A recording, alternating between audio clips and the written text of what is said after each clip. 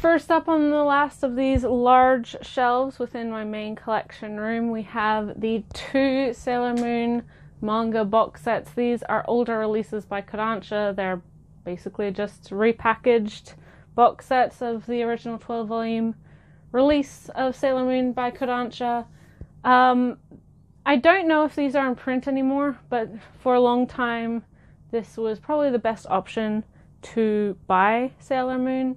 And if you are someone who's not wanting to spend the huge amount of money on the Eternal editions, you don't really care about having a large trim size, color pages, updated translation, then these are, I mean, the standard volumes are exactly the same as what's in this. They are very, very good. You don't have to be buying a collector's edition if it's outside of your budget or if it's just not a huge priority for you. I will say that if you are wanting these releases, they may be pricey, as I said, because they are out of print. I think they did come with stickers, and obviously the 2 box sets make this beautiful piece of artwork. These are actually both my sister's, so this is kind of her set of the manga. I am behind, but I am slowly picking up the Eternal editions because that's sort of the set that I want. But yeah, this is a great option. Just the normal singles are a great option. They're really well done. This is actually how I read Sailor Moon for the first time. The translation is fine. Quality is fine. They're perfectly fine books, so it's not like you're really missing out or having a huge downgrade if you stick with the more standard Kodansha release of Sailor Moon. Yeah, so, I mean, not much more to say about that, but it is a really, really, really nice little release there. And this picture, of course, has all of the Sailor Scouts and fits 6 books in each box. So, you know, you got the whole series just there. In the middle here, we have another Takashi Obata art book. I showed off one in the last video, which was the Death Note art book. This is for Hikaru no Go, which is the series that he worked on earlier in his career than Death Note, and personally is my favorite of the manga that he's worked on. I am a fan of Death Note, but I think Hikaru no Go overall is it's a very different work. I shouldn't really compare them, but I have less problems with Hikaru no Go than I do with Death Note, if that makes sense. And I'm not a fan of Bakuman, as many long-time viewers may know, and I have not tried Platinum End because I do not like Sugumi Oba's writing whatsoever. And I'm not a fan of the other one, the one shot, not one shot, but the omnibus thing that had the Tom Cruise movie, whatever that film and manga is called. Can't remember, doesn't matter. But this is a collection of colored pieces from the long-running Shonen Jump sports manga Hikaru no Go. I talked about Hikaru no Go in my first video, but if you understandably have not been watching all of these videos, it is a story about a young elementary school kid called Hikaru who one day finds a Go board in his grandfather's sort of storage, and from that Go board he is possessed by the ghost of a legendary Go player who took his own life after being accused of cheating, and having died, his one regret was not being able to play Go as much as he wanted in life. So since his death, he has actually possessed a couple people. I think Hikaru is the second or third person who he's possessed, who have great potential to become immensely good professional Go players themselves. So Hikaru it's kind of the story of him learning about Go, playing Go, and his road to becoming a professional Go player. He has a pretty wonderful rivalry with another character called Akira, and yeah, it's a really, really great series, but it is one that I think not a huge amount of people currently know about because it is an older series. It's kind of esoteric because not a lot of people know about Go or think there would be interesting to be reading about Go, but as someone who reads a lot of sports manga and watches a lot of sports anime, for sports that I have zero clue about, including most sports that a lot of people do understand. I'm just not a sports person. I have learned so much about sports over my career as an anime and manga fan, I gotta say. That's a bit embarrassing to admit, but it's true. But Go really is quite straightforward. Obviously, it is a more unusual sport like chess or like karata from Chihayafuru. It's not a very widespread game that a lot of people play compared to like baseball or soccer or basketball.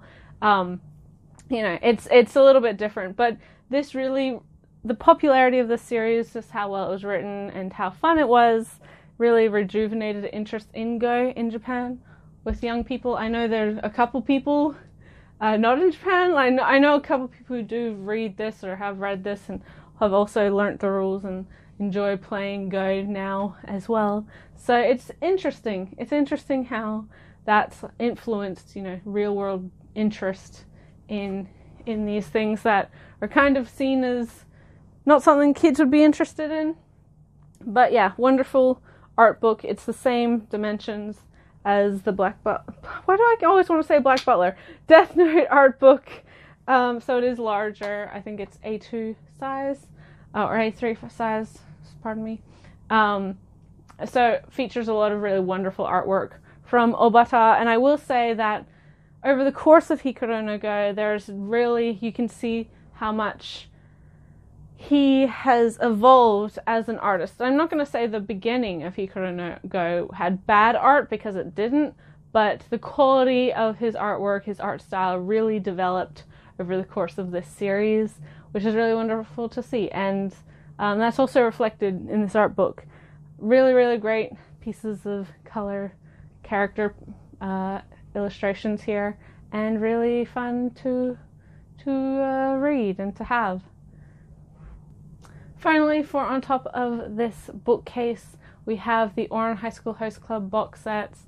It says on there, volumes 1 to 18, that is the entirety of this shoujo rom-com reverse harem series by Bisco Hattori.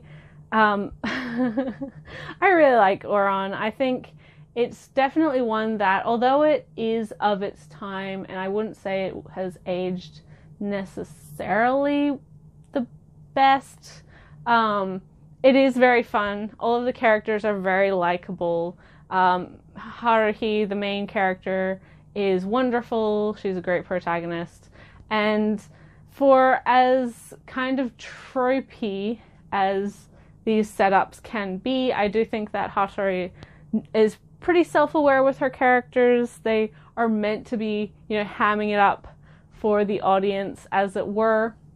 So it doesn't feel like it's playing these tropes completely straight, which makes it more enjoyable.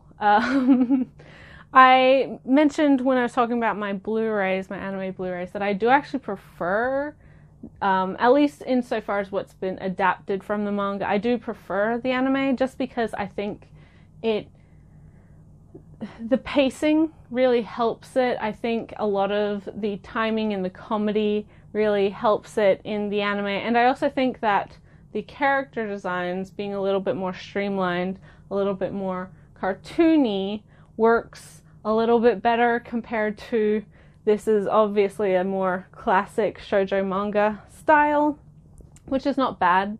And I will say that I do really, really like this manga, especially at the point where the anime ends, which is about halfway through the manga, just by the way. I do really like how the series kind of grows from there and evolves from there, because the earlier half of this series is quite disjointed. Even the mangaka, she's like, well, it's meant to only be a year, but I just kind of made it whatever season it needed to be. If they needed, one day it'd be winter, the next chapter would be middle of springtime, because I wanted to do this chapter, and then the next chapter we have, Valentine's thing. So it's just jumping all over the place, and it wasn't meant to be, you weren't meant to be paying that much attention that you're like, this doesn't make sense. How the passage of time isn't, what's going on? Which is also something that is kind of reflected in the anime as well. Once you do get to the halfway point, the plot kind of starts to become more relevant. You learn more about all of these other hosts, or all of these other boys in the club, and things start happening. The more dramatic aspects of these characters start to come out, because we've had the comedy build up. We've learned to love these characters, and now that we're invested, as shoujo manga tends to do, they give us some emotional weight to their character that breaks our heart and makes us even more invested. If you somehow don't know about this classic series, it is about a elite school where only the uber wealthy attend, all of whom are just kind of, because they're rich kids, they don't spend a huge amount of time, worrying about studying and all of that. They know that they're set for life. They're just going to take over mommy or daddy's company.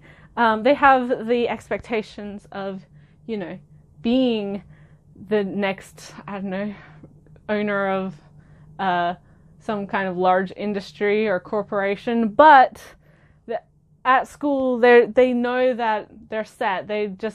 So they focus on the skills they need and not really anything else. A super, super wealthy, fancy,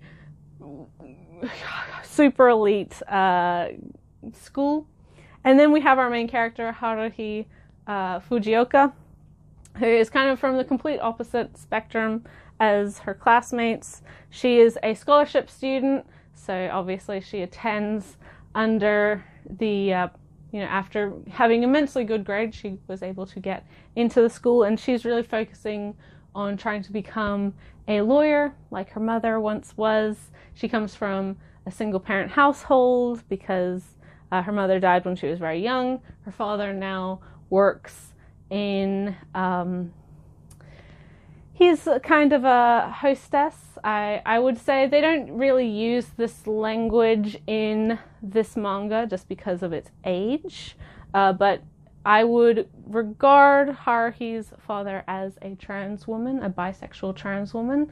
And there's quite a bit of nuance with Ronka, her father, later on in the story. But she kind of, Haruhi is looking for a place to study, and she kind of stumbles into what she thinks is an empty room, and instead discovers the school's host club. So a bunch of pretty boys who basically just entertain the young women of the academy, and sometimes the young men of the academy, and fulfill their dreams and desires or whatever. Not in a sexual way, but just in a romance type of setting. Through a sequence of events and misunderstandings, Haruhi accidentally breaks a very, very expensive vase, of which she cannot pay for because obviously she does not have the money for that kind of thing. And so she gets brought into the host club as sort of their gopher, makes her go buy things for them and do odd jobs and whatever else, until the club president, Tamaki Suo, who is Blondie there, and again probably everybody knows the series, but he's the princely character, the most popular in the club, and again very, very rich. He's half Japanese, half French, so he's kind of beautiful and mysterious, and he's just a big ham. Definitely plays to the princely trope.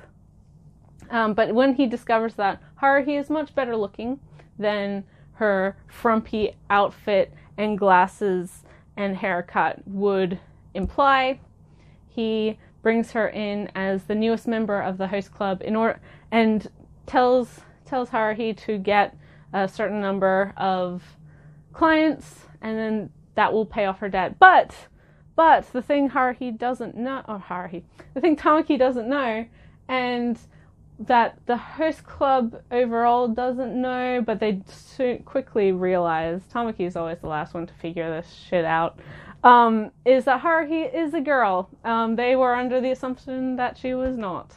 And I'm just talking in straight shoujo manga terms. There's a lot of nuance for gender and gender expression in this series, so excuse me my calling her just like a girl and using female pronouns, but I'm just trying to keep it simple because otherwise I'm going to be here all day. But very quickly they realize that Haruhi is not, she's not the natural kind of boy that they thought that they were, and so they're trying to keep her secret, or her gender secret, and she doesn't really care about how people perceive her, what kind of gender they think she is, which again goes into the whole gender conversation. But again, the age of this manga, there's not really a lot of nuance to that, so that's, just there's some interesting themes in Ouran that I don't necessarily think were intentional. But it's a lot of fun, and it's definitely, especially in the first half, it's a romantic comedy, but it's definitely leans on the comedy aspect of it. And then later you do kind of lean more into the romantic aspect of it. But it's very, very good. I really like the fact that Haruhi, aside from maybe Kyoya, is always the smartest one in the room. She always knows kind of how to wrangle this group of boys who don't, they may be uber wealthy, but that doesn't give them much of a advantage for most things when it comes to her.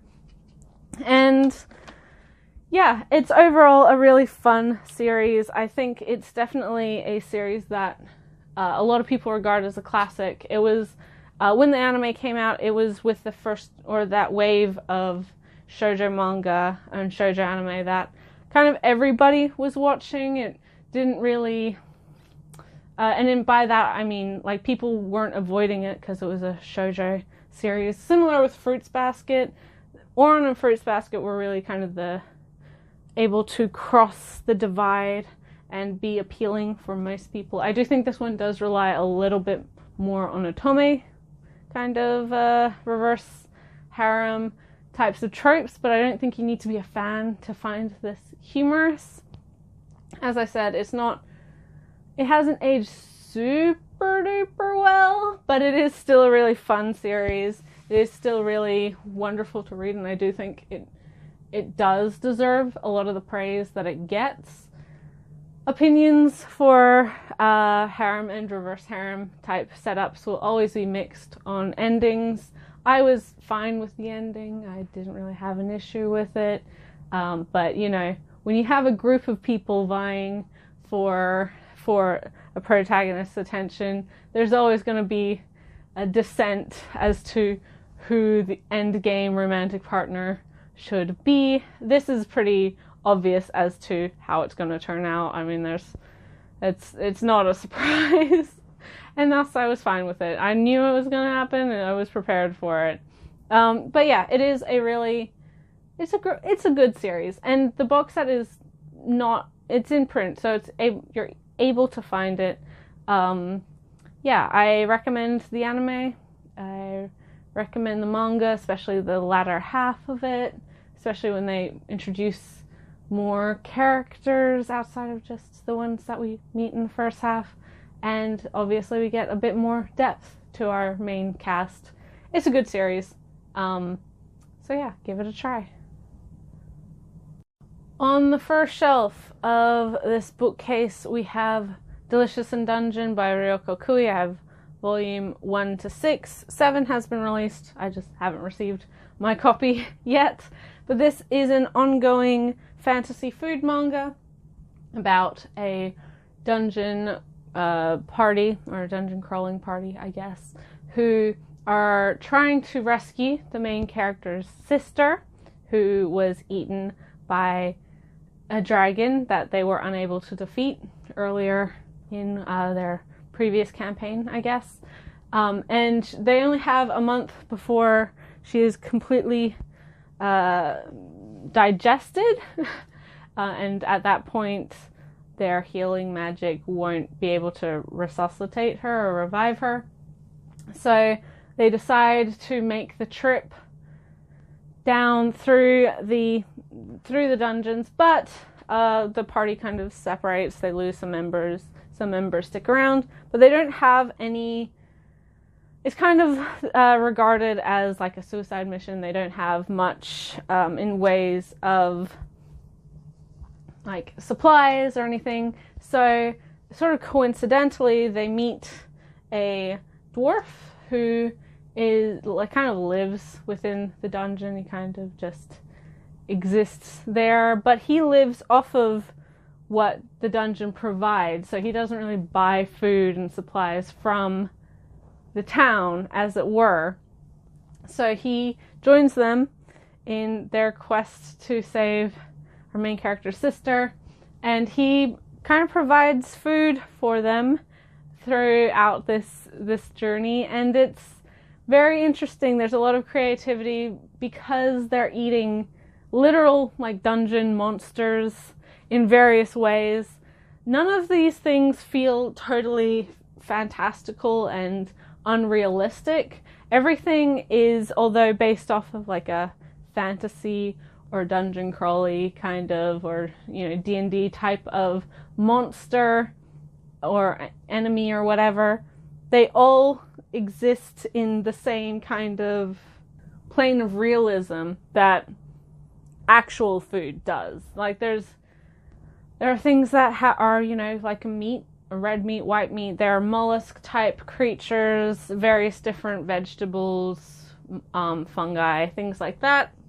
And so it's really fun to see how Kui involves her character, involves kind of the magic of, or the fantasy aspects of a D&D-esque type dungeon with the realities of food and food preparation and hunger and making a meal that will sustain and kind of hit all the different nutrient levels that you need. It's really, really good. It is definitely a comedy. Marcel, she definitely plays the straight man for a majority of the series. She's kind of the voice of reason, or at least the voice of general opinion, compared to our protagonist, who's a bit of a monster freak. He really wants to eat like every kind of monster, and always has. He just had a really fascination. So he and the dwarf character are very like into eating all of these things, and then our other two members of the party, who are an elf and a halfling, are kind of like, oh, this is weird, like, why are you guys so into this? And they're generally they have a little trepidation before they decide to eat something, but then usually it's pretty enjoyable, so they dig in. But I've heard some people complain that a lot of the comedy is at the sake of our elf character, Marcel. And I think that is because she's the voice of reason, but a lot of the time she's wrong, or kind of unexpectedly her rationale isn't, or her logic is kind of disproven, or and I can understand like why that why some people might not like that, but I think it's very much like I think it's very much the Japanese, like, or any kind of comedy. You've got the goofy, like, idiot character, and then you've got kind of the voice of reason. And just because the voice of reason, you know, doesn't, I wouldn't call it like sexist or at the sake, like comedy at the sake, for the sake of her. I'd just say that, you know, it does kind of challenge the quote unquote common sense or rationale of this situation, which is good. Like, I think it's good to encourage creativity, and I think it's good to, in this story especially, to encourage resourcefulness, because it can be, you know, within these types of settings, and if you're like a D&D player, or if you play like a lot of tabletop games, or if you're really into fantasy of this type, you do kind of take it for granted that these adventurers are eating sort of supplies from the town or whatever, and they are getting like a full day's meal, but the reality is, if you don't, you know, if you are fighting and you're not eating well, and that does affect your performance. And so it's just kind of, you know, giving a little bit of a goofy realism to this series. There's a lot of sight gags in this, which are very funny. There's a particular, it's come up a couple times, but there's a particular thing where they have to wear these kind of suits, bodysuits, out of these frog skins, because otherwise they get zapped by these like little tentacle things. And so they kill these monsters. They're wearing these suits or these outfits that they made from their skin. And Kalchuk, the halfling, he is like, because he's small, he's like little, right? So he's just like in a bag, kind of a sack shaped outfit made of leftovers from all the other outfits. He just looks like a potato. It's really funny, and all of them look really funny in their suits. It's goofy, it's fun. All of the characters are really likable, and if you're a D&D player, if you enjoy this kind of fantasy, I do recommend it. I think it's one that you'll get a lot of humor out of, a lot of joy out of. And later on in the story, it does kind of pick up the larger plot of this dragon and trying to rescue the sister and various issues that may come up with that. It's a good time. It's really a good time. And if you're a fan of food manga, even though this one is a fantasy food manga, I do think it works very well in blending kind of realistic meals with this more fantasy element. So I would definitely recommend it to anyone if that sounds like your thing. Next on the shelf we have Silver Spoon by Hiromu Arakawa. I've already spoken about Arakawa previously in this video because of Full Metal Alchemist, one of my absolute favorite series of all time. This is her currently, well actually it's not ongoing anymore, it just finished in Japan, but this is her most recent work. It is the story of a teenager who, wanting to find a new direction in his life and wanting to kind of find himself and escape the pressures of his home life, decides to move to Hokkaido for agricultural school in place of his high school. And so it's kind of a fish out of water comedy about this city slicker roughing it with a bunch of farm kids. It's really, really, really, really good. I've said it before in relation to this series. I kind of say it whenever this series comes up in a haul video, that for as much as I love Full Metal Alchemist, as much as that I believe will be Arakawa's largest impact within the manga community, it is a classic within its own right. I do think Silver Spoon is sort of the story she wanted to tell. Full Metal Alchemist's popularity gave her the platform to tell this story, which I am very grateful for because this is a phenomenal series. I really, really like that Arakawa has a lot of nuance to the story. I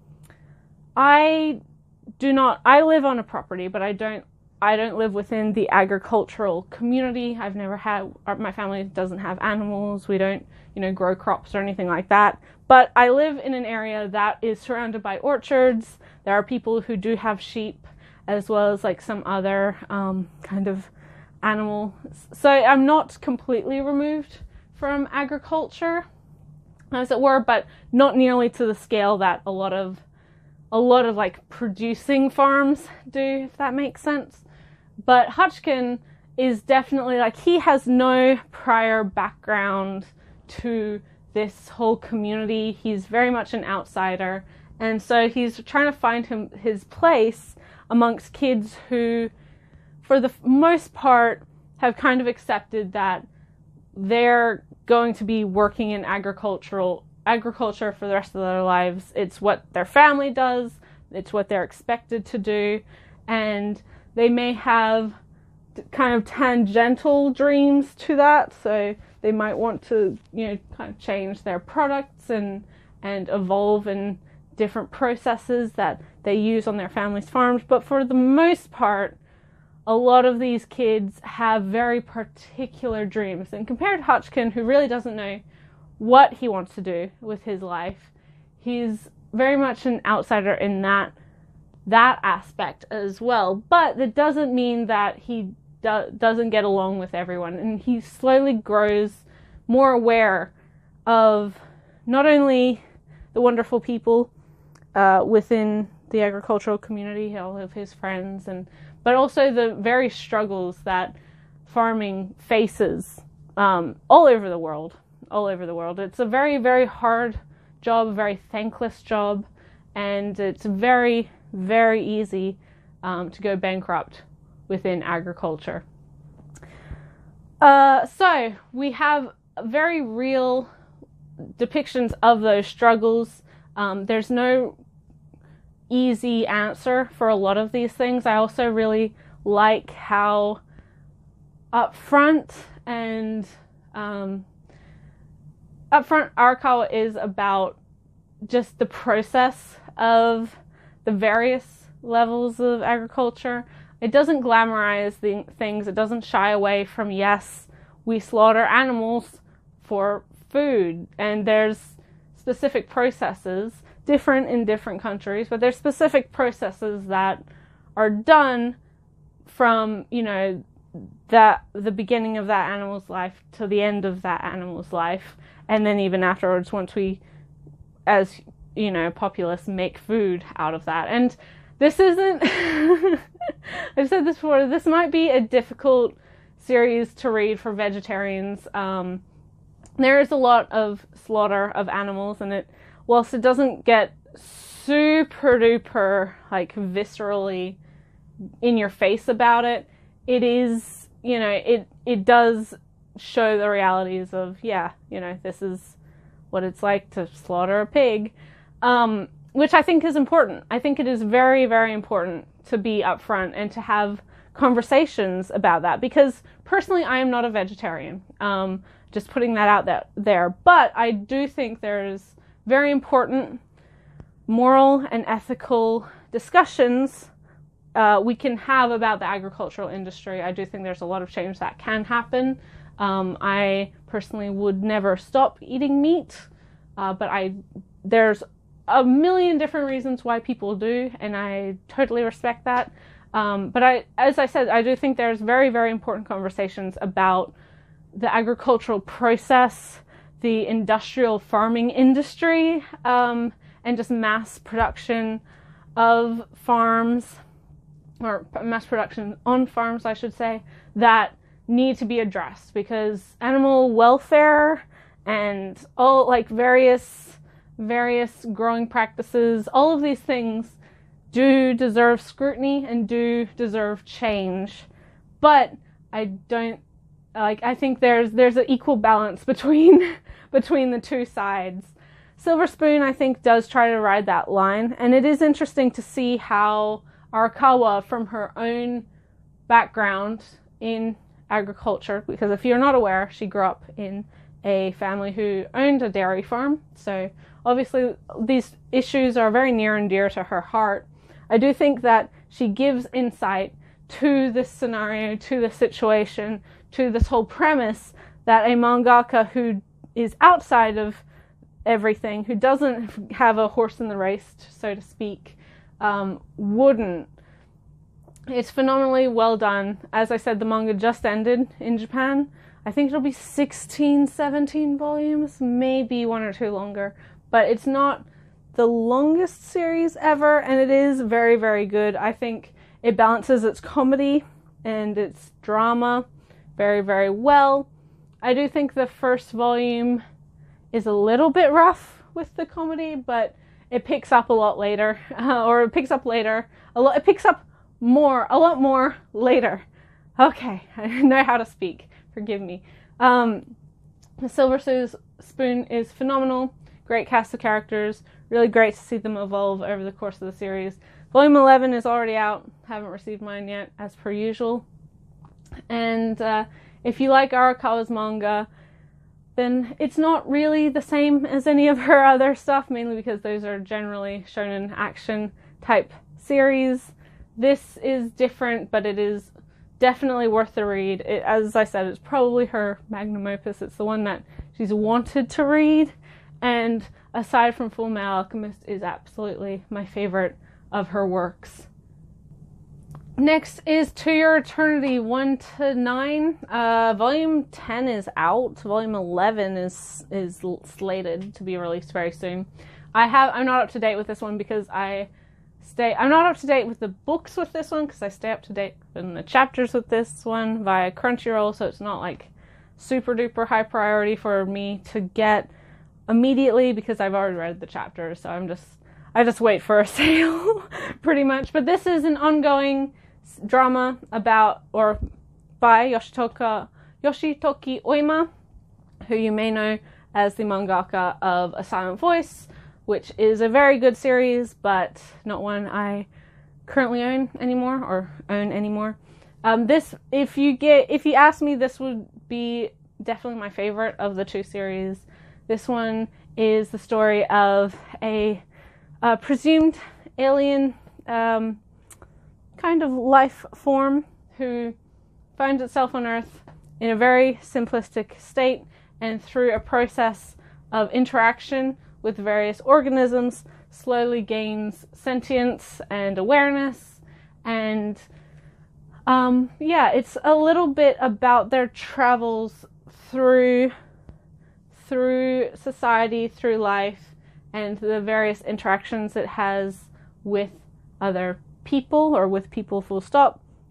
There's a very large themes of grief and rebirth, and the meaning of life, I think, is definitely the largest theme of this particular series, because our main character, Imo, or Fushi, I can't remember what it is in the print, but it's Imo in the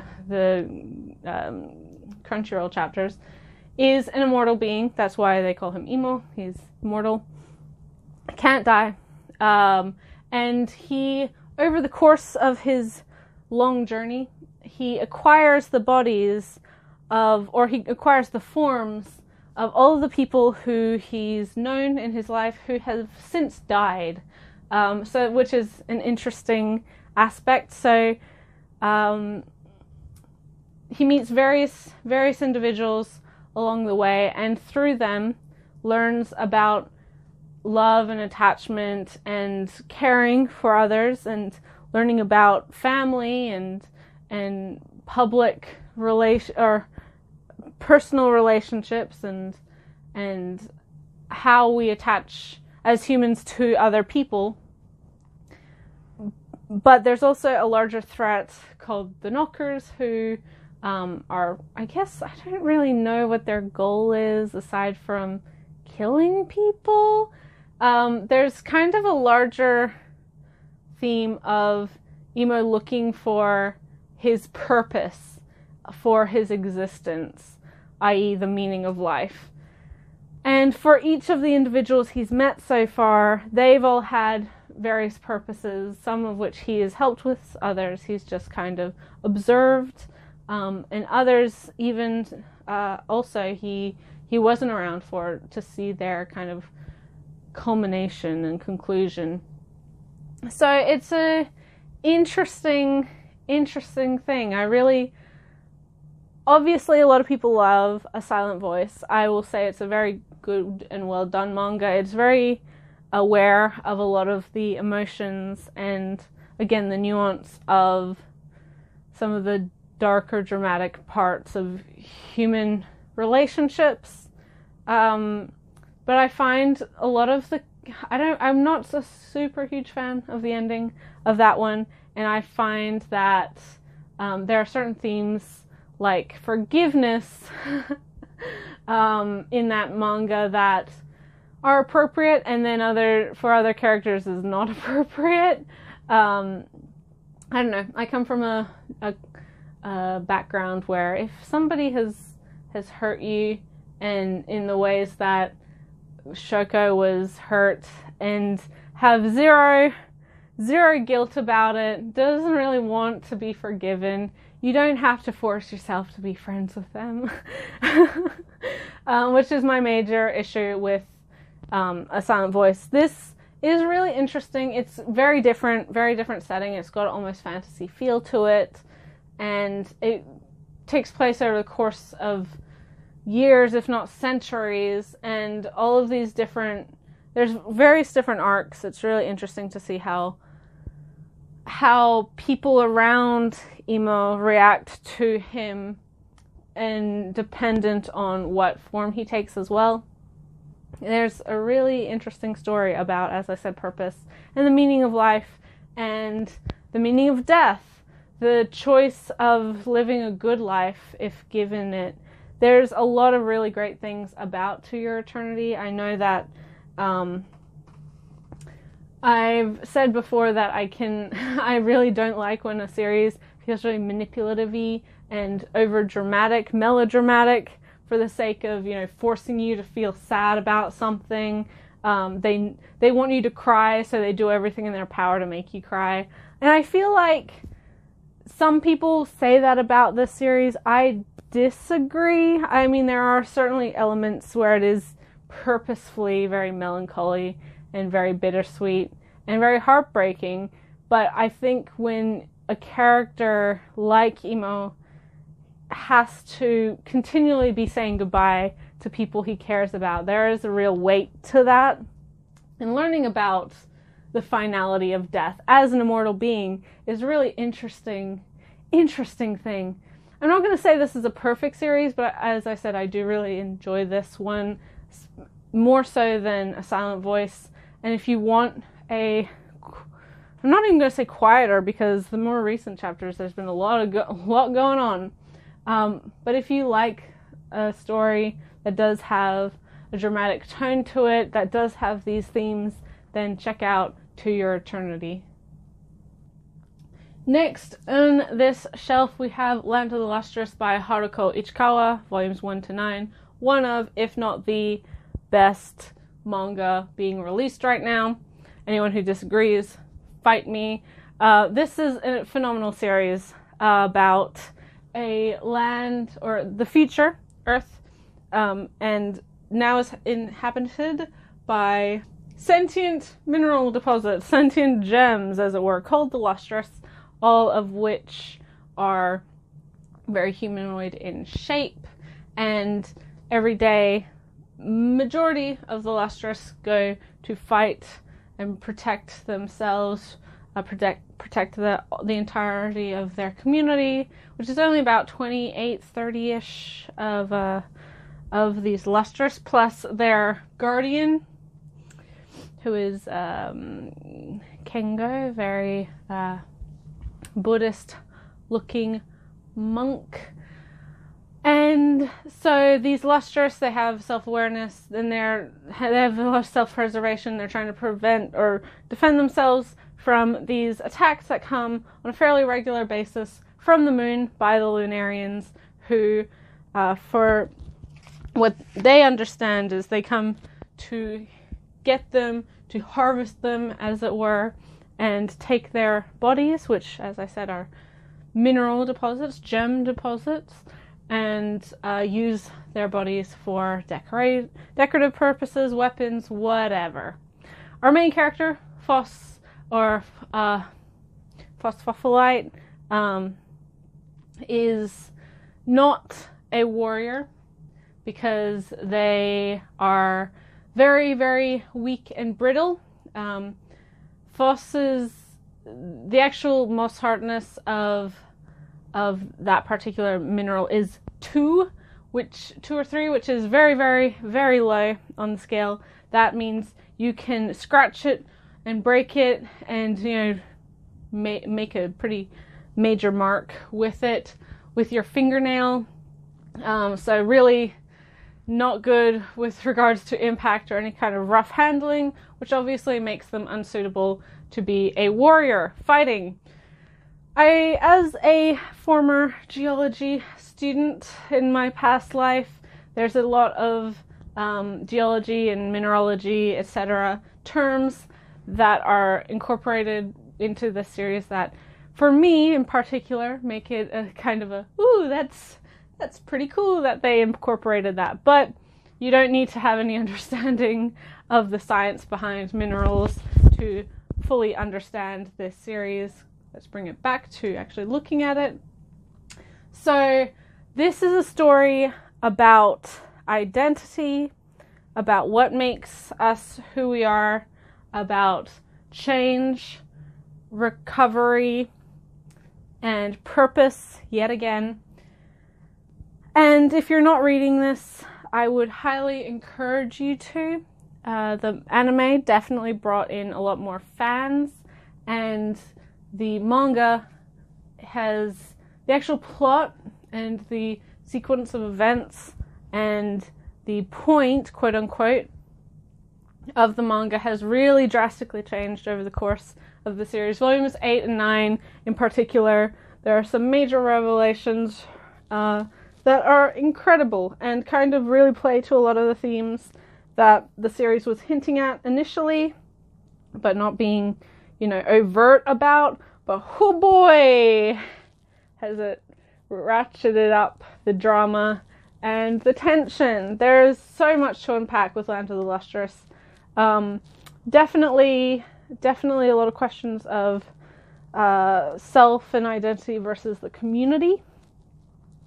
There's a very, very obvious relations or parallels with various Buddhist teachings and the idea of reincarnation and things like that. So, you know, there's a lot to unpack here. It's not... I've heard people complain about the art style, which I think is a ridiculous complaint. Frankly, it is one of the most stylish series coming out right now. It has some of the best panel composition, striking artwork, and understanding of negative space, black and white space. It's just incredible. So stylish, so beautiful. And I've heard people say that it's hard to tell the characters apart. That's kind of the point, guys. That's kind of playing into one of the major themes of this series. And I think, I mean, that's a fine criticism to have, but I do think it misses the point of what this manga is, and I think you need to dig a little bit deeper into what the message of this manga is, what the major themes are for this manga, if that's really your largest complaint. The great thing about manga, when compared to prose, is that obviously it's a very visual medium, and there's so much that can be said through artwork. A picture says 1,000 words, paints 1,000 words, as they say. And so I think when you have an artist like Ichikawa, where the style and character design is very purposeful, it may not be the most usual manga style, which again, I don't think a manga needs to have sort of a generic anime look to it. I've said that multiple occasions, even in these videos.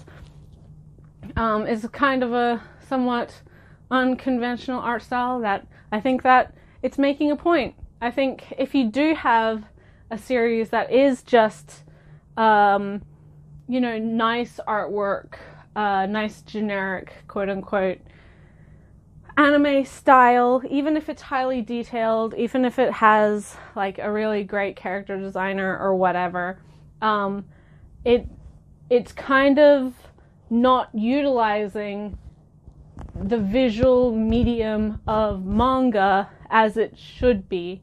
And I'm not trying to like call out any series, or like, this isn't really a rant, and I don't have problems with other series that have just like an art style because that's how the artist draws characters. But I think with a lot of series like Taiyo Matsumoto's works, like Land of the Lustrous, like we'll see in some other series, there's a difference between choosing to have a style to tell part of the story that doesn't have to be spelled out for you, and just having a passable or good looking art style, if that makes sense.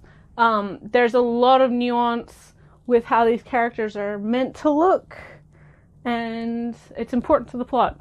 So yeah, that's my little rant about people complaining about the art style. This, and like Natsume Ono, Daisuke Igarashi, I said Taiyo Matsumoto already.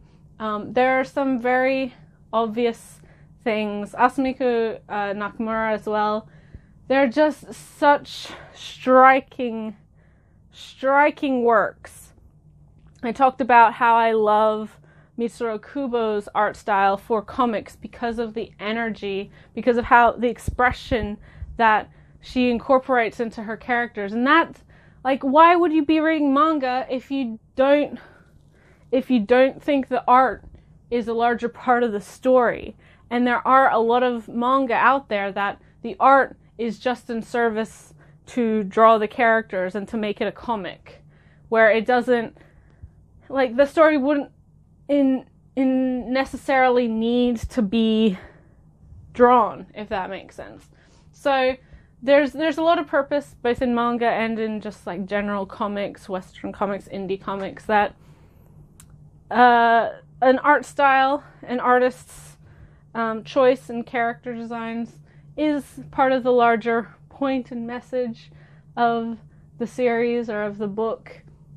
And I think this one is a series that does get a lot of criticism of that nature, of people who don't think about that aspect of comics, if that makes sense. I'm not trying, this isn't a call out, this isn't like me trying to be mean to anybody, and people are allowed to have their criticisms of this series, but I don't think that is a legitimate criticism of this work. I think that's just being uninformed or misinformed, or not realizing the importance of those choices that Ichikawa made. So, Land of the Lustrous, phenomenal series. Check the anime out, it's really good. Pretty sure season 2 is coming out at some point.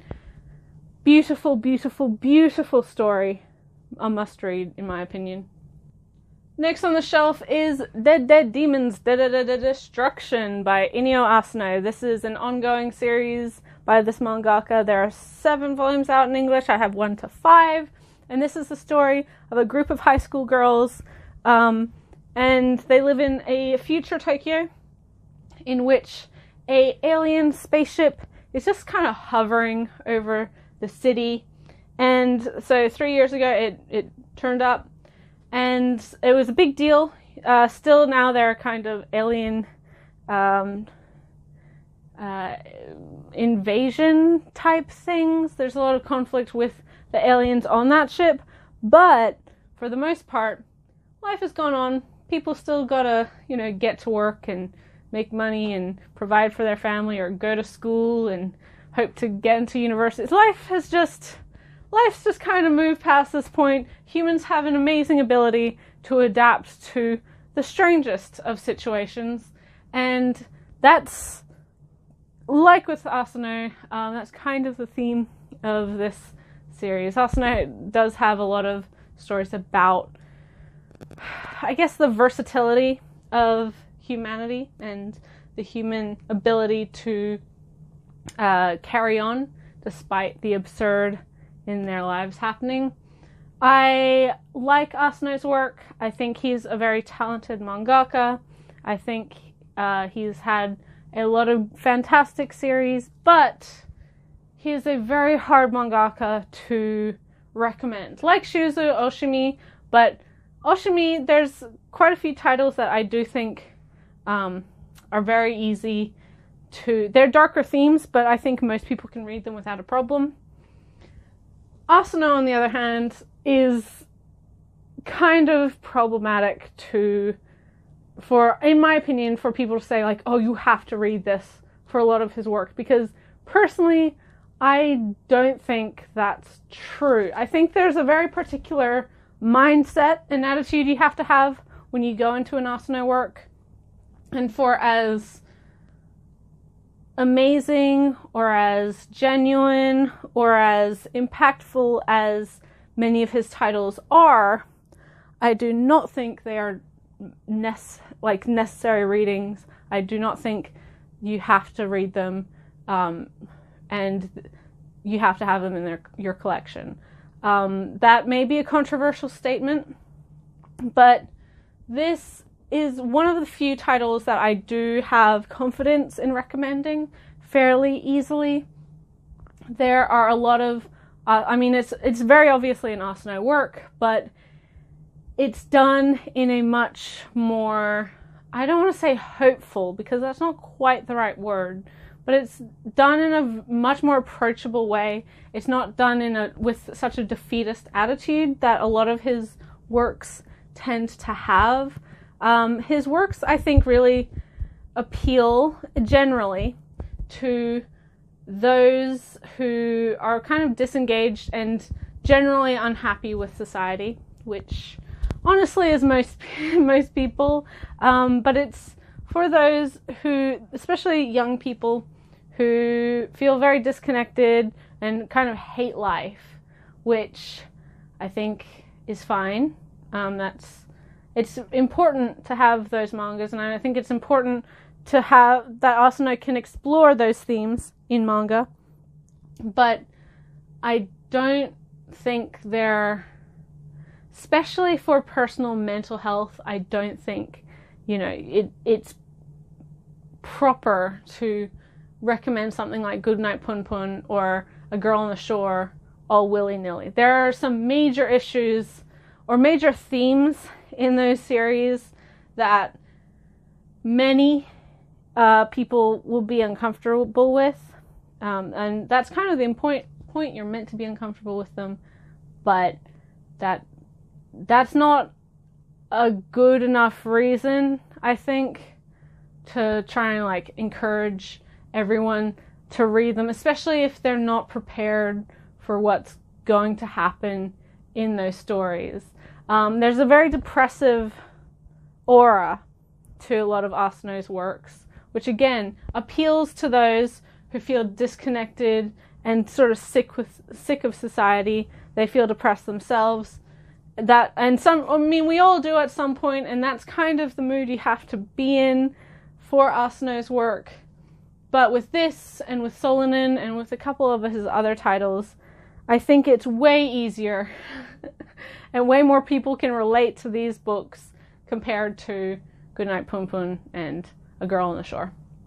Anyway, this particular series, as I said, follows a group of high school girls in their final year of high school, and the various relationships they have amongst their friends, and then with the people around them, their family, etc. I really like this one, and I think this one works so well, and the reason I recommend this one so readily compared to others of his work, along with Solanin, is that I think this really appeals to the general youth of today. It has a very nihilistic tone, which most of Asano's works do, but it's a very millennial and Gen Z take on nihilism.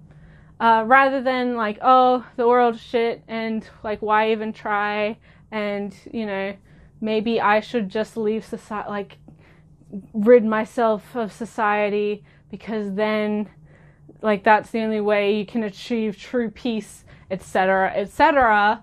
It's kind of the millennial against Gen Z take on like, yeah, the world's on fire and everyone's gonna die in 20 years. We're in a climate crisis and every government's a fucking joke, and you know, there's so many issues in the world. So why should I try to conform to society's standards? Why not just enjoy what I'm doing now and, you know, live my life the best way I can? Because literally YOLO, and it's very much that. Like, there's a lot of internet culture and the kind of social media activism type of angle here. There's a lot to do with, like, yeah, oh, sure, like alien invasion. That's, I mean, sure, maybe we can get all worried about it, or maybe we can just not be worried about it and just eat ice cream for dinner. Like, who the fuck cares? There's aliens. Like, aliens literally exist. That's absurd, but it's true. Therefore, everything else that I thought was true doesn't have to be true. I can do whatever the hell I want. Which again is very much the attitude of this like current nihilistic wave, which is really fun. Not fun, but like, I think everyone, especially my age, younger, older, can relate to this. There's a lot of characters who I think represent a lot of people, or a lot of other people that you may know in your life. One of the characters' older brothers is kind of the quintessential embodiment of like just a troll, just like the most annoying kind of forum troll who wants to be contrarian and not participate or like contribute anything to any active discussion on issues. And he's just like, yeah, like, you're all fucking idiots. Politics is bullshit. I'm just gonna post cat butts in relation to, like, or in response to everything that anyone ever says about cat. I'm just gonna be purposefully the devil's advocate, because that's how I spend my time and that's enjoyable to me. And it makes me really, like, I laugh a lot because you guys are so invested. Like, everybody knows that guy. You might not actually know them, but you know them. You know they're out there and they exist, and that's who her brother is. And there's quite a few people who are worried, but not worried enough to actually get or to participate in activism. People who like to be the armchair, like, social media activists, like, oh my god, there's so many issues, and then they tweet about it for every second of the day, but then you'd never catch them volunteering or attending kind of protest or rally, because that's just too much hard work. And they don't actually want to get in trouble. They don't want to, you know, kind of challenge those things, but they'll talk about it on social media. They'll pretend. We all know those as well.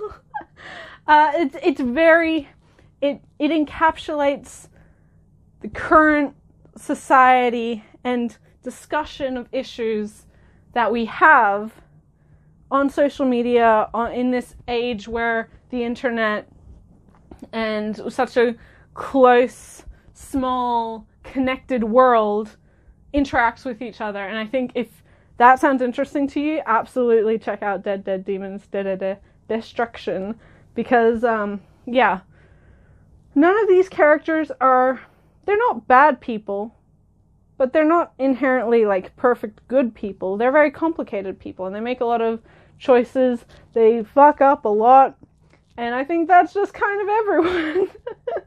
I think that's just very, very much the feeling and the atmosphere in this current climate of just society and interacting with people. So yeah, check this one out. It's very, very, very, very good. Next and finally for this shelf we have Witch Hat Atelier by Kamome Shirahama. This is a ongoing seinen fantasy about a young girl who has always been entranced by magic, but is under the belief that only magic is an inherited gene, so she doesn't really have any chance, but she discovers through a series of events that magic is actually very easy for pretty much anyone to do, which is why it's kind of a secret hidden art now, currently in society. But that was not always the case. And really, magic relies on magic ink and being able to draw the appropriate symbols, the appropriate iconography for this magic to work. So it's less of a, magic words make a spell and then, something happens because of those words. It's, I'm going to draw a picture and from that, magic occurs, which is a great idea. It's a wonderful magic system. I really, really, really love that aspect of this series. I think Coco, our main character, is really likable. She's earnest and she has a lot that she wants to do, but currently she's trying to fix her mistakes. So basically what happens is she does magic without an awareness of what the magic will cause, and so she actually manages to freeze or crystallize her mother. She's trying to reverse the magic, and she doesn't really have an idea of how to do that, especially because magic that affects the human body is illegal, is not allowed. So she has joined a atelier. So she's kind of an apprentice witch under the first witch that she met, Quifrey, and his kind of workshop. She works there, or she trains there, along with a bunch of other girls who are all trying to become more established witches and to, become magic users. And they all have various different motivations. They all have different personalities and things they want to achieve and do. And Coco is kind of just trying to figure out her place in amongst these girls and amongst magic society, because prior to this she really didn't know anything about it. She very obviously just kind of stumbled her way into the situation. And so, yes, this is a beautiful series. Phenomenal. I talk about this with my good friend Ray from Whimsical Pictures in the upcoming podcast. This series, I think, really captures the adoration and the hopefulness of, and just the creativity and the wide breadth of possibilities that come with magic. It's very Ghibli-esque. There are a lot of darker elements to this. It's not just, happy, fun, sunshine, good things, slice of life type of series. It's not a flying witch or even a Kiki's delivery service. There are some pretty serious skirmishes and action bits, and I really like all of the characters. I find that every time a new element to this magic world is introduced, it just feels so organic to the story, which makes it incredibly successful, in my opinion. I really, really love how Shirahama has built this world around the power of art and illustration. Again, kind of wonderful coming from a comic. It just captures the wonder and awe that in childhood, if you were in this situation, and it's the same kind of awe and wonder that the first Harry Potter book really captured and capitalized on, was this amazement at this magical society, at all the possibilities, at what can be achieved, but then also mixed and kind of leveled with that. But anything can be achieved, but there's some things that shouldn't be achieved. And so it does that really, really, really well. I really adore this series. It's one of the best new series for 2019. Yeah, I think this series also just continues to get better and better and better, and I just really love how it manages to balance the world building whilst incorporating it into the plot and the larger story and our characters that we know and are newly introduced so seamlessly. It feels like it's all part of the same world, and it doesn't feel like things are being thrown in there just for, a deus ex machina, oh, we'll need that later. Like, it's put there because you will need that later, but it's not obvious about it. So it's really, really wonderful. Definitely check it out if you haven't. And just absolutely beautiful, beautiful, beautiful, beautiful. On the next shelf, if you would excuse the glare from the window, we have Black Butler by Yano Toboso. This is an ongoing Victorian mystery, horror, action shonen. I have volume 1 to 28, which is the most recent in English. And it is, in my opinion, wrapping up. I think we're heading towards a finale with this series. We're definitely within the last, if not one of the last, if not the final arc. But this is a story of a young Earl Phantom Hive, who in years previously, his parents were murdered by presumed cultists, and he was taken as a human sacrifice. And when these cultists tried to sacrifice him, the demon who they were trying to summon, he makes a deal with that demon rather than the society secret cultists do. And thus he binds his soul into a contract with this demon who becomes his butler, called Sebastian. And so now pretty much what he is trying to achieve is vengeance for the death of his family and the people who were responsible for killing everyone he knew and loved. So, starts off in a happy way, happy tone.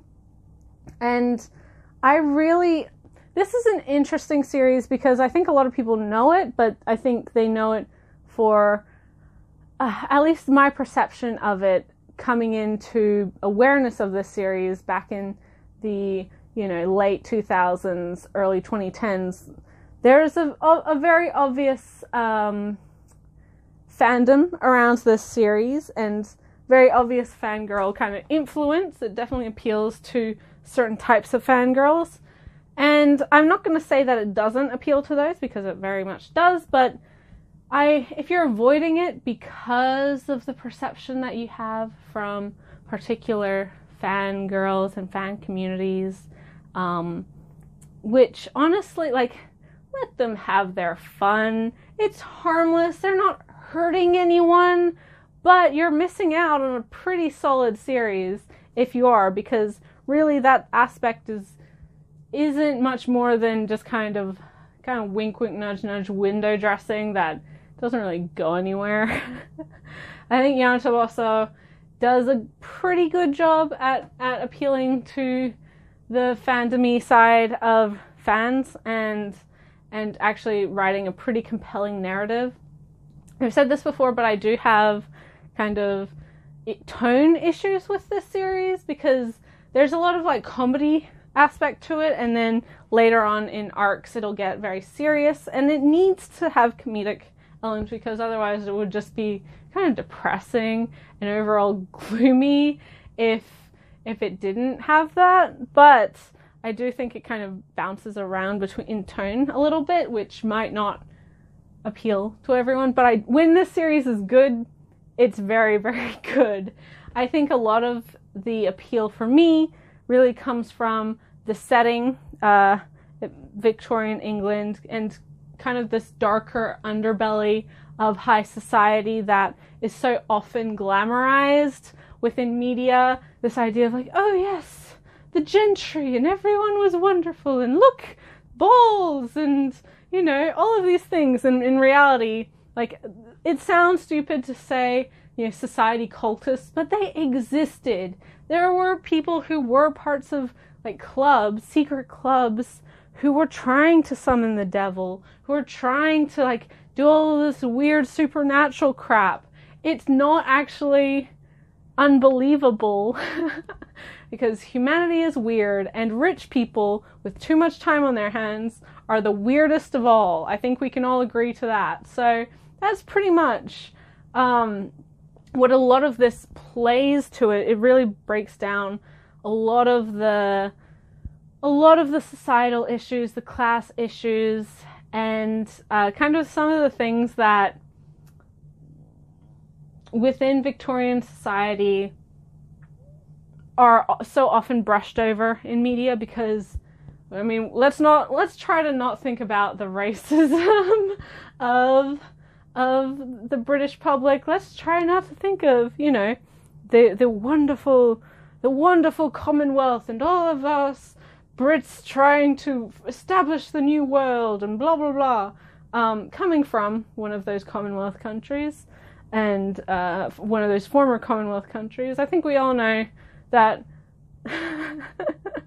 Victorian society was not all, you know, tea parties and flower garden viewings and things like that. There is a lot of issues, and the interesting thing about Black Butler is it dives right into a lot of those issues. I think there's also a lot of creativity in combining the supernatural element of having these demons or this devil, and also there's reapers, like Grim Reaper type characters. So these supernatural elements with some of these societal issues, and a lot of the things that are played for supernatural things are not inherently. I think it's done pretty well. But if you like a good mystery with some legitimately, like, sometimes, like, it's goofy. There's a lot of, like, dumb shonen-y kind of action stuff to it, but I think the characters are very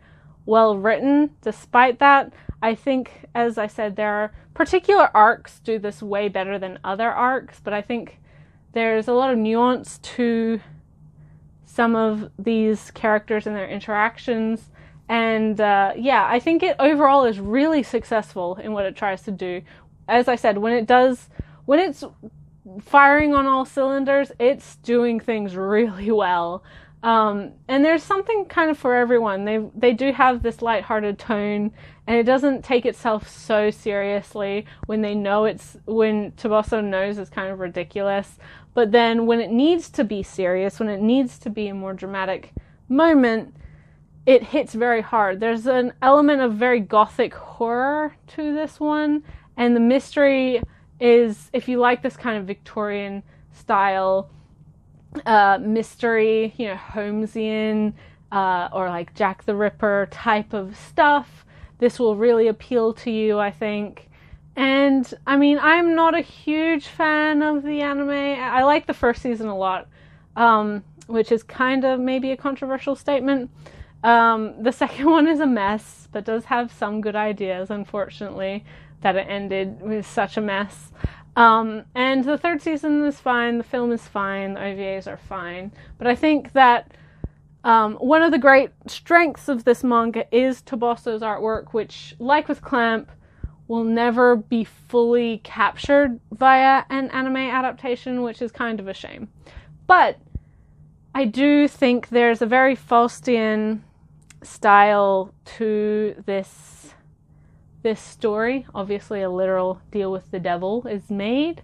And Shiel Phantom Hive is kind of a very, very interesting character. His motivations throughout the course of the series, kind of, you learn so much about him, and your first impressions of him might not stay the same throughout the course of the series. Hopefully, I mean, generally you want a character to grow and change, and you learn more about them.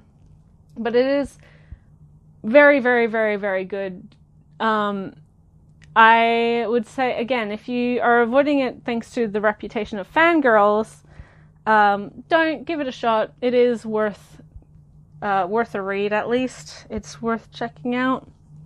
And if it's not for you, it's not for you. That's perfectly a-okay. But this is, like Pandora Hearts, I think this is the kind of shonen that quickly gets disregarded as shonen because it might appeal to a more feminine audience. But rest assured, there's plenty of action, there's plenty of like very highly dramatic scenes, and the characters really do a good job at being who they need to be for this series. And I actually am looking forward to finishing this series, seeing it to its end, and it's going to be weird it being finished at some point, because Black Butler is kind of a series that's always just existed in my fandom and in my hobby existence. It's just always been there, and it's kind of weird to think that this story is coming to a close very soon. Next is Monthly Girls Nozaki-kun by Izumi Tsubaki. You may know this mangaka. She also does Ora-sama Teacher, which is a little bit of a different title, but it is still kind of a comedy series. This is a shonen 4-koma series about a teenage boy and the girl who is in love with him, and she confesses her feelings to him, but in a really weird way. She's like, "Oh, I'm your biggest fan," or something along those lines, and he's like, "Oh, thank you," and gives her an autograph board.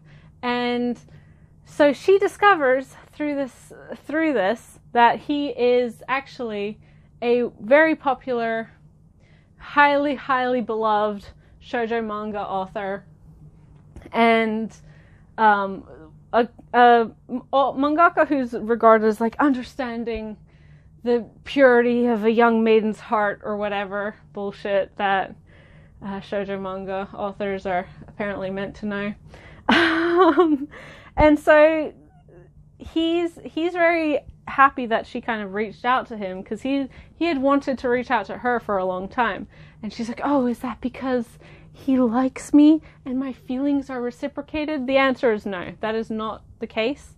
And you will realize that this is kind of a comedy of, I talked about this anime earlier, but it's a comedy insofar as like so many misinterpretations, and it's very aware. I think if you are aware of shoujo manga tropes, this will be even funnier to you. But she becomes kind of his assistant because she's in the art club, and he really appreciates her art skills, and he needs some help with his manga. And you meet his various friends and other people who help him with his manga, other classmates. I love the cast in this one. I said with the anime that this is a really fun interaction of characters. I think the jokes are really punchy and really effective. The style of comedy is done really well. Not everyone likes 4-koma, and I don't like it all the time, but I do think that Tsubaki manages to get the timing right.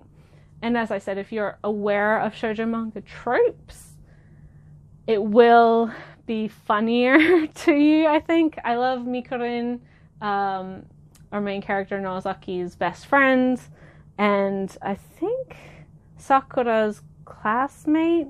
I don't know. All these characters kind of just fall into friendship. They all kind of just get along after being introduced to each other. But Mikorin is definitely my favorite character. He's the best boy. He's Nozaki's best friend, and he tries to act the playboy, cool type, and he gets all of his really cheesy, flirty lines from Otome games. But he's a big dork in real life, and really shy, and also really self-conscious. So whenever he says a really cheesy, bad line, and all the girls squee over him, he gets really embarrassed. He's like, "Oh God, why did I say that?" Which is really fun dynamic.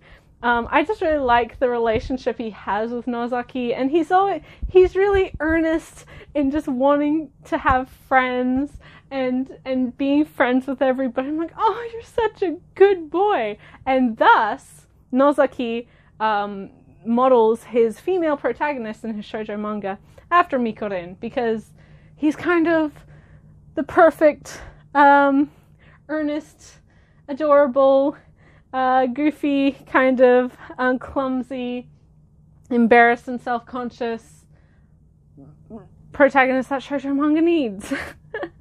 Who cares about the gender? Mikorin, best girl. Yeah, so really, really fun how that's done. I think even the anime I said before is a good introduction to the series, I think mainly because it gives you the timing for some of the jokes, which makes it a little bit easier to ease into a 4-koma if you haven't read one before. And it gives you a more effective experience as to how this type of comic is funny. But it is really funny on its own merits. I really like Nozaki's brother as well. He has a younger brother. And oh dear. The relationship and the misunderstanding between Mikorin and Nozaki's brother is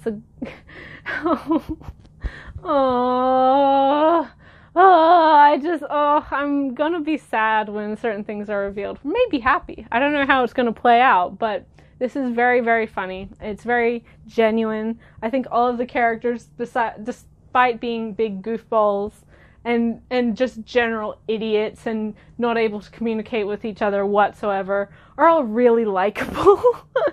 And it's a really fun deconstruction of the shoujo manga industry and a lot of the tropes that you see in sort of high school romance type of genres, things that people do criticize nowadays about just being generic for this demographic. I think it's just done really well, and really, really enjoy this series. I highly recommend it, and it is very, very funny. I have mentioned before that comedy can be a hit or a miss for me when it comes to anime and manga, and when I find a good one, when I find one that legitimately makes me laugh out loud, like this, like with Horimiya, like with a couple other series, I have to recommend it. It's not an easy thing to do, I think, because I'm a little bit more critical of comedy series, even ones that are super duper popular.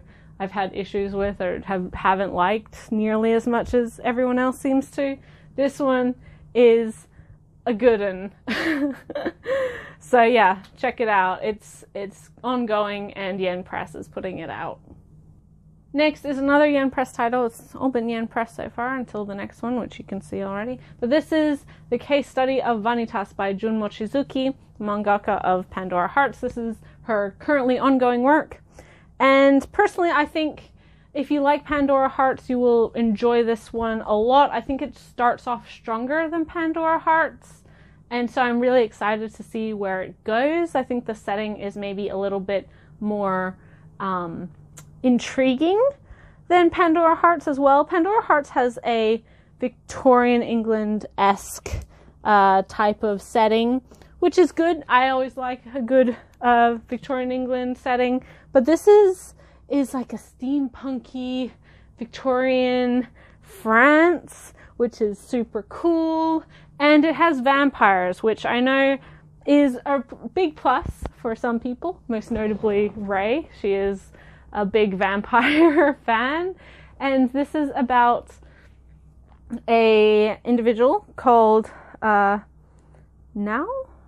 who is a vampire, and he's traveling to Paris for the first time, and he has kind of a mysterious and melancholy backstory about who he was and his life before now. And on his way to Paris, he runs into a mysterious young man who is not a vampire, but is named Vanitas, his name is Vanitas, and he owns a particular book, which I believe, forgive me if I'm incorrect because it's been a little while since I've read the most recent volume of this, which is able to seal vampire powers, and he's using it in order to help vampires who have been overtaken by this particular moon sickness, this unquenchable thirst, But it's a very dangerous item, and thus Vampire Society regards him as a very dangerous individual. But really, really, really good. The homoerotic undertones are in full force with this series, similarly to Pandora Heart, so if that's an issue for you, be aware. But it is kind of Mochizuki's style. But it's just really captivating. There's some wonderful tension, wonderful atmosphere in this particular series, and just, ooh, it's so stylish and very beautiful. I think the setting itself is just captures the attention and just acts as its own character. And I think that, like, steampunky historical Paris is such a cool idea, one that not enough people capitalize on, frankly. But yeah, I really enjoy the relationship that Vanitas and now have, as well as with some of the other characters. There are certain female characters and their plots which I think appeal a bit too much to shonen tropes that I'm not super duper keen on. But I like the mystery element. This is another one like Black Butler. I think that it's kind of a shonen title that appeals more to a feminine crowd, which is good because I'm a feminine person. But I think this is one that a lot of people would like if they tried it, and I think the mystery and the action and a lot of the characters are really compelling, that it'll hook you pretty immediately into it, and I cannot wait for volume 6 of this series. If it sounds interesting, give it a shot. If you like Pandora Hearts, absolutely jump on this, because as I said, I think it starts stronger than that series did. And I really enjoy that series. That definitely evolved and grew and got better over time, and I hope the same is true for this one. Mochizuki has a lot of ideas, and I'm keen to learn about them and look forward to them. Finally, for the shelf, we have a brand new title from Viz. This is another one that started this year. This is an ongoing shoujo manga by Sorata Akiduki. This is Snow White with the red hair. I really enjoy this series, but currently there's 20-something volumes in Japan, so it's a long one. And I don't know if the end is near, so it is ongoing, so be aware of that if you decide to jump into this one and want to read more.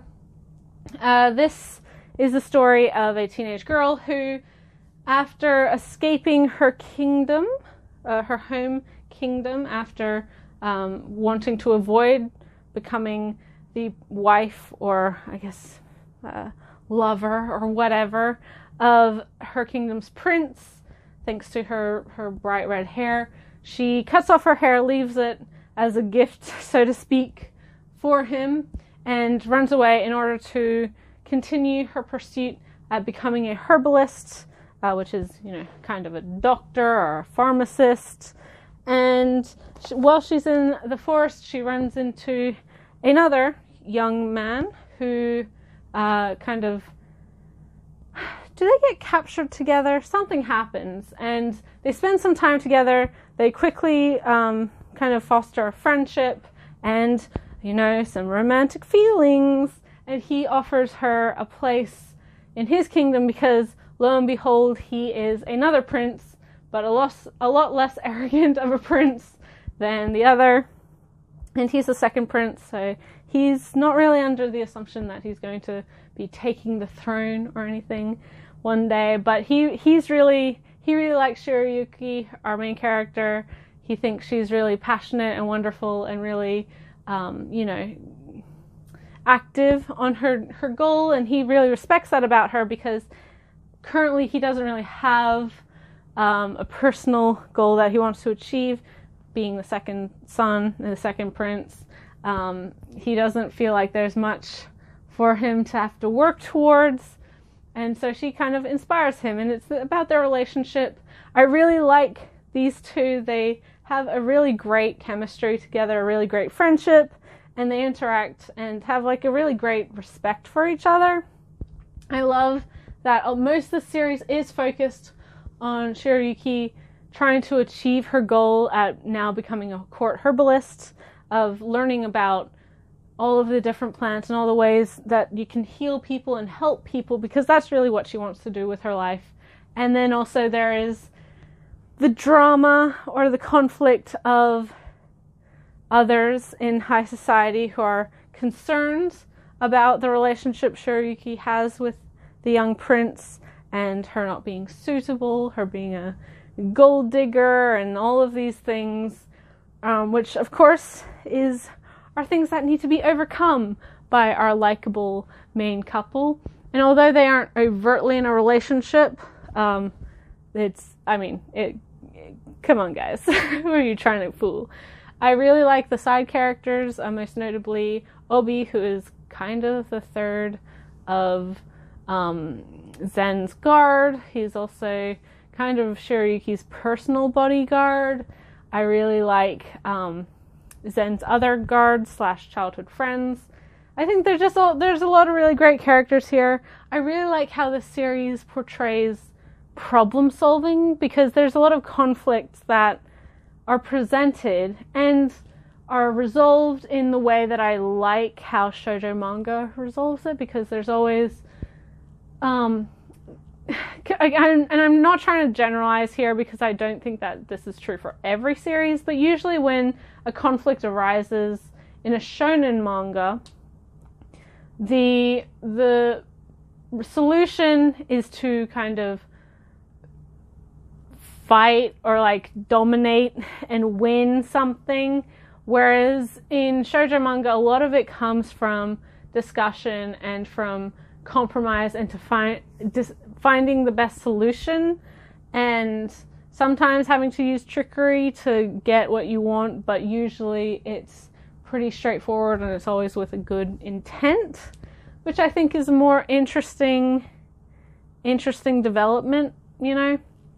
I don't know. As I said, I'm generalizing, and I'm not trying to shun or talk smack about shonen, but I think there's a lot of problem solving that is in this series that is really nice to see. I really like how much Shiryuki values her work and how hard she does try to work, because there are moments in this manga where she's doing something and she's not doing it out of, you know, wanting to impress the male love interest. She's not doing it wanting to, like, be recognized for her work. She's doing it because she thinks that it's the right thing to do, and she wants the best for everyone who she comes in contact with, which I think is a very notable thing, and a great thing for a protagonist to have. And that type of protagonist I see more in shoujo manga, and shoujo manga of this variety, if that makes sense. But yes, Noah with the redhead with the red hair is very, very good. The anime is also very, very good, but it is very long, so be aware of that when you are wanting to purchase. This is one that I think will appeal to a lot of people, especially if you like a good balance of kind of slow burn romance, and then also just kind of low stakes or low key, low drama conflict that is fixed and resolved through ingenuity versus like needing a big sword fight. Really great series, highly recommend it. I'm really happy that Viz licensed it just this year, because it's been a long time since the anime came out, and I think a lot of people lost hope for the manga, but miracles do happen. We have it, and it is available. The next shelf is dedicated to a singular series, and that is Yoshihiro Togashi's Hunter x Hunter. I have volumes 1 all the way to 36, which is the entirety available in English so far, and this is an ongoing shonen manga, action-adventure manga about a young boy called Gon wanting to become a hunter in order to follow in the footsteps of his father, kind of find his father, and then various other friends and acquaintances and their kind of personal motivations. We have 4 main boys in the group, like with Yu Hakusho, Togashi's earlier work. So there's Gon, his best friend Killua, Kurapika, and then Leorio. Gon and Killua are definitely the main characters for a majority of this series. We've had a couple arcs with Kurapika as the main focus, and Leorio, up until this point, he serves a very valuable purpose in some arcs, but he doesn't feel like a protagonist in the same sense that the other three do, which I do hope changes. This is probably Togashi's most notorious work, mainly because of the consistent and endless hiatuses. I am very vocal about this. I do not begrudge Togashi anything. Knowing his chronic illness, his chronic pain problems is like, I feel like people who make jokes about Togashi's hiatuses and how he's being lazy and how, you know, he should be just making his manga, blah, blah, blah, don't know anyone in their lives with chronic pain, because I feel like if they did, they'd be more understanding.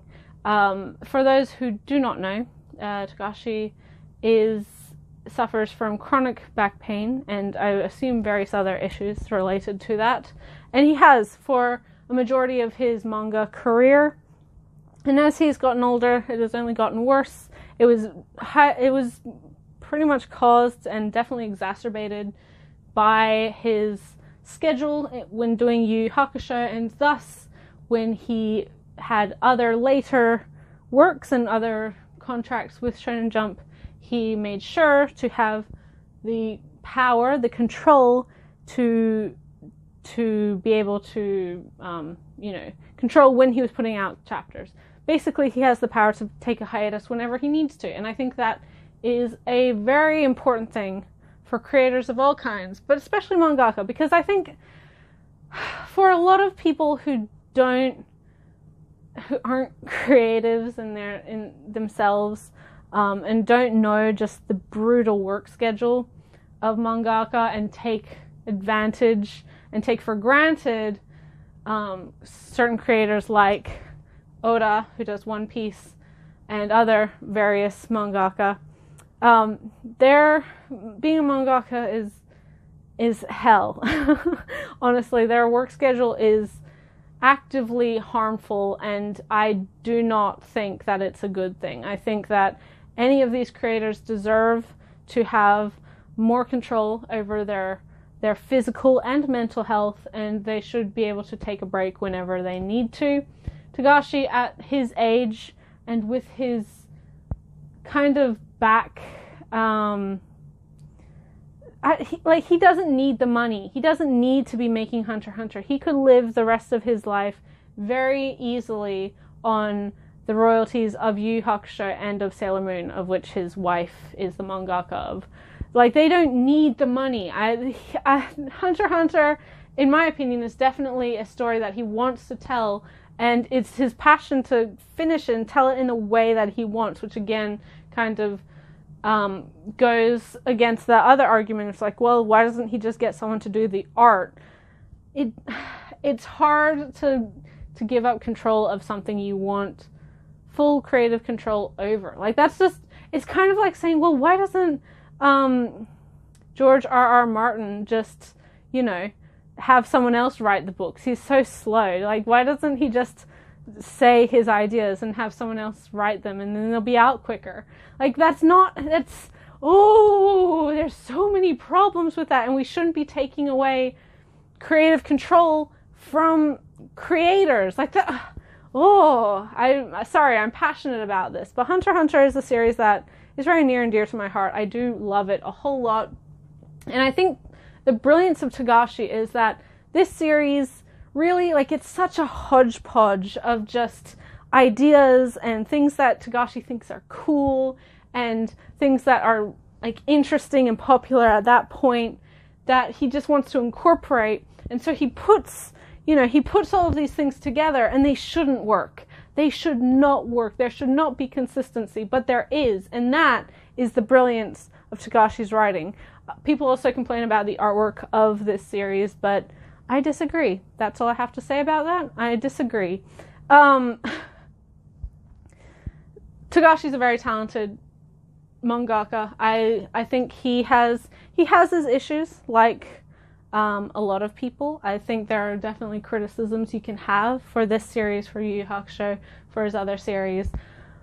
But I think that he also has a awareness of certain things and a empathy for certain aspects of characters that other mangaka, especially Shonen Jump mangaka, of like an older generation, not so much now, although there's still there's definitely problematic things in Jump now, but I think there's an empathy and awareness and an effort on Togashi's part to have characters that are otherwise wouldn't be written by other Jump mangaka.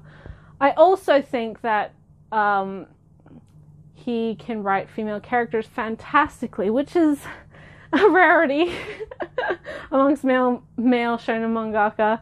And I, again, don't mean to generalize, but oh boy, like, I like Dr. Stone, and the female characters aren't written terribly, but man, those character designs, yikes. And yeah, anyway, I feel like there's a lot of times where women or girls in manga are written by people who don't know how to write women because they don't see them as nuanced as men, which obviously is not how real life works, and that's not true, but I do think that it's an issue that a lot of writers have, and it's an issue that Togashi does not have. I love all of the characters in Hunter x Hunter, kind of full stop. I mean, there's some that are just side characters that don't achieve anything, or they're just meant to be fodder. But the main characters, the main antagonists, the main protagonists, and many of the side characters who are involved with the story are all done really, really well and have a lot of depth to them, which is why I love the series a whole bunch. I said it with the anime when I was talking about it. I was introduced to Hunter x Hunter via the 2011 anime, so I'm not a manga original fan, but I have quickly fallen in love with the manga. I do think there's a lot in this manga that people are critical of, again, that I don't think I don't know. I think there's criticisms of Togashi that aren't legitimate because they're very self-centered and they don't understand larger aspects of life outside of the creative process. And again, I am a Togashi apologist. I will let him have as many hiatuses as he wants and needs and deserves. Well, he deserves all of them. Every mangaka deserves every hiatus they take. And if it means that the series is unfinished, then that may be the case. But I would much rather him have the time to recover, the time to spend with his family as well. He has children, and obviously he's married to Naoko Takeuchi. I'd much rather him have a somewhat functional and happy life rather than literally killing himself over making a comic. And it's kind of a conflict for me because I adore Hunter x Hunter. I love it a lot, and I would love to see how this story continues. But I don't want that at the cost of the creator's health. I don't think I am, he doesn't owe me anything. And so I'm not going to take for granted when we get 10 chapters a year or 10 chapters every 18 months. That fact is kind of phenomenal. And you read his artists, like his author notes, and you just see how much he goes through to get this comic out. And it's painful just to read it.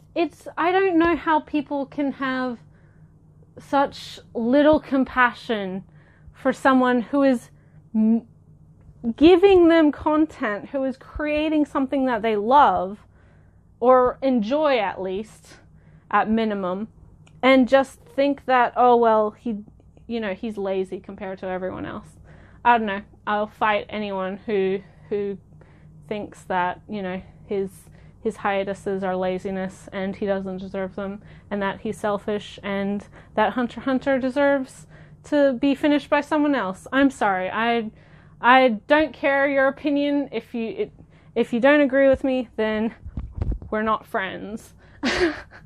Also on the shelf we have other figures. We have Gon and Killua. These are both Mega House 1/8 scales. They came out when the 2011 anime was coming out. Nicest scales, or kind of only scales, of these boys, and these two are my favorite characters. Love them. They're very good boys. Killua especially. Gon is also a good boy. Don't get that mixed up, but Killua especially. And yeah, really happy. Killua was my very, very, very first figure ever. And so he is the reason I am where I am now. At least in regards to figure collecting, because I was like, nope, I'm not going to do it. I don't want to get into this hobby. I don't want to fall down that rabbit hole. And then he was on sale, and I was like, dang it, I love Killua. I'll just get that one. And then I'll also get Gon, just because, you got to have the two together. They're best friends and partners forever. I mean, you gotta have them both, because they're all coming out at the same time as well. And then I was like, that's it. That's all I need. And then now, that's not the case. But yeah, Gon and Killua, Mega House did a great job, and I really love them.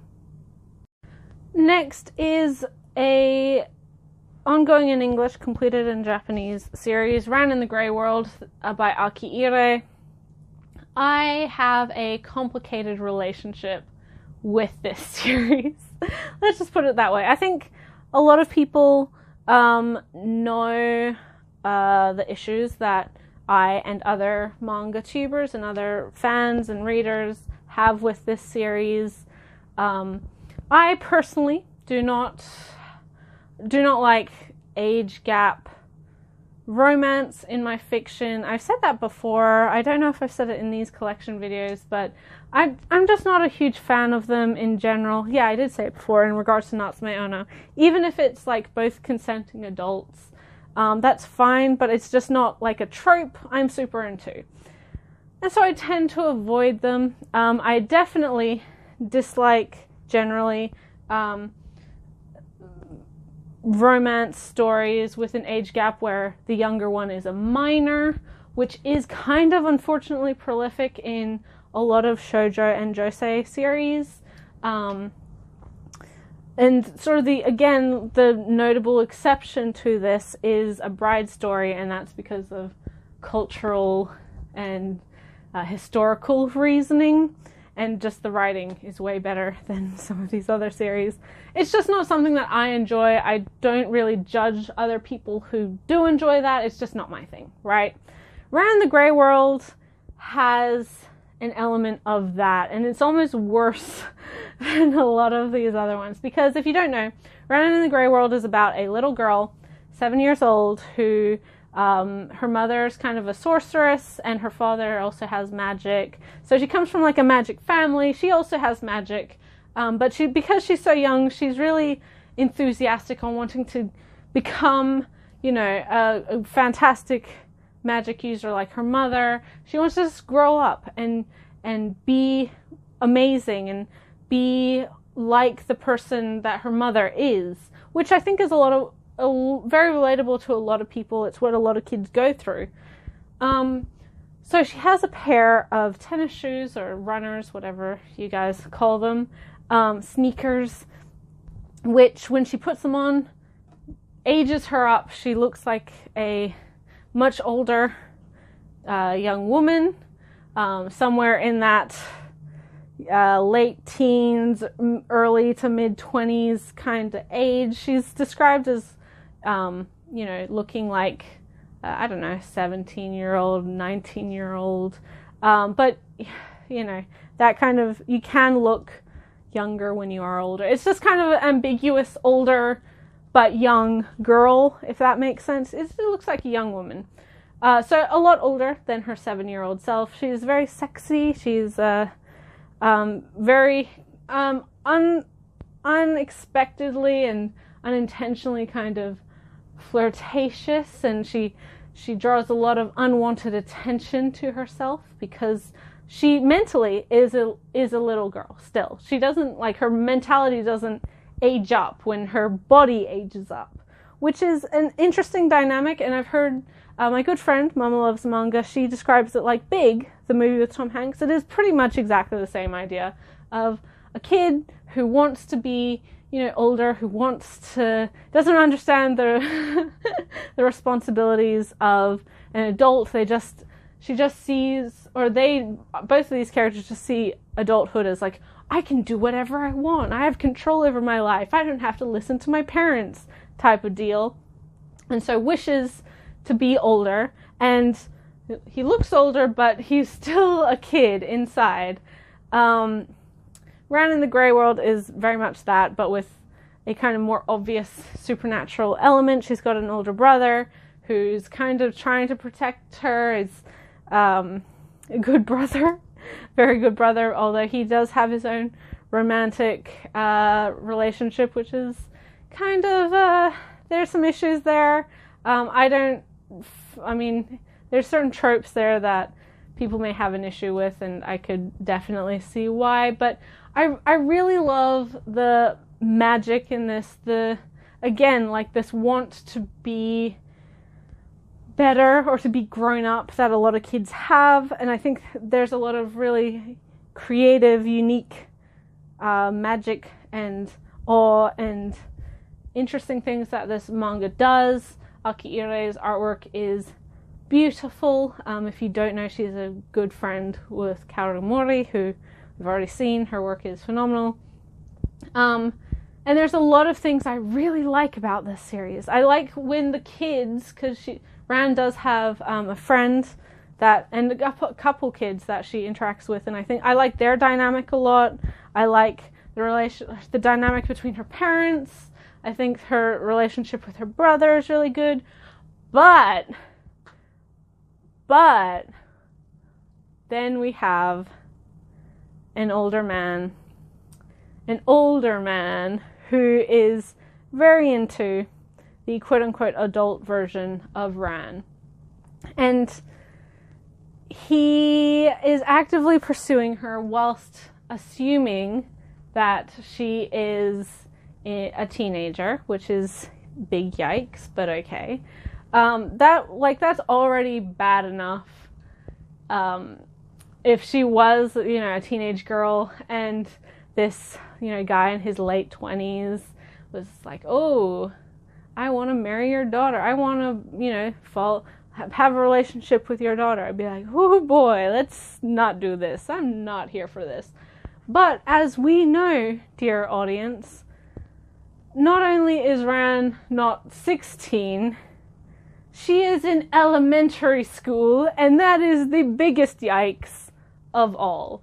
And I'm not sure, I'm fairly certain that this element of the story is kind of there and also not rewarded, but like it's relevant and kind of accepted within this story. So issues, big issues, but I really like a lot of these series. Mama Loves Manga makes it, had this on her list of manga I love but can't recommend. That is absolutely this series for me. I know that a lot of people didn't think this would ever get licensed because of that element. And it has been licensed, and I'm happy that it has been licensed. I do think there's a lot of good. If you can ignore that element, although as hard as it is to ignore that element, If you can, then there's a lot to be gained. Or if you don't have an issue with that element, that's fine as well. But it's the kind of series where I'm like, oh, I love this, and then that character shows up, and I'm like, oh, go away, ew, ugh.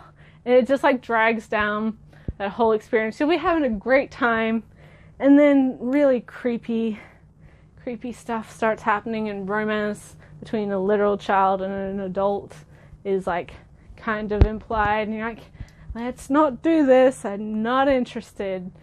So yeah, it's a I guess a good story, but it is hard to recommend, and which is a shame because it is very beautiful. It has a lot of really good stuff in there. I really like, one of the best parts is the dynamic between the kids and the family, and I think that's, if nothing else, definitely worth reading. I think her family, especially, just watching how they interact with each other and how much they care for each other, is wonderful. But oh boy, that romantic aspect is a big yikes. Now for a series I have no problem in recommending.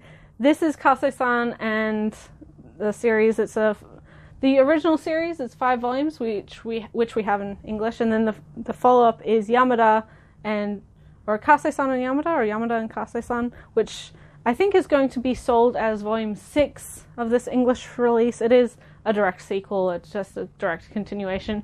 This is a Yuri manga by Hiromi Takashima, and this is a romantic story about 2 high school girls, one called Kase-san, who's this taller, sportier girl. She's on the track team, very popular, has a lot of friends, and catches a lot of people's attention. And then we have Yamada, who's this shorter, kind of less popular, quiet girl who's part of the gardening club. And as such, she has kind of just been watching Kase-san throughout whenever she goes to water the gardens. And Kase-san has noticed this, and Kase is pretty, like, she's very aggressive. She likes Yamada, and she makes that pretty well known early on in the piece. Like, she is into her, and she doesn't have an issue with dating girls, as we kind of learn over the course of the series. And I like how organically these two and their relationship evolves. They start as kind of friends who, kind of the odd couple, like, you're not quite sure how they're friends, but they get along a lot, and we know as the audience that they do have pretty strong feelings for each other, which then evolves into a romantic relationship, and it's really, really, really sweet.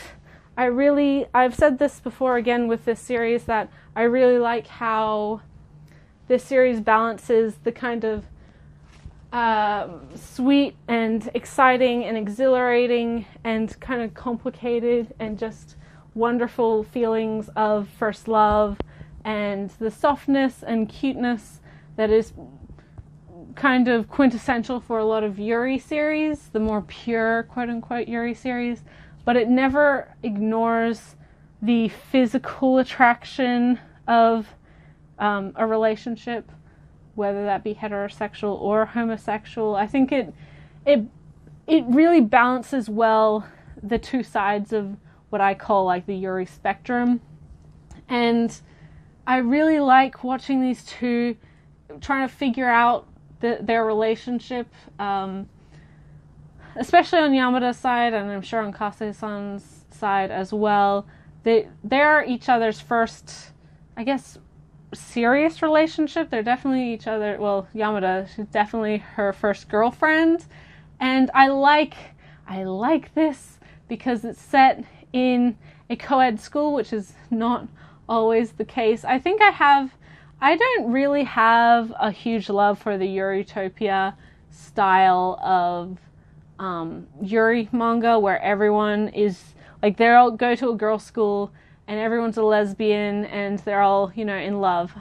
I don't think it's inherently unusual for queer people to have friends and to surround themselves with other friends who are queer, but I do think that when it's in a same-sex type of school, there's an element of like, well, this is just a matter of circumstance, which might not be the case for every manga with that setup, but I do like it when Yuri and BL as well are in a co-ed space, because it feels like, well, it feels less like these two are just together because there's no other options for a partner, which if your manga feels like that, then you are failing big time. But really, this is such an adorable and heartwarming and just really wonderful love story. I think even if you disregard the Yuri aspect, it's just one where you really care about the characters and you do get invested in their relationship, and it is really nice to see two people who are so earnest in their feelings for each other and trying to figure out the complexities of a romantic relationship, especially when it's like a first serious relationship where you are thinking about spending maybe not the rest of your life with somebody, but perhaps maybe the rest of your life with somebody. It handles a lot of really great aspects of course, like school and graduation, which is what is leading into the sequel series that we're seeing. It's really, really good. This is one that I would recommend absolutely #1 people should try for, if you're not a Yuri fan, if you've never read a Yuri before, this you should try. It's a great gateway, and I think it'll appeal to most people, even if you are particularly choosy and about your reading and Yuri reading, like I am. I'm particularly choosy about all of my reading, but Yuri and BL is no exception to that. Or if you're wanting to dip your toe into this genre and just don't really know where to start, and you don't really know, you don't want to be shocked so much or kind of upset or just disappointed so much that you never try another Yuri again. This one is so worth the read. I highly recommend it, and I am so excited for the follow-up /sequel /volume 6. Next is another Yuri series, Cocoon Entwined by Yuriko Hara. This is volume 1. This is a new series from Yen Press, and oh boy, atmosphere. This is a really interesting series, and it's kind of hard to describe because there's not really much that happens per se in the first volume, and really the Yuri element of this series also doesn't make a huge impact with this first volume, but it's so intriguing, and the atmosphere of this particular series is enthralling. This series is about an all-girls school, very exclusive school, where all of the girls grow their hair extremely long because the third years at their graduation cut their hair, so their hair is used, woven into fabric and used for the uniforms for the first years. Which, if you have weird fears or like hair grosses you out, don't read this series, because if you wanted to sum this series up in one word, it would just be hair, right? But it's interesting this idea of a breathable uniform, literally made of the hair of the other students, and what that hair is symbolic for. I and Ray from Whimsical Picture spoke at length about this particular series during our Yuri podcast. But really, really strong first volume. I'm really compelled into reading the next one. I'm highly anticipating it, but I think like it's fairly new in Japan, so it's not like we have a huge backlog to catch up on with this series. But it's very good. Kind of mysterious, heavily atmospheric, and it's the type of Yuri that definitely plays into the S-class tropes and the sister, like older sister, younger sister type of relationship. And this mangaka has a lot to say about these tropes, these relationships within Yuri manga, and how these young women are being represented. And it'll be interesting to see how this manga continues to develop, because she has a lot to say, and she's not exactly subtle about it. The visual metaphor is thick with Cocoon Entwined, and I am highly, highly, highly anticipating and super duper excited for Volume 2. Next is not technically an English release at all, but this is the bilingual release of Chihayafuru. So what that means is it's a Japanese release, but Kodansha, when they put it out, it actually has English in the bubbles, and then Japanese is in the kind of margins of the panels. And it's quite a common practice, but it's generally used as kind of an English teaching guide. So I have the 2 volumes, Volume 1 and 2, of Chihayafuru that was released in this manner. I bought these ages ago, probably 2011 or 2012, when they were first released. I don't know if you can still get them.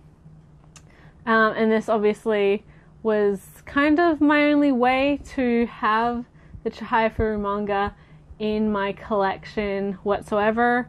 Now we do have the digital release from Kodansha, which I am eternally grateful for. It is a series that, if it did by some miracle somehow get a print release, I would not hesitate to purchase, double dip on all of the volumes that have currently been put out and buy the whole series. I'd have zero problems with that.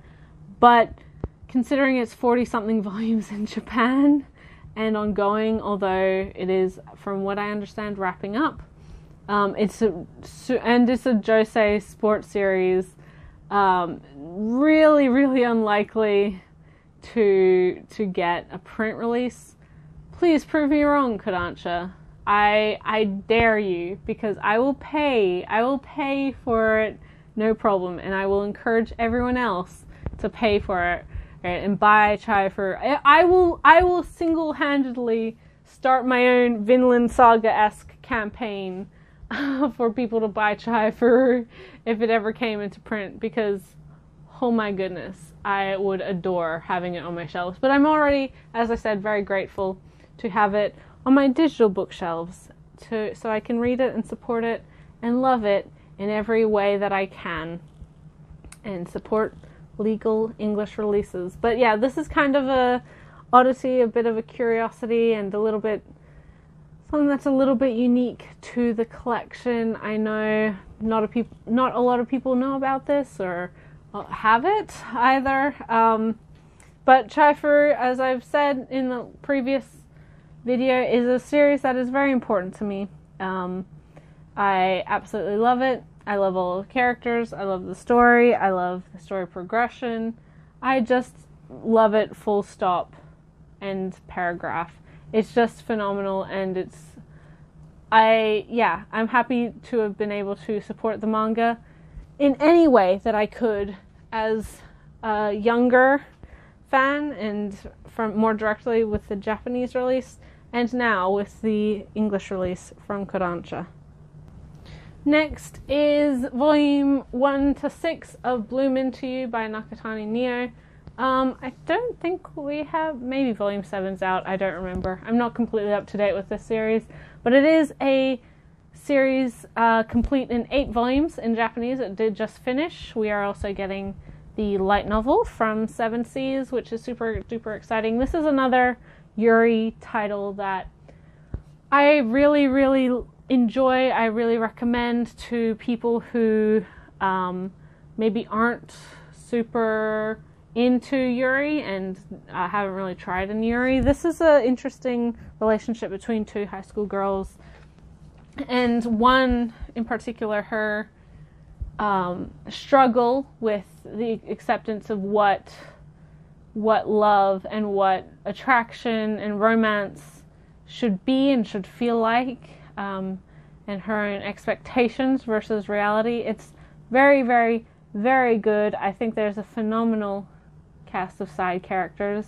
I particularly enjoy the mentor type of characters that are shown in this series. There's a older lesbian couple that are able to give advice to our teens, who obviously, as an older couple, I say older, they're like in their late 20s, but I mean, they have an experience that and advice that they can give that is quite valuable for young people just trying to figure it out initially. They don't have that life experience. So really, really great dynamic with that character, and that's kind of a staple for LGBT manga in general, and Yuri and BL. Really, really wonderful. I mean, I can't really emphasize enough how interesting this series is with its portrayal of gender, with its portrayal of sexual orientation and sexual desire. There is a very obvious asexual character in this manga, possibly more, and it's done very, very well. I think that's asexuality, aside from Kamatani's Blooming Tea, Our Dreams at Dusk, is a sexuality that gets ignored even within the queer community a lot, which is a shame. And it's just nice to have a variable look at, I think, what a lot of young teens, their expectations of what a relationship should be and how first love should feel, or love just full stop should feel. It's really nice to have a story that is kind of romantically focused, as Yuri tends to be, kind of dissect that idea and use it within the plot and actively challenge it. It's really, really, really, really good. It has a phenomenal anime adaptation, which just recently got a beautiful limited edition set from Sentai Filmworks. I highly recommend it. It's this and Yamada and quite a few of the recent Yuri.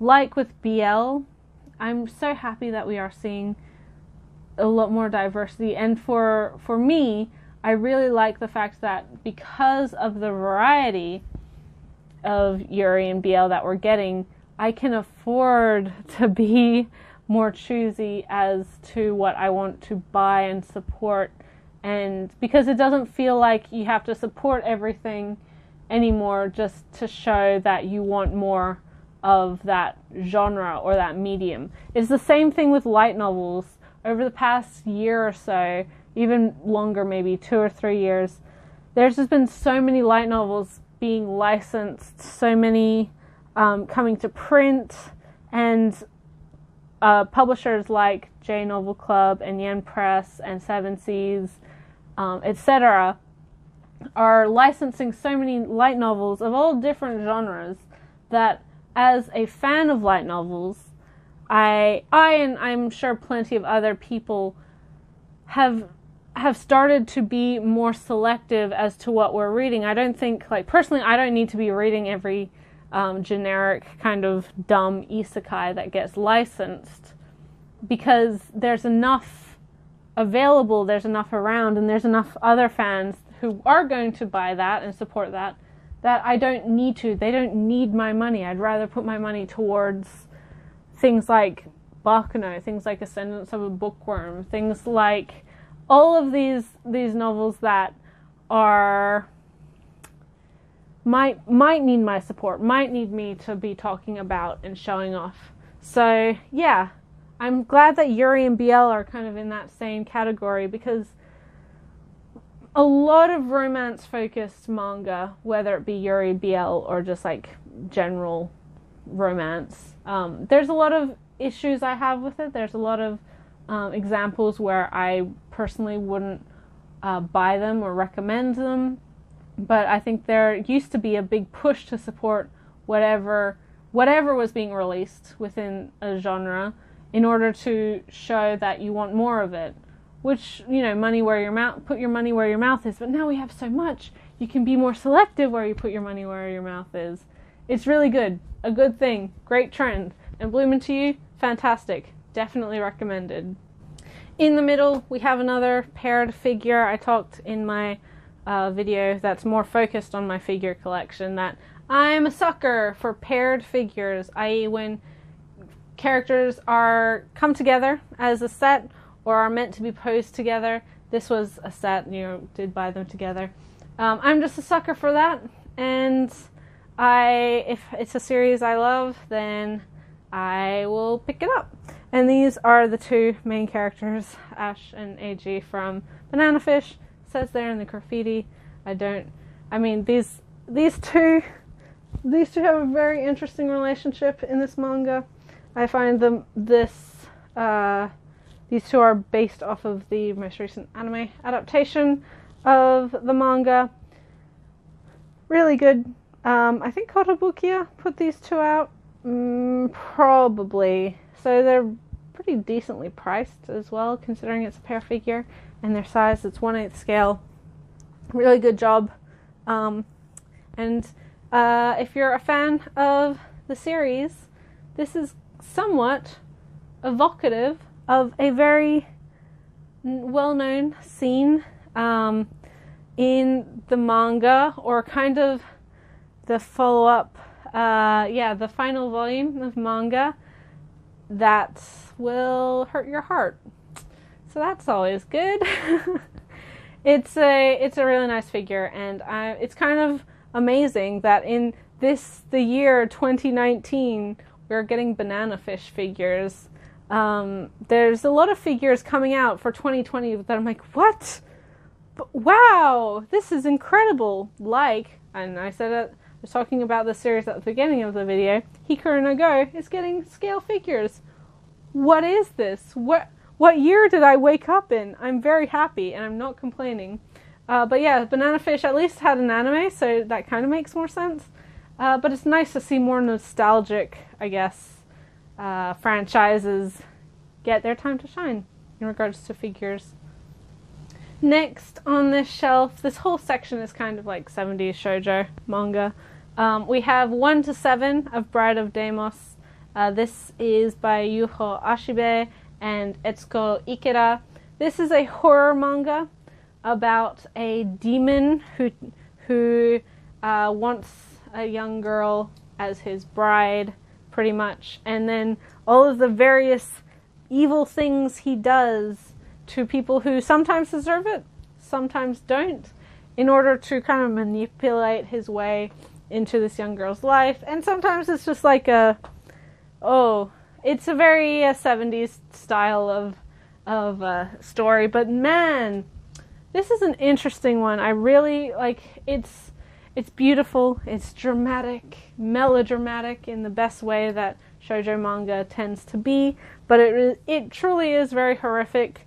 It is quite self-contained per chapter, like the next series we're going to be talking about. This was a 17-volume series in Japan.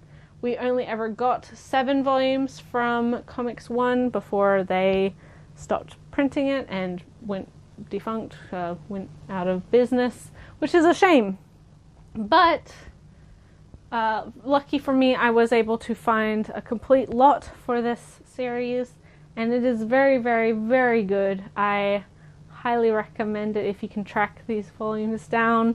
It is very out of print, so it's not one that I can readily encourage people to try, but if you like 70s shoujo, if you like shoujo horror and like classic shoujo horror, I absolutely think this is worth trying to hunt down for. Have a look. It's pretty great. Next is another 70s shoujo manga from Eroica with Love by Aoki Yasuko. This is a very long series. It's 40-something volumes in Japanese and ran from the 70s all the way up to like 2008, something like that. Whoop. And apparently wants to escape, like all good gentleman thieves do.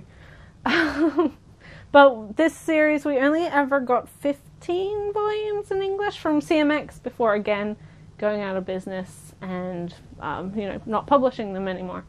This is the story of Eroica, who is a gentleman thief.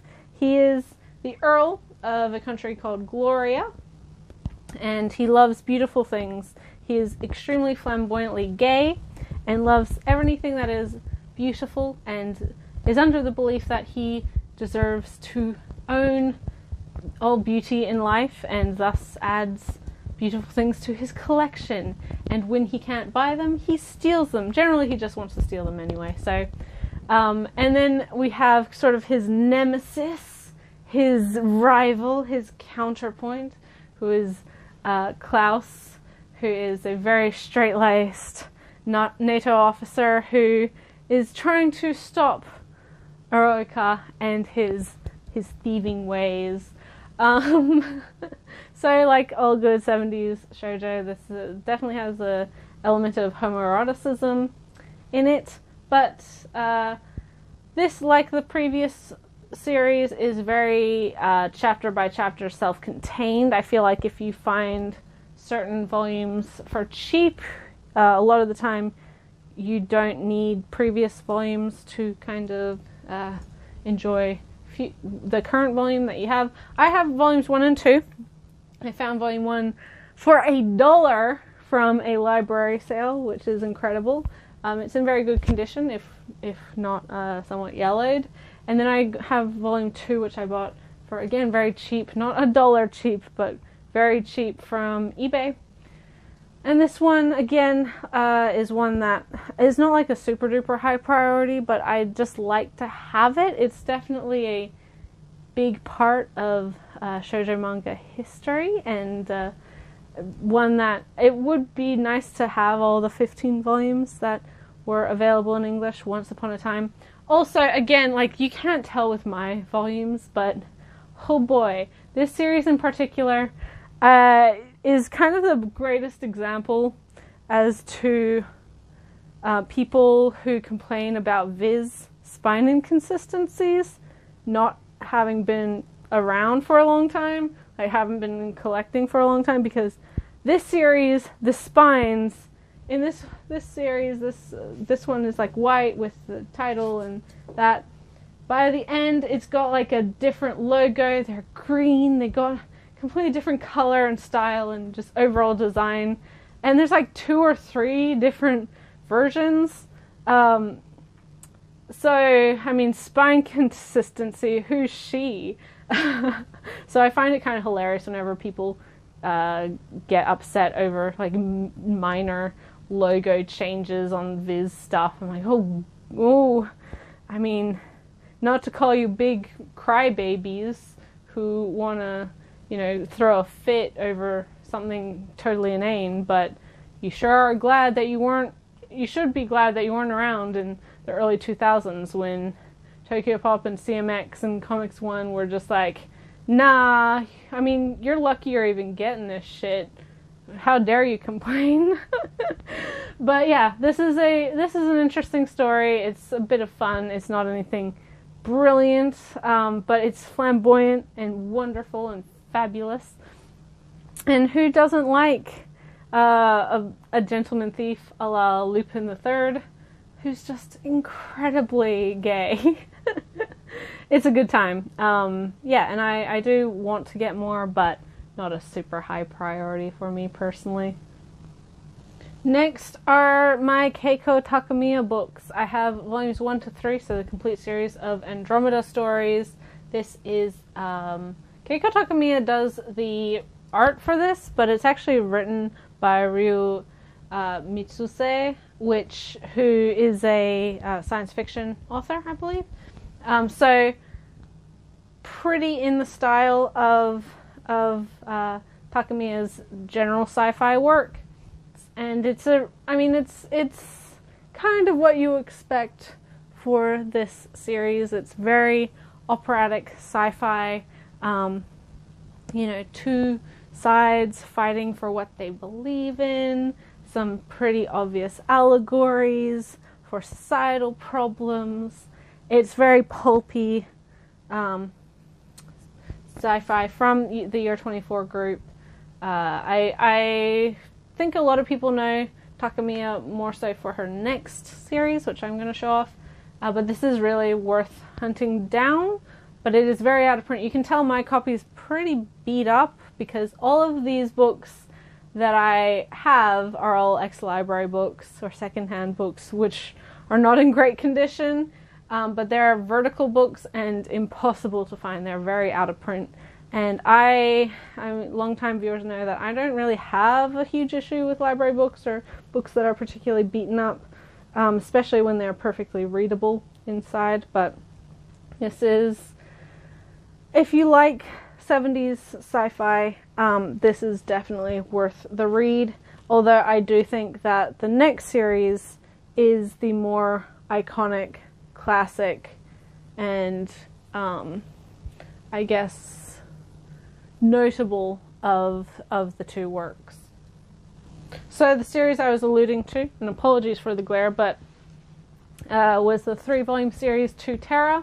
This is the story of a young boy who, on his birthday, he escapes from sort of his totalitarian society, utopian society, and learns about this race of people called the Mu, who have ESP powers and have been driven from their home planet, and they are in great danger of being eradicated. So obviously a lot of themes of genocide and race war and things like that. And so our main character has now become the new leader for this group, because the whole thing is when kids reach a certain age, they go under a test to see if they have ESP or psychic powers, and if they do, then they're eradicated basically by the powers who be.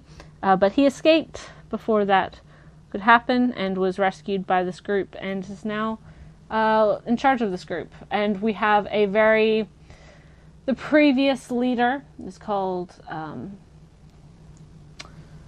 Soldier Blue? I can't remember his name. That's really bad of me. But he's a very well-known sci-fi kind of character. We also have, later on in the story, another character who's kind of part of the government side, who's trying to fight the Mu. So, again, complicated issues of war and morality and ethics and culture clash that was very, very common and generally explored in a lot of 70s sci-fi. To Terra, I've mentioned a couple times in this collection video overall, has a couple different adaptations. It has an anime movie, it also has a more recent anime show adaptation, and it's very good. Like, I think each version brings something new to the table for this series, and if you like more operatic, kind of grand scale sci-fi series that has a lot of the themes that, 70s Gundam did, a lot of the 70s sci-fi of the age did, To Terra I would definitely recommend, although, as I said, it's kind of hard to recommend because it's very out of print, which is a shame, because I think that Takamiya's work deserves to be in print, and To Terra is one that is very influential, and one that I think a lot of people in Japan know about, and Vertical's release of it kind of predates the current renewed interest in classic series that really didn't exist in the market before now, and which is only kind of starting to be catered to thanks to 7Seas and Fantagraphics Books and Viz in their small way,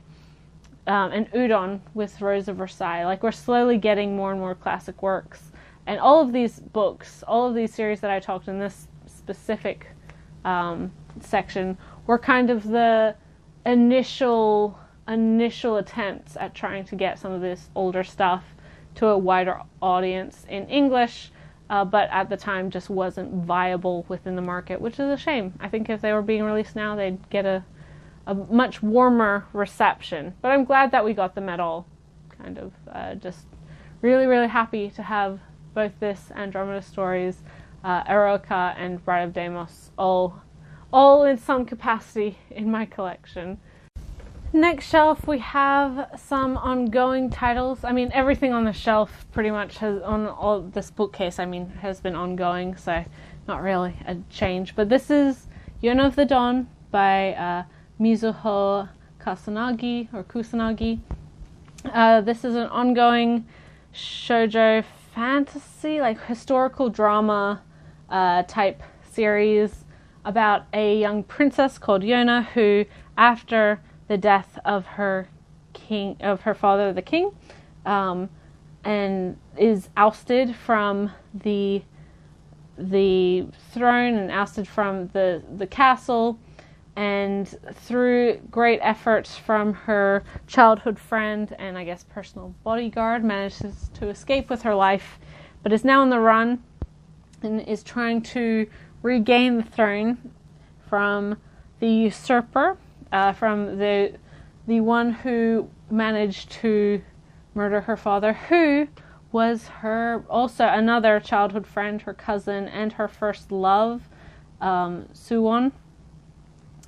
So Suwon has taken it upon himself to become the new king, new emperor, whatever it is, because his father was the previous king, and his death, his brother, who is Yona's father, became king. So he believes that Yona's father murdered his father in order to become king, so now he's getting revenge, basically, and it wants to become king for this country. I think that most people are reading this. If you're not, you're missing out. This is definitely an action-adventure type of story, and Yona currently, in order to be able to regain the throne, has set on a quest, I guess. She's following a legend and sort of a premonition or a prophecy about what was a story about the Crimson King and the 4 dragons. And so Yona, with her bright red hair, she believes, or others kind of believe her to be the reincarnation of the Crimson King. She is in who the various dragons will be responsible for, or like she will be able to gain the trust and amass these dragons of legend, each of which there are 4, each of which have a particular power and strength, and with their combined efforts she will be able to regain her rightful place as princess and overthrow her murderous cousin whom she once loved. Along the way is joining her is Hawk, who is her childhood friend / bodyguard / secretly in love with her. We also have another character who kind of just looks after them. He's sort of their medic and kind of their rationale.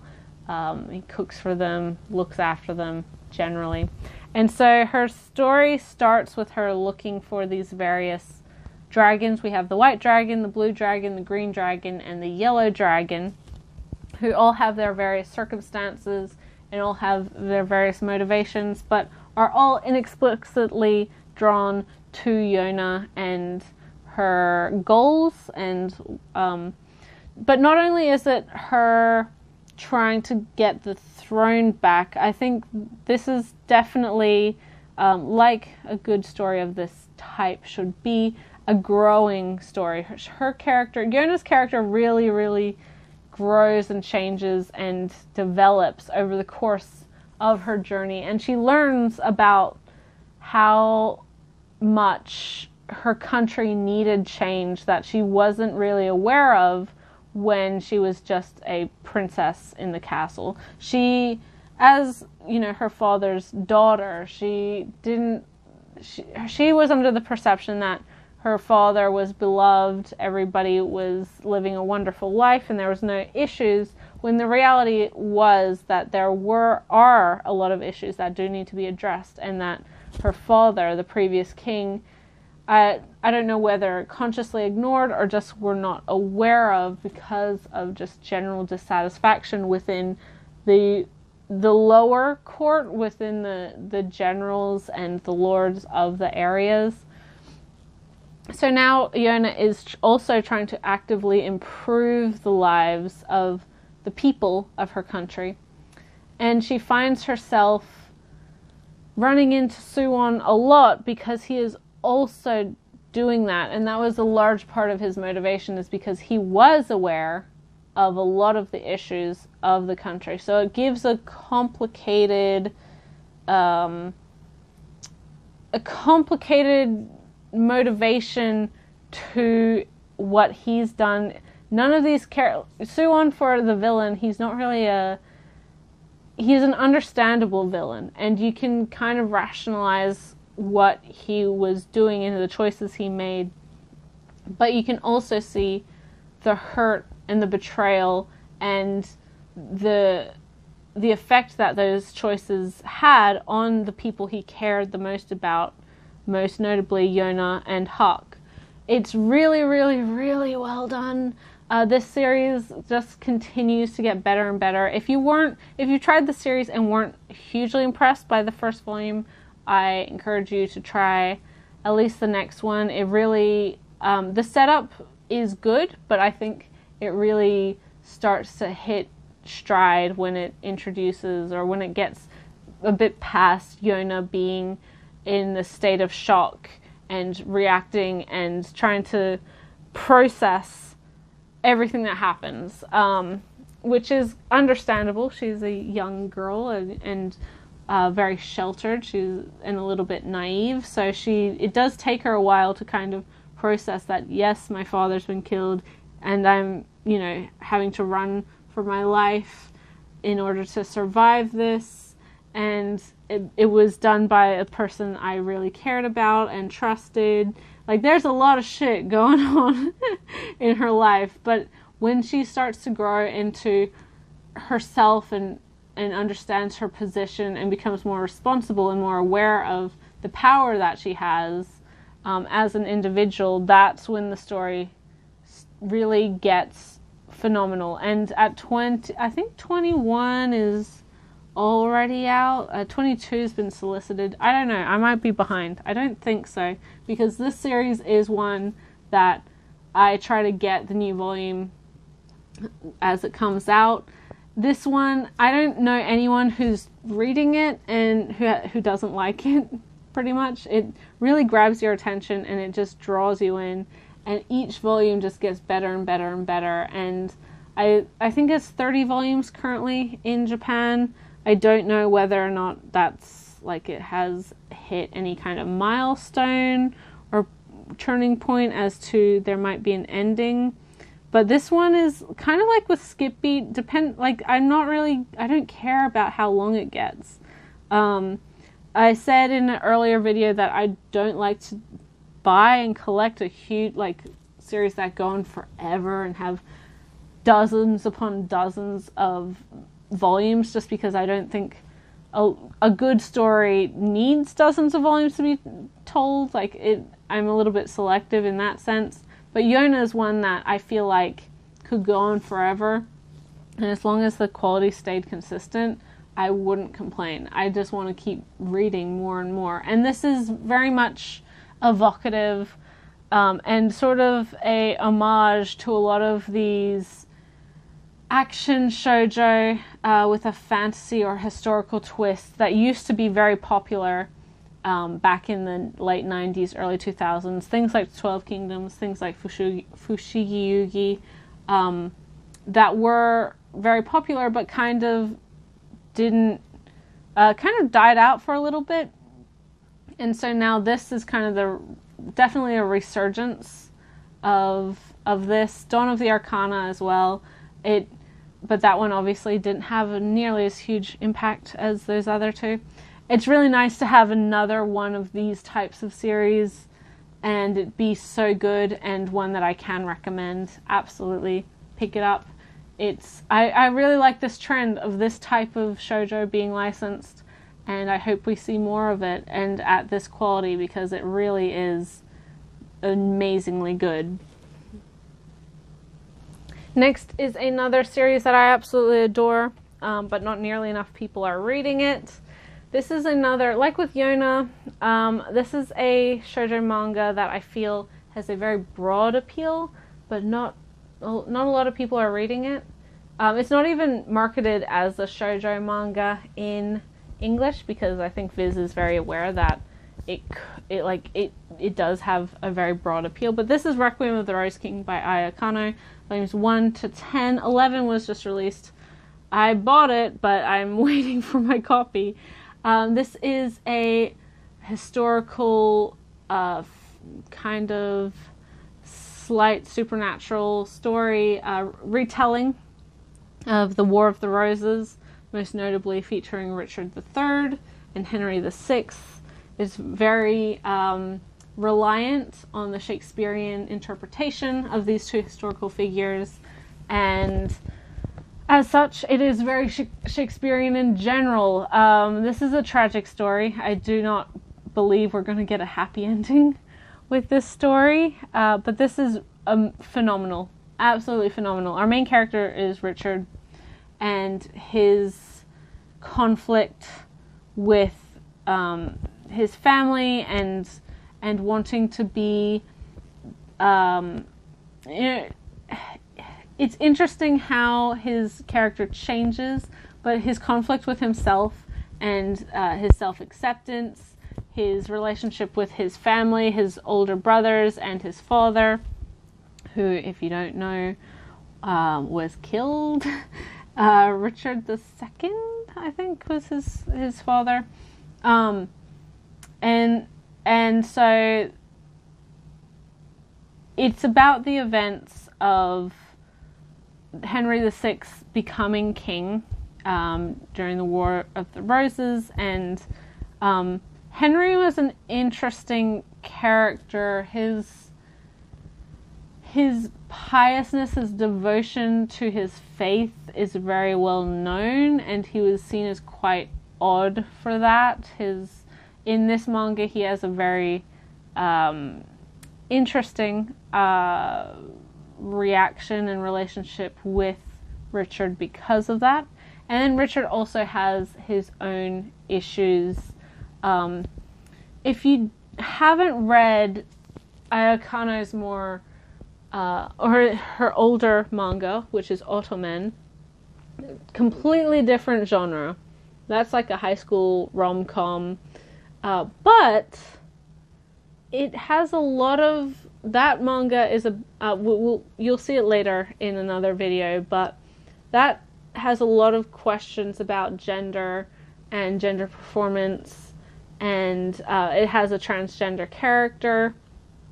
So that's not an unusual thing with Kano's manga, at least with these that one. It is a major theme. I don't know about Blank Slate. I haven't read it. This also has a lot of elements of gender, and most notably intersexuality, so intersex characters, and thus how they feel as is their gender, because obviously if you're intersex, you have both genital sort of parts, and you can present as either or, and sometimes mentally your gender may be different from how your physical body presents itself. So there's elements of that in this manga. There's also elements of betrayal and faith and acceptance, and I love it. It's so good. As I said, it's Shakespearean tragedy, so I don't expect to be happy by the end of it, but it's just so compelling. And if you like interesting takes on history, if you like historical fiction, if you like Shakespearean interpretations of history, if you like the kind of nuanced gender stuff that is incorporated with this, really interesting elements of and parallelism with Richard III and Joan of Arc.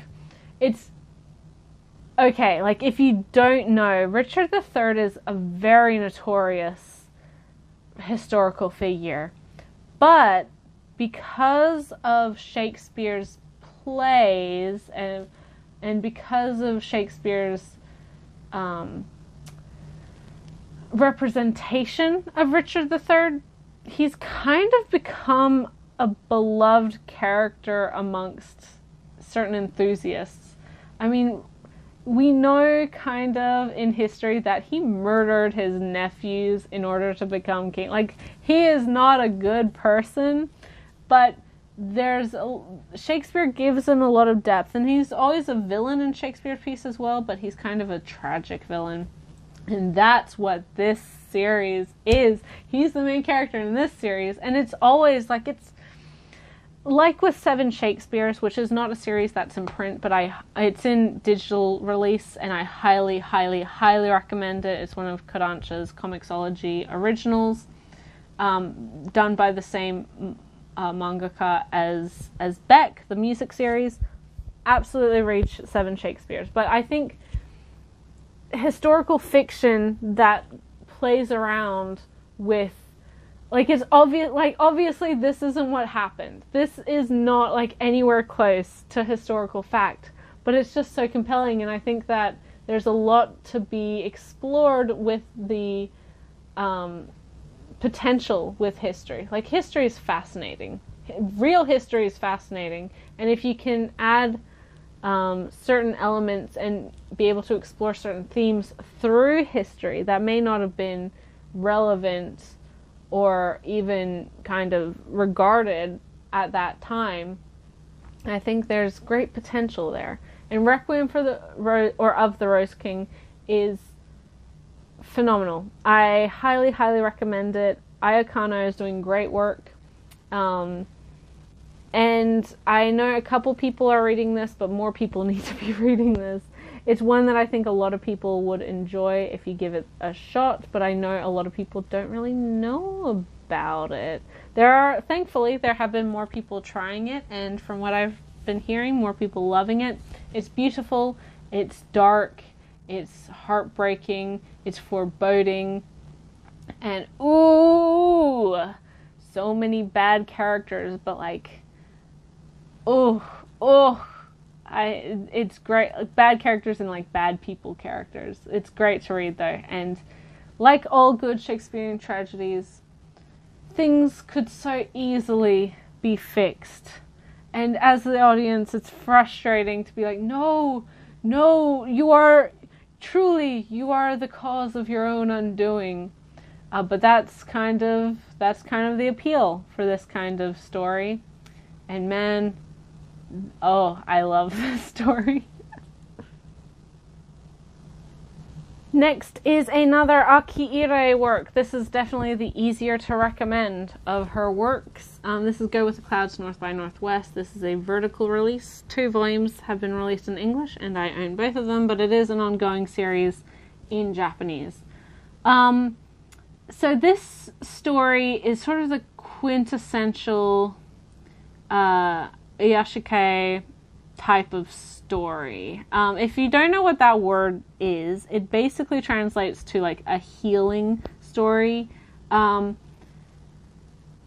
it's blended very well with the larger mystery. So what this story is about, it's about a Japanese teenager who lives in Iceland with his grandfather, and there's an element of magical realism in this story as well, because we have our main character. He can actually communicate and like talk with and understand machines and mechanical devices. He talks to his car on a quite regular basis, and it's such a small part of this larger grand story that you kind of forget about it, and then all of a sudden, oh yeah, he's talking to his car. And then his grandfather has a somewhat implied similar ability of being able to talk to animals, or the wind, the birds, things like that. So our main character, he uses this ability to kind of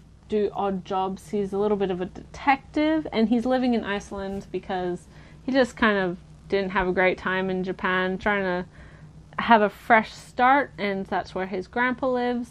And this story, I think a lot of people disliked the second volume because of how much it felt like it was just spending on the sights of Iceland and Icelandic society and like tourist spots.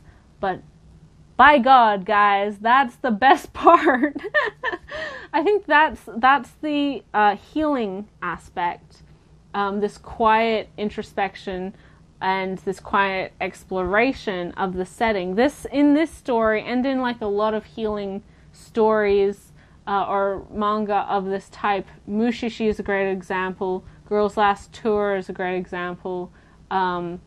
Laid Back Camp is another great example, where the setting itself is a character that you, as a reader, are meant to contemplate and explore, and to have a very relaxed relationship in just experiencing the setting along with the characters. Like, that's kind of the point of this, of Mushishi. Of Aria is another, or and Aqua is another great example of this.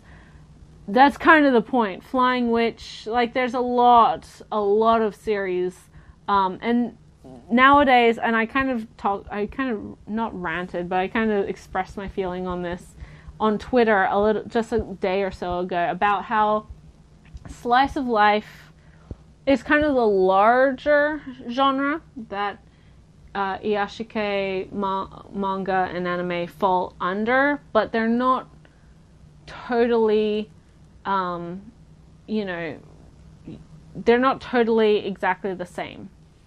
I would argue that a lot of series that are slice of life, like the purely slice of life, are things like Lucky Star or Yotsuba, or the other one, I can't remember the name, with the kids in the school in a very small town. I have no idea what I'm trying to think of right now. It has an anime. It has 2 seasons of anime, in fact. But I wouldn't call like a slice of life the same thing as a healing type of series. And I think the biggest element between them is this sort of magical realism and this rumination of place. In these sorts of series, there's what's called a mono no aware, which is like awareness of this moment and kind of taking in the perfection of the moment and reminiscing and completely experiencing the quietness and the beauty and the perfection of the imperfection, and it's just it's a very Japanese thing, and it's a little bit different from slice of life, which I regard more so as something that is literally like a look into these characters' day-to-day lives. Things like, what did you eat yesterday? K-On! Is another like very slice of lifey. There's no real point to it so much as like, oh, we're just enjoying their day-to-day lives.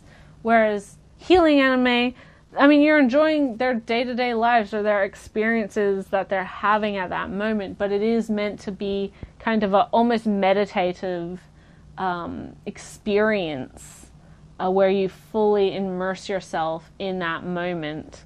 And Seinen has a lot of these types of series, and Go With the Clouds North by Northwest is absolutely one of those series, and it's made obvious in the second volume, but it is very, very obvious in the first volume as well. And I think that's why a lot of people had an issue with the second volume, because it does focus a lot on just like Iceland as Iceland, and for me, like, Iceland is a character. Iceland is a major part of the story. It wouldn't be the story that it is without Iceland.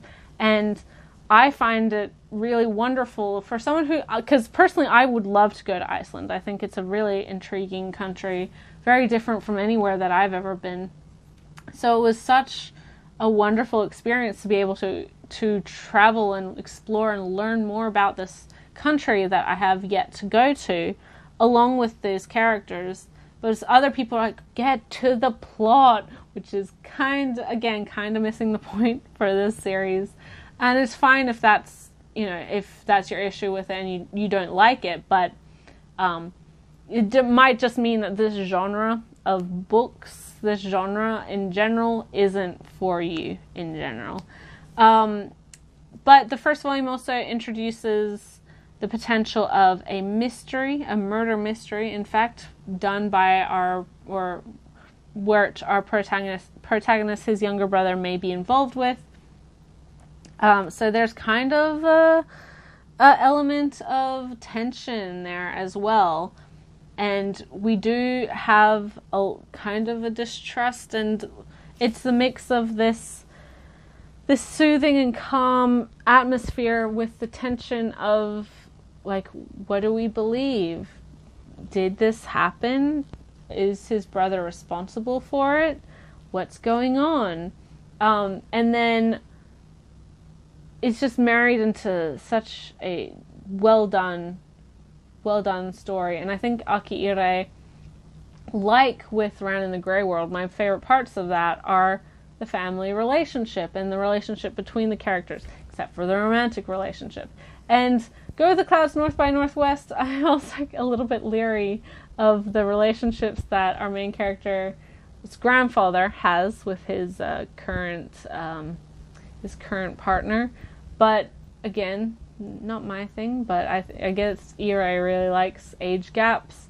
But there's a lot to really enjoy with this series, and I just find it magical, and just magical realism is in a lot of ways more so my favorite thing than just like pure fantasy style of story, which is why I think supernatural and like Shinto-esque yokai stories really appeal to me, because they slot so effortlessly, so naturally into the world at large, and it functions as a natural part of the world, that it doesn't feel unrealistic. I don't need to kind of curb my expectations. Growing up, I was never a huge fantasy person. I do enjoy some fantasy, but things like Harry Potter, I think, works because this magical society exist within a very recognizable world that we exist in, compared to like Lord of the Rings, which has its own very like deep lore and fantastical creatures and things like that. It was just like harder for me to get into, and I think that applies to a lot of people. And I think, as I said, that's why this type of magical realism, more yokai style of stories, really appeals to me, and I really enjoy them. And thus, Go With the Clouds North by Northwest is definitely worth a read if that sounds like that might be interesting to you. Really beautiful, definitely the easier of Irai's work to recommend, and just absolutely experience in of itself. Next is a ongoing series by Hitomi Takano. This is my boy. This is an ongoing seinen story about a 30-year-old woman who befriends a 11-year-old boy, and their relationship and how it evolves from there. Okay, so like with Ran in the Grey World, this is another one, like if I personally was making a video like Mama Loves Manga did, Aisha did, about manga series I love that are hard to recommend, this would probably be my number one. I really think that there is a lot of potential, and I think for currently how it's being executed, this story is done incredibly well. But I think there's also potential for the relationship between these two characters to evolve into a romantic relationship, which is not good, and not something I would personally want for the series. It's so hard because I think this series executes friendship and the human need for connection and longing and just loneliness and isolation so well. This really currently in the story, and even with regards to recent volumes, this story has always felt to me like two very lonely people finding support in each other, and thus it was this mutual support system for these two very different individuals that didn't have a romantic element to it. In the current volumes, volume 5 in particular, we do have our young character, our boy, who is now 14-ish, who is becoming aware of his feelings for this older woman and their potential to be romantic, and how, again, like, it's, how do I say this that it doesn't sound really weird, and again, being so critical of Ran, it is hard to not justify this because nothing has happened. Our main male character has sort of confessed his intentions of love, but I think as a 14-year-old who doesn't have a lot of healthy relationships in his life, who doesn't have a lot of support systems in his life, and who has memories of a very good and close and supportive relationship with this woman, that it is very easy for that to become love. And as a 14-year-old, you know, you think you understand the nuances of love. I don't know if it'll become, you know, like a proper element of the story. I don't know if it'll be reciprocated, but I think this story and Takano's intentions with this story are much more along the lines of After the Rain versus Bunny Drop, if you know what I mean. I can't say that I know how this will end because I don't.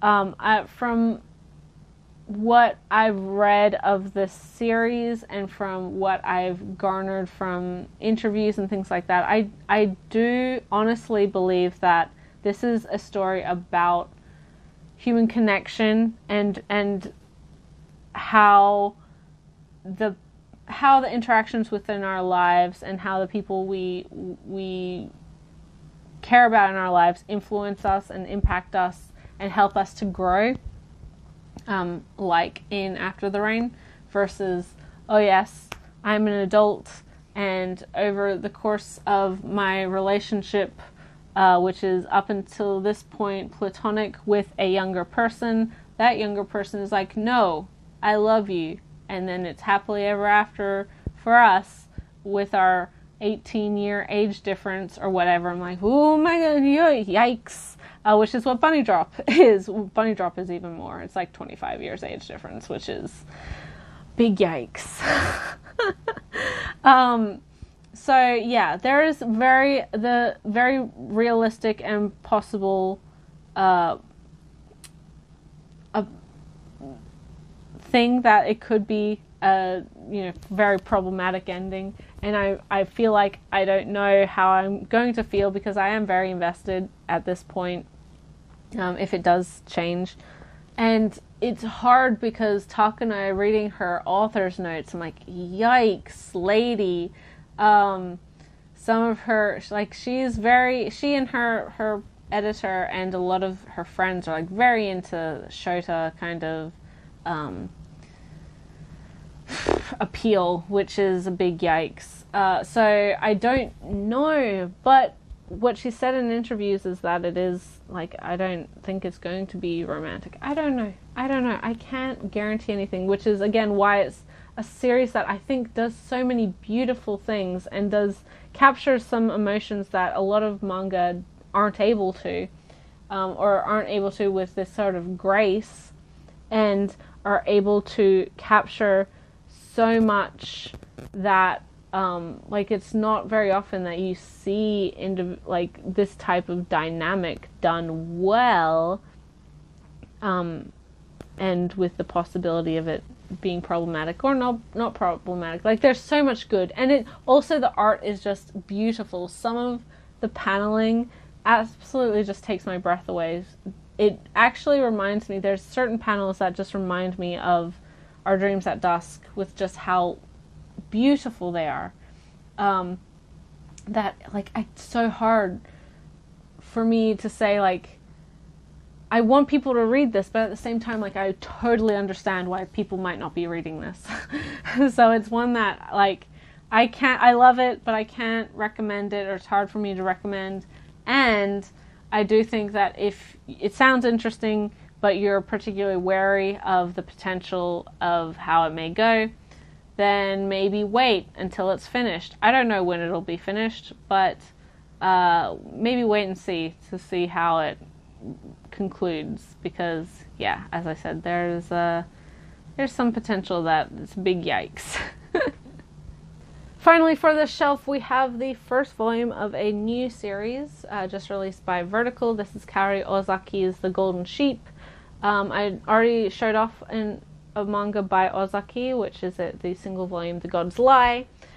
This is very, very good. It's a story about a group of friends who were very close in primary school. One of the characters, our main character, moved away, and now she's come back to the area several years later. They're all in high school, and she's trying to reconnect with all her friends, and she feels like, she's got the gang back together.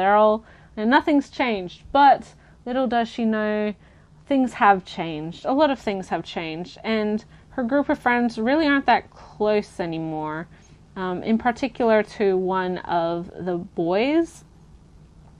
And I really, really, this kind of thing is very true to life. Like, I think anyone who's had a group of friends that they've reconnected with from their childhood notices how much those people can change.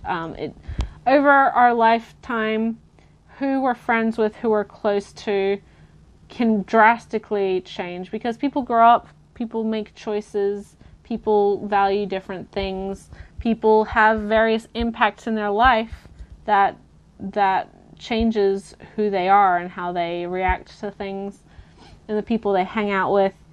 So the Golden Sheep, I think, handles that really, really well. I think it's only a 3-volume series, so if you're wanting to just wait until all 3 volumes are out and then check it out, that might be a good idea to do.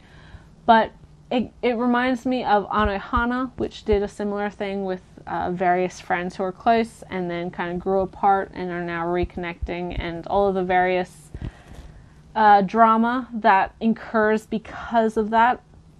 I think this is done very well because not only does it have the nuance of why certain characters may interact the way that they do now, but you can see how these personalities have changed and why these personalities have changed in a very realistic way. I think there's a lot going for this manga. There's also an element of, and this might be a really weird comparison and one that maybe people don't recognize because they haven't seen it, but Weathering with You, which is the most recent of Makoto Shinkai's films, it has an element in it that it comes up in this series at the end of this first volume, and I think it's done in a very similar way, and I really like it. The Golden Sheep, really strong debut. Cannot wait to read the rest of it. I might just wait until volume 2 and 3 are both out and then reread all 3 volumes because, really, really well done human drama. And if you like The Gods Lie, then I would recommend you check this one out. I think because it's older characters, it's longer, it's a little bit more fleshed out. It's well worth the read, and it's executed pretty brilliantly. On the next shelf, we have what is the only Japanese language manga, I think, aside from Mushishi, that I own. I don't tend to buy manga in Japanese just because I can't read it, and I don't like having stuff that I can't read because I think it just takes up space. But this is, along with Mushishi, the big exception. This is Wandering Sun, or Horo Musuko, by Takuko Shimura. This is a series that did get a partial release in English, and you will see that in another one of these collection videos.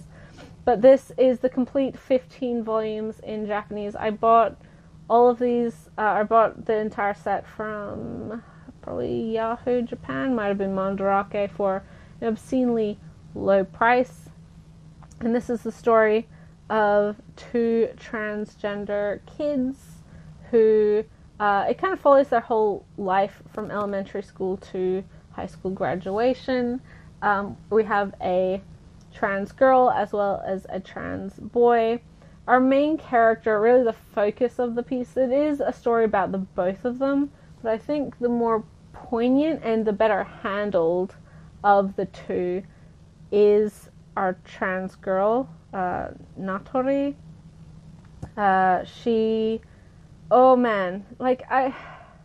It's not every day, and I think I talked about this when I showed off the art book, but this series really is one of the few that I felt legitimately concerned about all of the characters. I just want them to be happy, and I've said this with my solo exchange diary.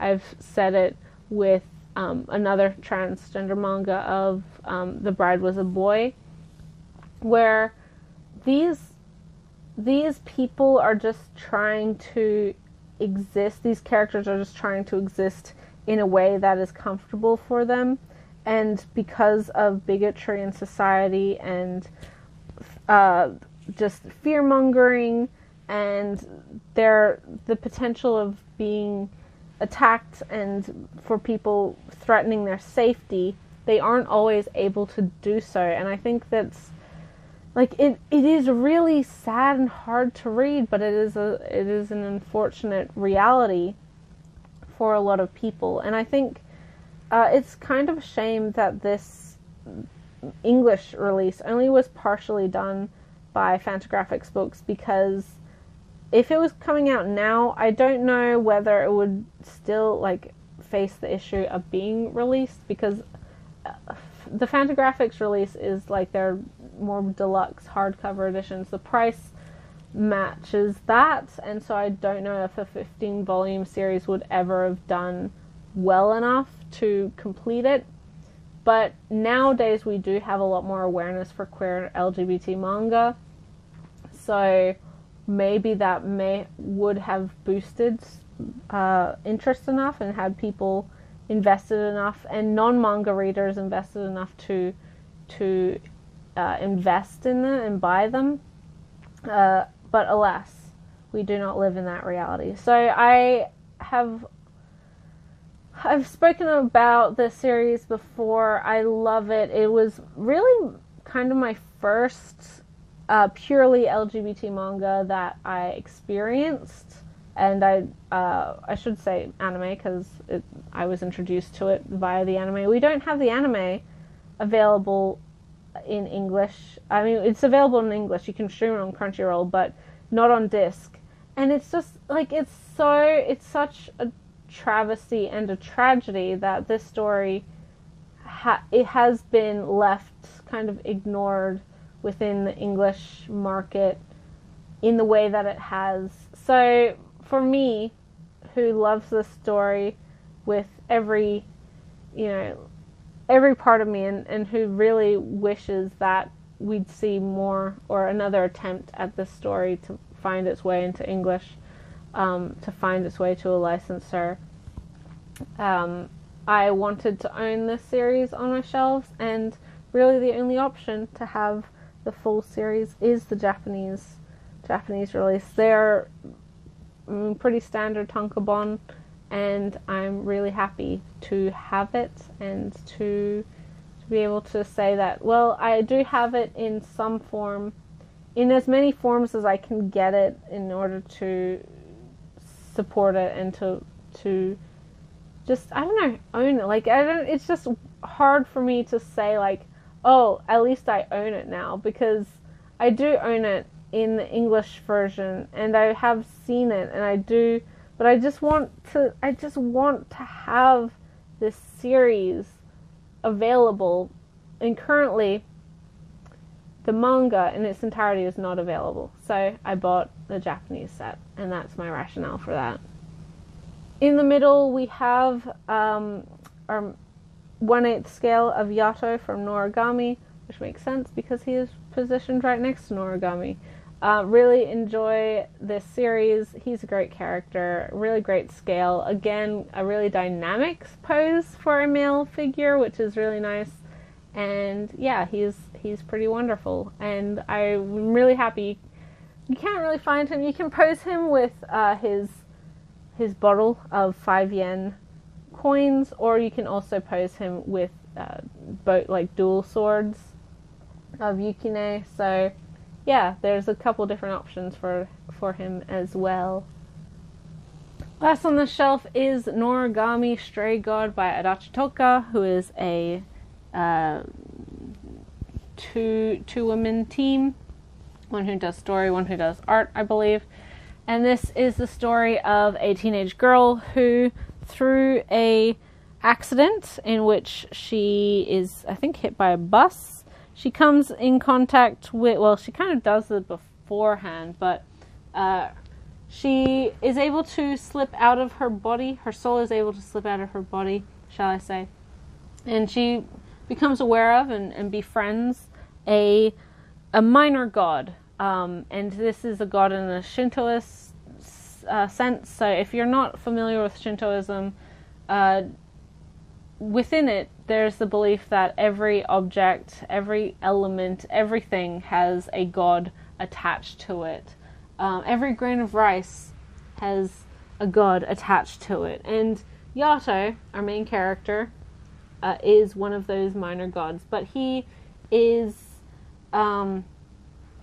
he's not a grain of rice god, but he's trying to work himself up in the ranks. He doesn't want to stay a minor god, because if people don't believe in you or forget about you, then you cease to exist as a deity, and you cease to exist kind of full stop.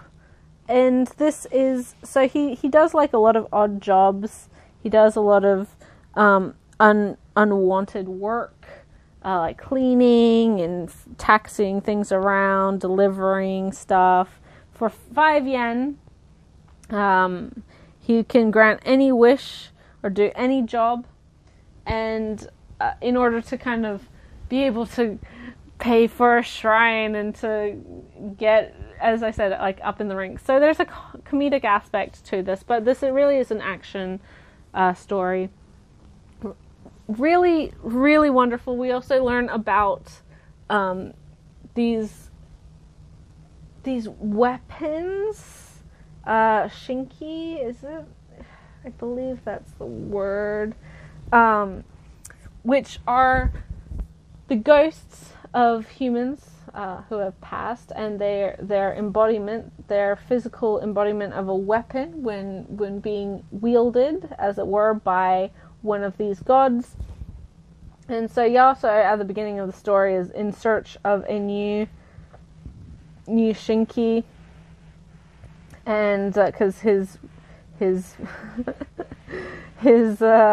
relationship with his previous ones never seemed to go right, and he soon finds one who kind of does suit him. He's a bit of a brat teenage boy who doesn't really like listening to authority, but with the help of our main character, the three kind of become pretty close friends. And there's a lot of oh my gosh, this series is really good, you guys. But I feel like a lot of people, the manga, I mean, the anime was very popular, and that definitely encouraged a lot of people to try the manga. The manga is really wonderful in that the writing, everything, each part of the series blends seamlessly and transitions seamlessly into the next. I think there's every chapter really works towards the overall story, and nothing feels like it's spinning its wheels. There's nothing superfluous to this story. But it did go on hiatus for a while, at volume 17, 16 maybe, for a long time. And I think people forgot about it in that period. The 2 anime seasons were very, very well liked, the first season especially, but the second season is stronger, in my opinion, because the manga just gets better and better and better. It is a really good adaptation of the manga, I will say. Bones did a great job, as per usual. And this, I also have, so I have 1 to 20 of Noragami. I also have volume 1 of Noragami Stray Stories, which is just a bunch of side stories. I don't know if we'll ever see a volume 2 for that. Who knows? I'd love to see it, because Noragami, I really like the whole world that, I mean, I really like Shintoist and like yokai type of kami style works, and manga featuring those things. So I was already going to like this anyway, but I like the relationship that Hiyori has with Yato and with Yukine, and how the gods interact with each other. Bishamon is a very prolific character in this, and her personal motivations, her relationships with her Shinki. Ebisu as well is like a very prominent character in certain arcs, and man, I love it. It just continues to up the ante.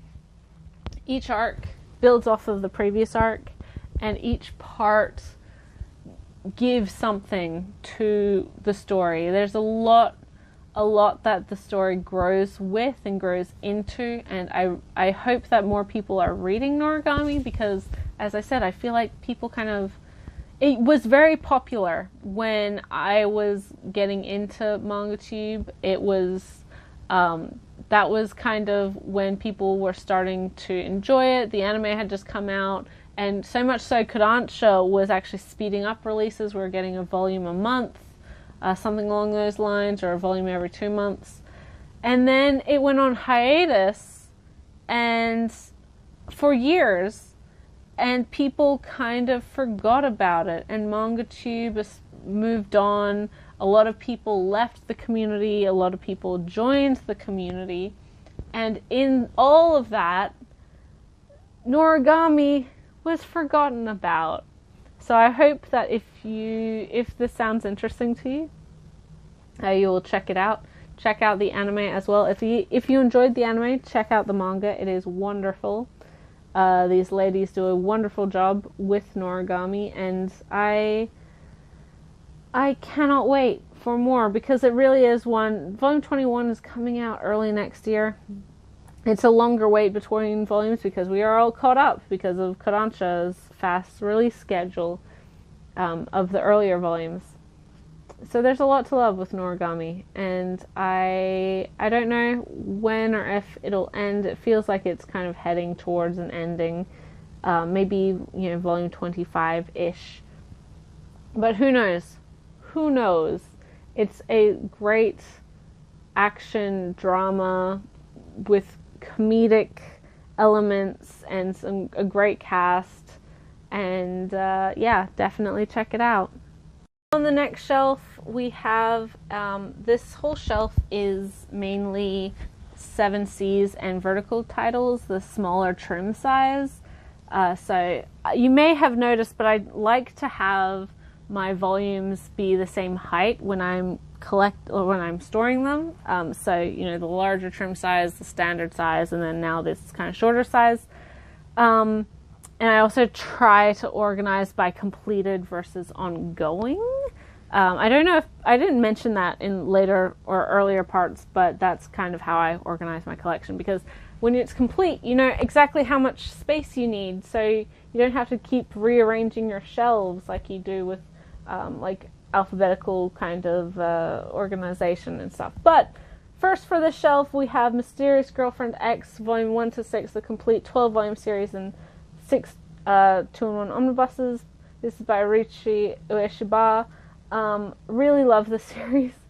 It's definitely not one for everyone, because, oh boy, if you have an issue with spit, if that grosses you out, then do not read this manga. It is about a teenage couple, or a teenage boy who is sitting next to a girl who's a little bit odd, a little bit weird in his class, and she, one day he noticed that whilst sleeping on her desk, she drooled, and then he has this compulsion, this urge to taste her drool. So again, if this sounds gross, this is not a series for you. Which he does, and he's like, oh, that tastes good. And all of a sudden, over the next couple of days, he's kind of afflicted with these flu-like symptoms. He isn't able to go to school, and this girl visits him at home, and she's like, "You tasted my drool, didn't you?" And he's like, "Yeah. I'm sorry, that's kind of weird and gross." And she's like, "Now you are addicted, basically, to the taste, and so now, for your ongoing health, we have to literally swap spit, as it were. So I will give you drool for you to taste, and then you'll be fine. Your body won't go into, I don't know, cravings mode, withdrawal mode." Which, oh my god, that premise is fucking weird, right?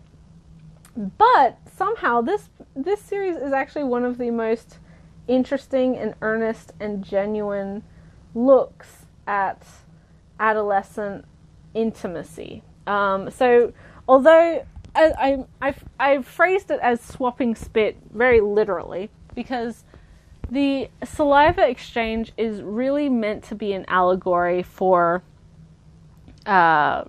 intimacy within a relationship, generally physical. And so for these two, they start dating and basically swapping spit every day after school, on their walk home from school. But there's a lot of elements. This whole story is about their relationship and being in your first serious relationship in high school when you're a teenager, trying to figure out the nuances of being physical and being close with other people. There's a lot of this is kind of like a risque story. There's definite fan servicey bits, but I think all of it plays a larger part to this allegory of being a young person and, you know, trying to figure out everything when it comes to the person you're romantically involved with.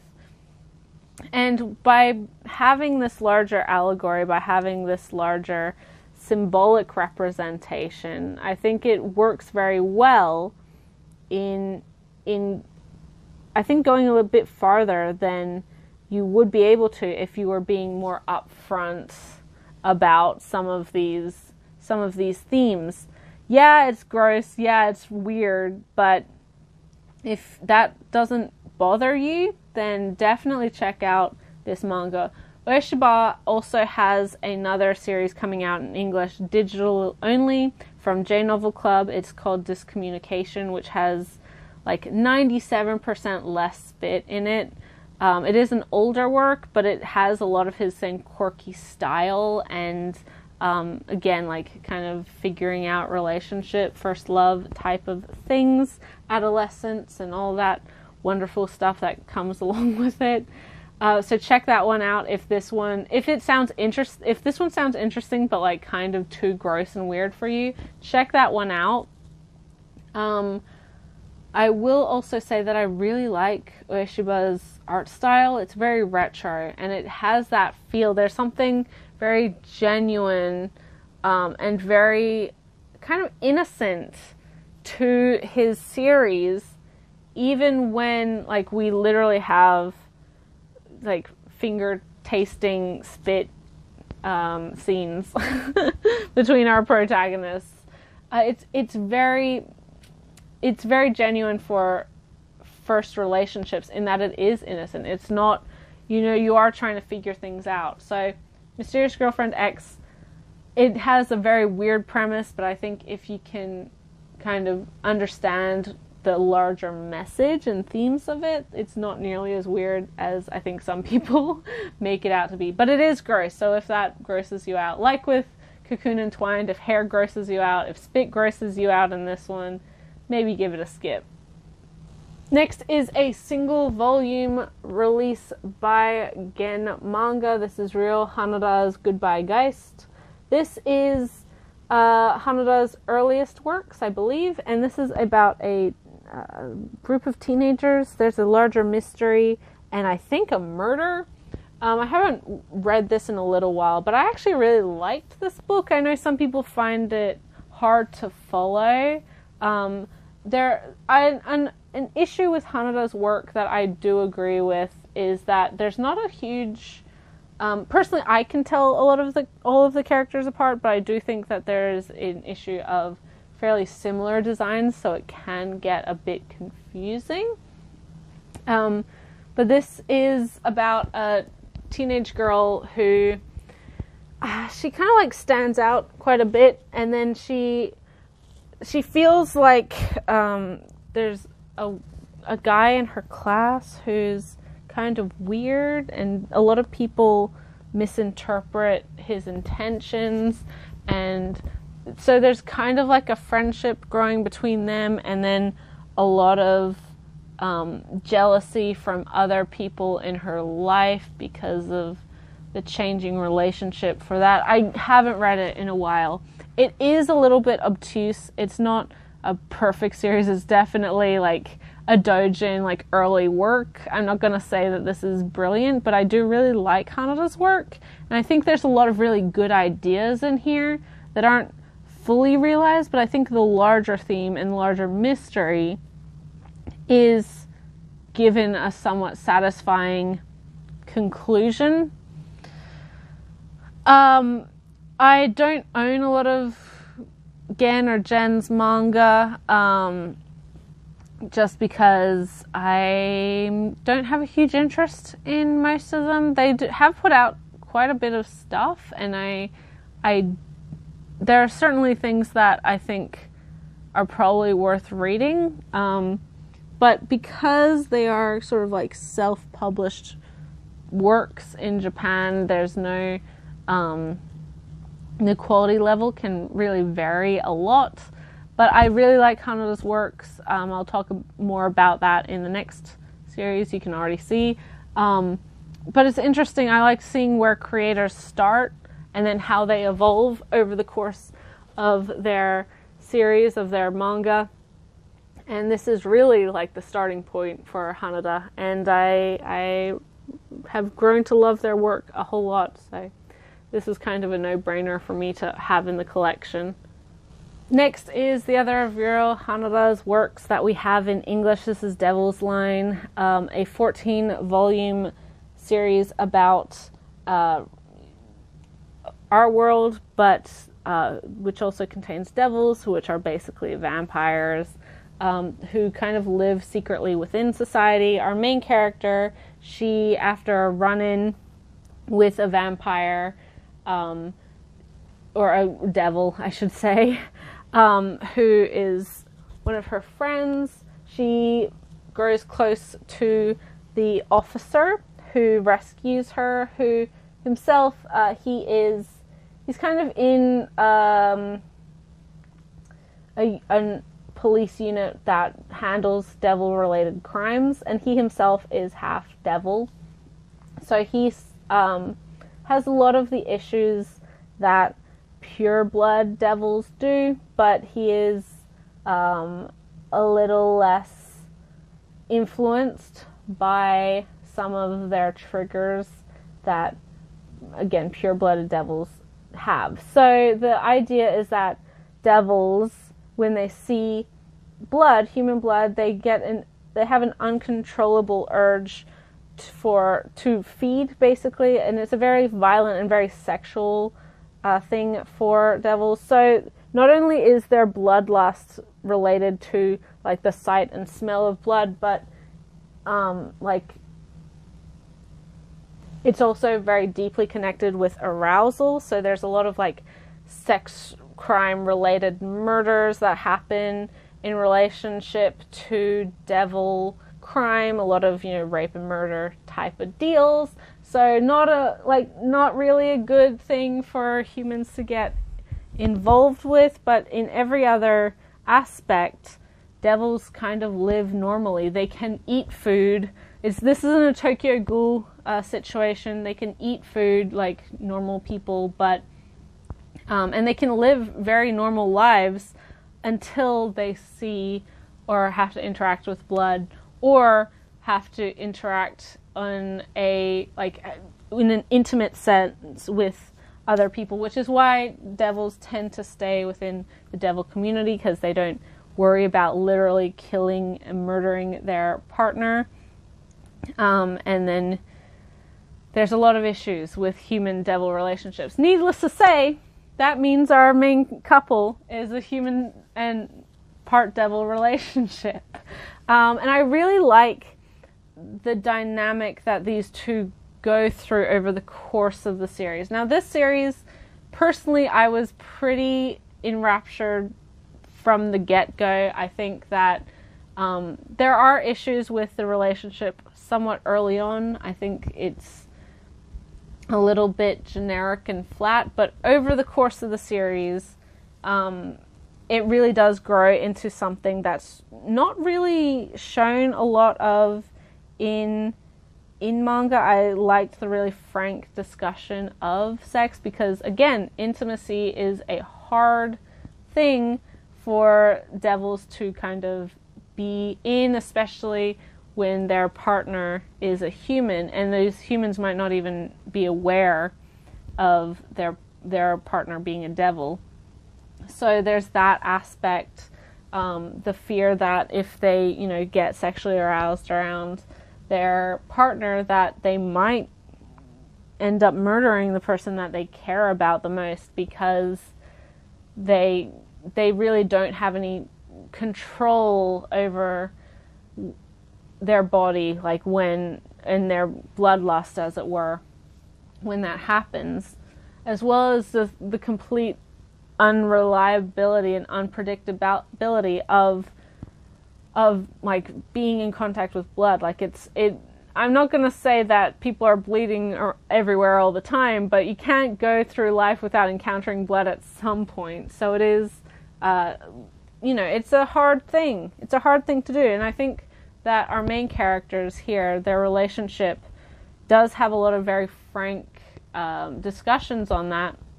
And I think our main male character, who is the half devil, he has a very interesting, he's in a very interesting position, and the more you learn about him and his life and his family situation, of which he isn't even completely aware of at the beginning of the story, it's so interesting. This is not just like a romance kind of drama, bodice ripper type of Twilight-esque series. The large part of the story is about the discrimination and the fear surrounding devils. Obviously devils and like werewolves and a lot of vampires are used as an allegory for a racial or sexual or whatever minority, which is all fine and dandy. But I think this series is probably the best out of all of the vampire type manga and stories in regards to diversity, because this is a very diverse cast as it goes along. We are given a lot more, especially gender and sexual orientation diversity, but even amongst the cast and like racial diversity, there's quite a bit. And I like I said with the first volume, or the volume that I just showed off, there's a huge growth in Hanada's not just artwork but storytelling. I really like the pacing of the story. That's really, for me, that's what really hooked me into the story, and the larger element of like conspiracy and discrimination and how it was handled and how it directly affects our characters that we're interested in. There's just a lot of elements that in this manga that are done so well, and it just continues to get better and better and better. The first volumes are a little bit rocky, but it does have a genuine hook to it, which is why I was very invested very early on. But by volume 12, 13, 14, I have read the entirety of the series because this is another one that was available via Crunchyroll. By the end of it, I was just absolutely in love with this series, and I think it handles a lot of themes in personal acceptance, in choice, in, as I said, various elements of relationships, various elements of sexualities and that kind of diversity. Had a lot of questions on your role in society and using and the abuse of various, I guess, governmental incentives and programs, and there's just so much going on, and it's so good. I really, really, really hope we see Hanada's new work in English, which I think is called Blackguard. I don't remember. She's just started a new series, and I am here for it. I really hope we see a license for it at some point. But Devil's Line, kind of, in my opinion, one of the best vampire-esque manga that we have. Even if you're not invested in the romance, I think there's a lot to offer here. And really the romance, whilst it is kind of an integral part, it doesn't take away from everything else going on, and I think it feeds into and boosts a lot of the later interactions. And I love the cast. I love the whole cast is great. Tsukasa, who's kind of our main character, is sort of the most generic and general early on, but she really grows into her own as well. It's just a lot to love with Devil's Line, and I hope more people try it, because there's an intensity to it, there's a maturity to it that, and there's a nuance to it that I think a lot of similar series that try a lot of these themes are unsuccessful at, and I just love it. I hope that, yeah, as I said, we see Hanada's newest work in English as well. Next is Nagabe's Shiularun, The Girl from the Other Side, 1 to 7. This is an ongoing fantasy, I guess, drama about a young girl and a monstrous teacher character who live in the outside or the outskirts. And there's a prophecy, there's outside of civilization, as it were, there's the belief that if you are touched by these monstrous beings that you will turn into one yourself. It's kind of like a curse. And our little girl, she doesn't really know much about her life. She was raised by her aunt, but was separated from her and abandoned as such, and taken in by this person, this creature called Teacher.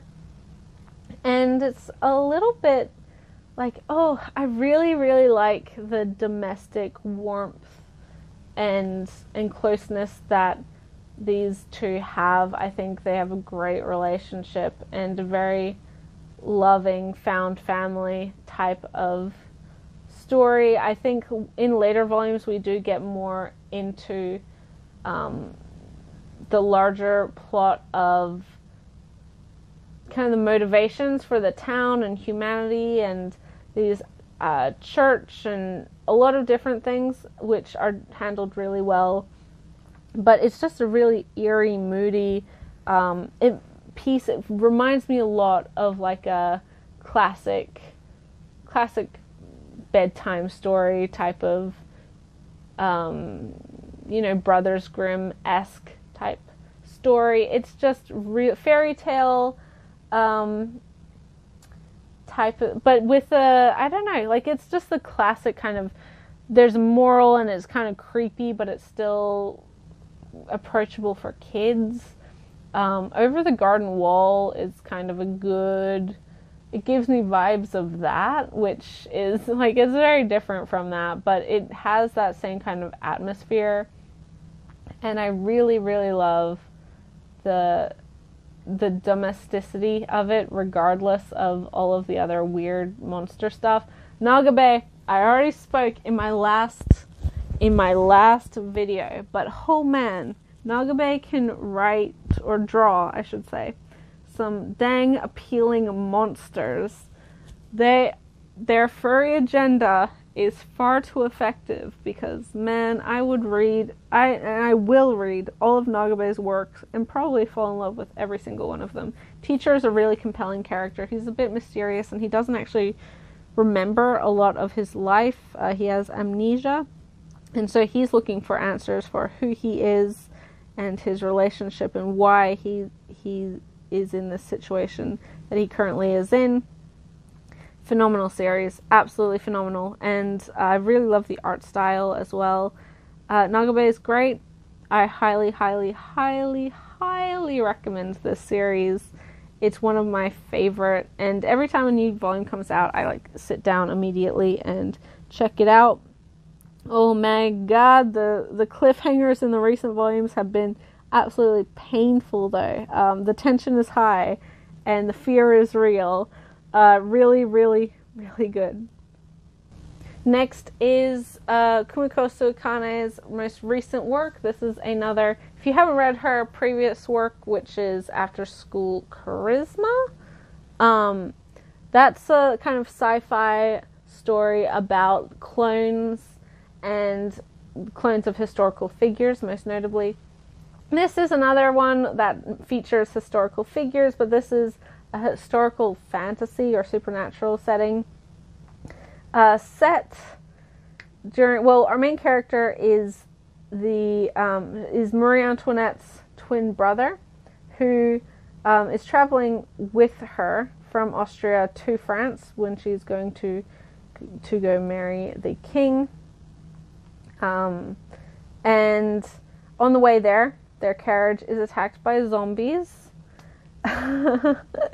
And thus, and Marie dies. And her brother assumes her position. There's kind of a deal with the devil type story elements to this. And so he goes to Paris as her replacement and assumes the identity of Marie Antoinette. And so it's kind of this pre-revolutionary France setting, but then there's also supernatural element with the like demons and also zombies, and there's a mystery as to like where these zombies are coming from, how did they get here, what do we do to fight them. And there's a lot of conflict within the palace because they're aware that Marie is dead and that her brother has assumed her identity, but they haven't told the peoples because they don't want to cause havoc. They don't want to cause a war with Austria. So, I really like Soikane's work. I think there's a lot of potential, and I just like, for as kind of weird and dumb, and like I'm not really into zombie stories just in general, but I really like this one. I like her kind of dark and theming, and there was a lot of good in After School Charisma. I really liked a majority of that series. I liked the morality and the idea of like questioning whether or not we should be cloning historical figures, and whether or not they, obviously, like clones, they aren't the original person, and thus they might not have the same talents or the same ambition for what they once were, or for the person they previously were.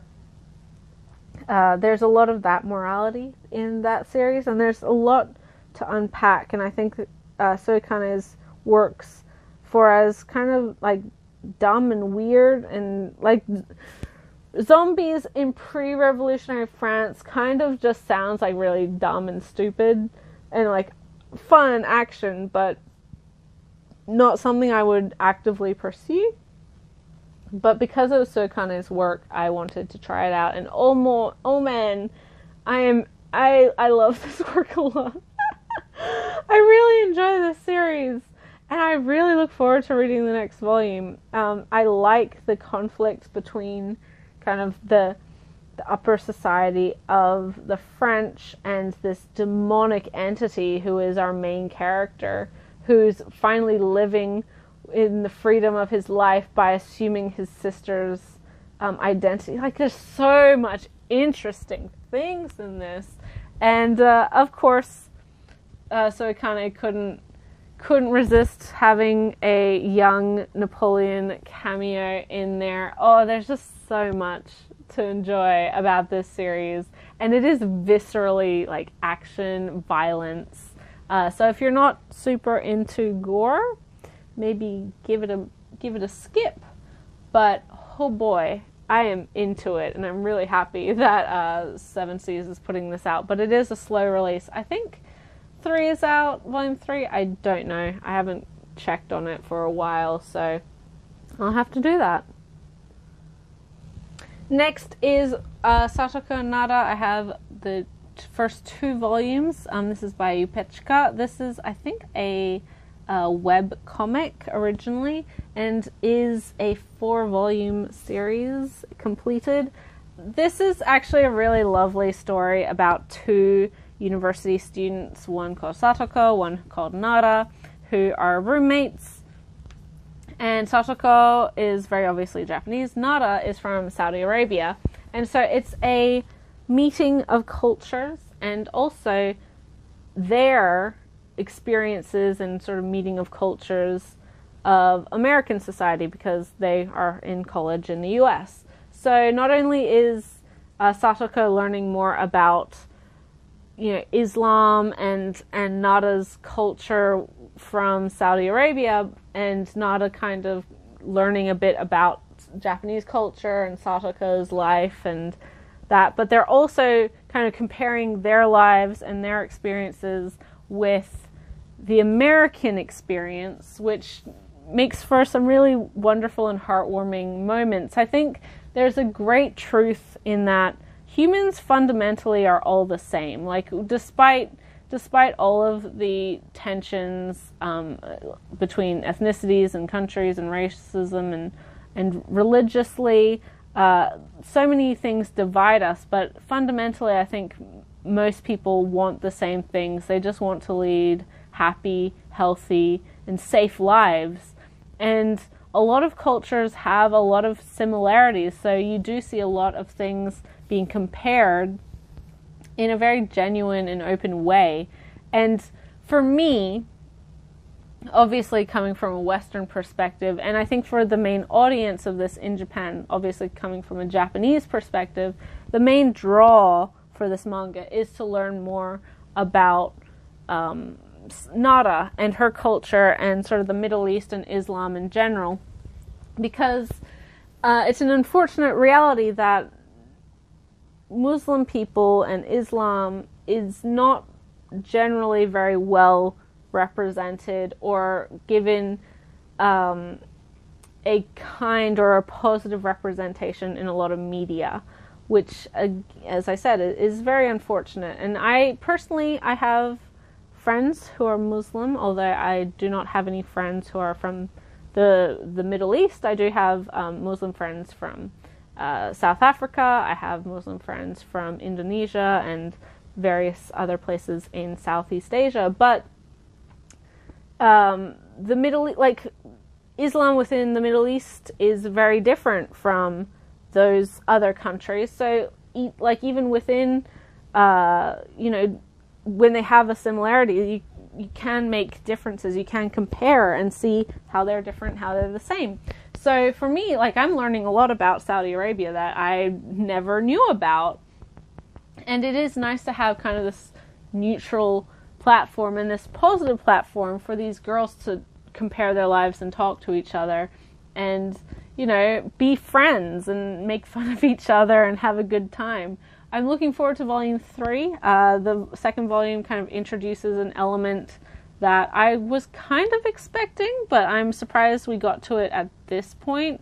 Maybe not surprised. And that is that Nada is her getting an arranged marriage. Her parents are trying to organize a husband for her, which is quite common in a lot of cultures, and especially in hers. So it's for me, again, I'm not in a culture where parents generally organize a husband or a bride for their child, but some people definitely are, and there's a stigma to that, but arranged marriages are pretty, they're generally very successful, and you'd hope that your parents choose someone for you that they don't want to choose a bad husband or a bad wife for you. So it's, generally they work out much more so than general marriages.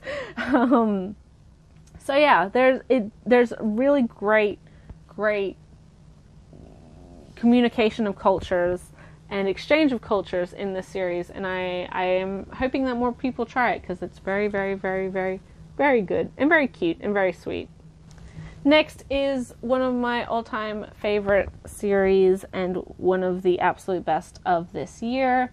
I have volumes 1 to 3 of Shimanami Tasagare, or Our Dreams at Dusk by Yuki Kamitani. I already have spoken about Nobari no O and how much I love that series multiple times in these collection videos. But this is Kamitani's work about a teenage boy who has recently moved schools and was being relentlessly bullied in his previous school after being not necessarily outed, but he was being bullied for being gay, which he is. And in the beginning of this story, he is contemplating suicide, which is a terrible thing. But he runs into an individual called Someone who basically says to him Like, you can tell me whatever you want, but I'm not going to be listening, which sometimes is kind of the most important thing you need. You just need to vent to somebody, and you don't need them to be necessarily replying to you or even necessarily acknowledging you, but you do need the thing of being listened, like of getting these emotions out, of communicating what's bothering you. And so our main character follows someone to a building where he meets a bunch of other individuals who he discovers are in a restoration group. They basically go to various abandoned houses in the area and rebuild them, renovate them, and make them into public spaces. And coincidentally, or not coincidentally, as it so may be, each of these characters is within the LGBT community. So not only is it kind of the queer community that he's never had, the support system that he's just learning to find and get support from, but it's also helping him physically, like through the act of rebuilding these buildings and renovating these, tearing down walls. He's tearing down his own less physical walls and trying to understand other people within the community. I don't have to speak at length of this because there are so many more talented and wonderful people of whom are within the community who have spoken of this series in ways that, personally, as a cis straight woman, I cannot relate, insofar as I'm not part of the community, so I have never had the need to outreach to a community like this and find these support systems in my own life with the queer community. But I don't think that makes this any less valuable for everyone to read. I do think this is a story that everyone needs to read, in fact. It's so personal and so well done and so genuine and so empathetic to these characters and their struggles, and the understanding that even when you're in the LGBT community, you might not inherently understand other queer people, and that's okay. You need to be able to be open and have a conversation about things and be able to actively try to be learning and growing from interacting with other people. We have a lesbian couple, we have a transgender individual, we have a young person who's not even really sure about their labels, but it may be non-binary, maybe transgender, we don't know, and that's perfectly fine as well. That search for a label that might not ever come to you, but you do have to kind of be able to actively be reassessing yourself and be able to be comfortable with maybe sometimes you're not going to fit into a box, even when you are kind of breaking out of the more general box of society. Oh, and we also have an older gay character who is much later on in life and is kind of, for me, a really great representation of, despite the hardships that do affect this community, there's a lot of hope there. There's a lot of life to be had. There's a lot of happiness to be achieved. And it's not a hopeless situation, especially when you have the support of a community and the support of a loving partner. And that's a big part of our own hero's journey. I'm really looking forward to Volume 4, which is the final volume. Within our main cast, of course, we also have someone who is not only non-binary, but also asexual, which again, as I mentioned earlier in this video and in other videos, that is not really a sexuality that gets represented nearly enough or with understanding or care that it deserves. And for Kamatani, if you don't know, they are a non-binary or X-gendered, as is referred to in Japanese, and asexual individual. So I do think that a lot of these stories, a lot of these experiences are from their own or from possibly friends, people they know in the community, their own support systems, their own experiences that they've seen others go through and perhaps have gone through themselves, which gives it a levity that other manga need and try to have. And I think the mix of the genuine emotion and Kamatani's visual, just stunning visual metaphor and beautiful art is just perfectly done. There's a lot more of Kamatani's manga that I'd like to see in English, so I do hope people support this series. At 4 volumes long, it's not a huge commitment.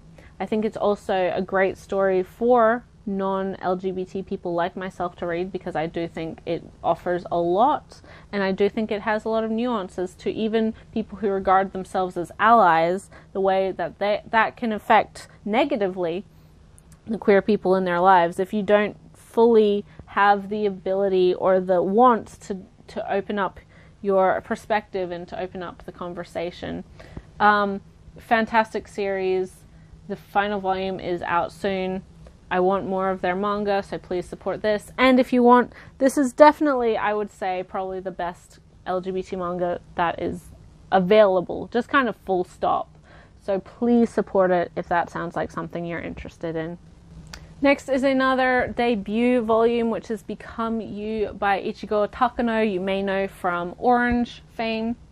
This is her latest work about the first volume is quite self-contained. It's about a high school boy who wants to be a musician but isn't actually that good at music, and his relationship with his friends, and also one of his classmates who is a very accomplished musician but doesn't really like to play music anymore, doesn't have a passion for it.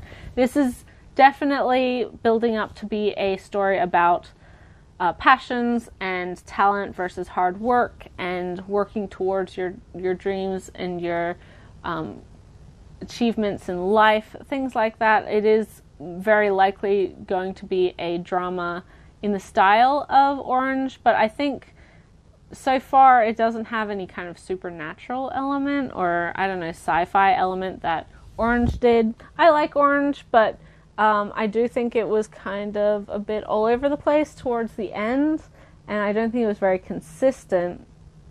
And I don't know how this particular series will develop, but I am incredibly invested as of this first volume. I think it is done incredibly well. I hope that it continues to be as good as this first volume implies. And a lot of the themes kind of remind me of Given, which was a BL anime and a manga that is being released soon in English.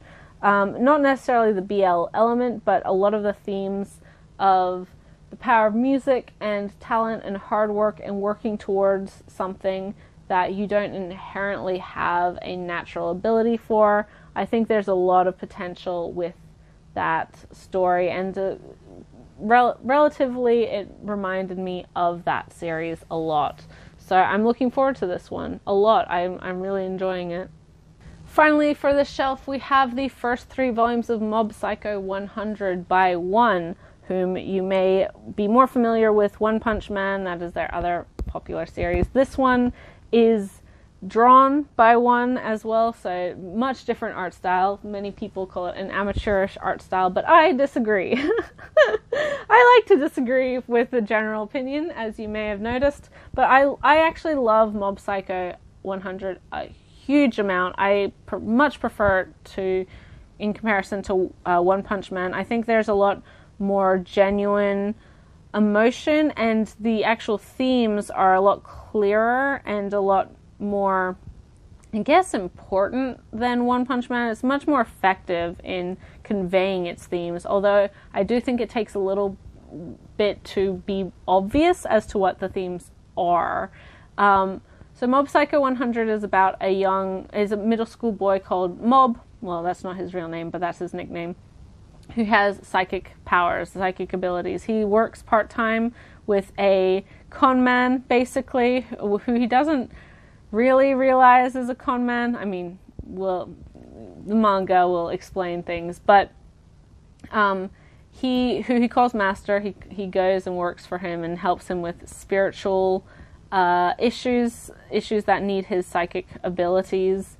And he is his mentor. He's a bit of a slimy con man, but he's a slimy con man with a heart of gold. And he is kind of the best role model that Shigeo or Mob has in his life, because he, for all of his taking advantage of a middle schooler and elementary schooler when they met, he keeps Mob on the path of being aware that just because he has this psychic ability doesn't make him inherently better than anyone else. It's a talent like anything else. It's something he's been born with, but that doesn't mean he deserves to be, praised as a god or whatever, which is a really important theme in Mob Psycho 100. If you haven't watched the anime, please do. It is some of the best stuff that came out in the last decade. Phenomenal all around. And this series is just really, really funny. I think people are aware of the humor in in One Punch Man, but the art style in this one makes the humor and the reaction to the humor way more funny than the cleaner style of One Punch Man. My opinion, but it's the truth of the matter. It's so good. I love it. It handles a lot of dark themes about pressure and adolescence and growing up, and it really captures the tumultuous nature of being a 14 or 15-year-old and going through a lot of issues and changes in your life.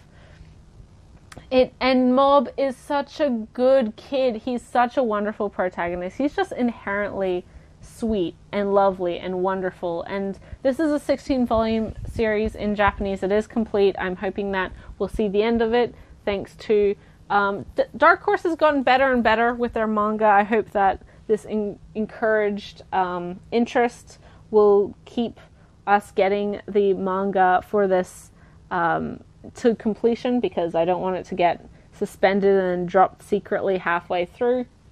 But we have seen them try to capitalize more on their manga titles in the last year or so. So things are looking up for this series, and I'm so happy that we did finally get this series in English, because it is one that I have wanted for a long time.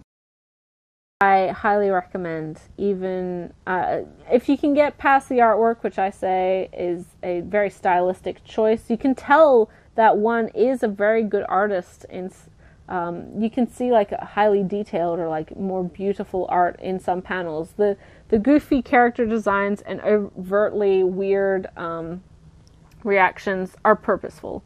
So, there's a method to the madness, as it were, and Mob Psycho 100 is immensely wonderful, and I hope more people are reading it. And buy it whilst it's in print, because we all know Dark Horse has weird publishing schedules, and if it's out of print, it might be out of print for a while until they're like, oh yeah, demand for this is probably up again. We'll put it in print again.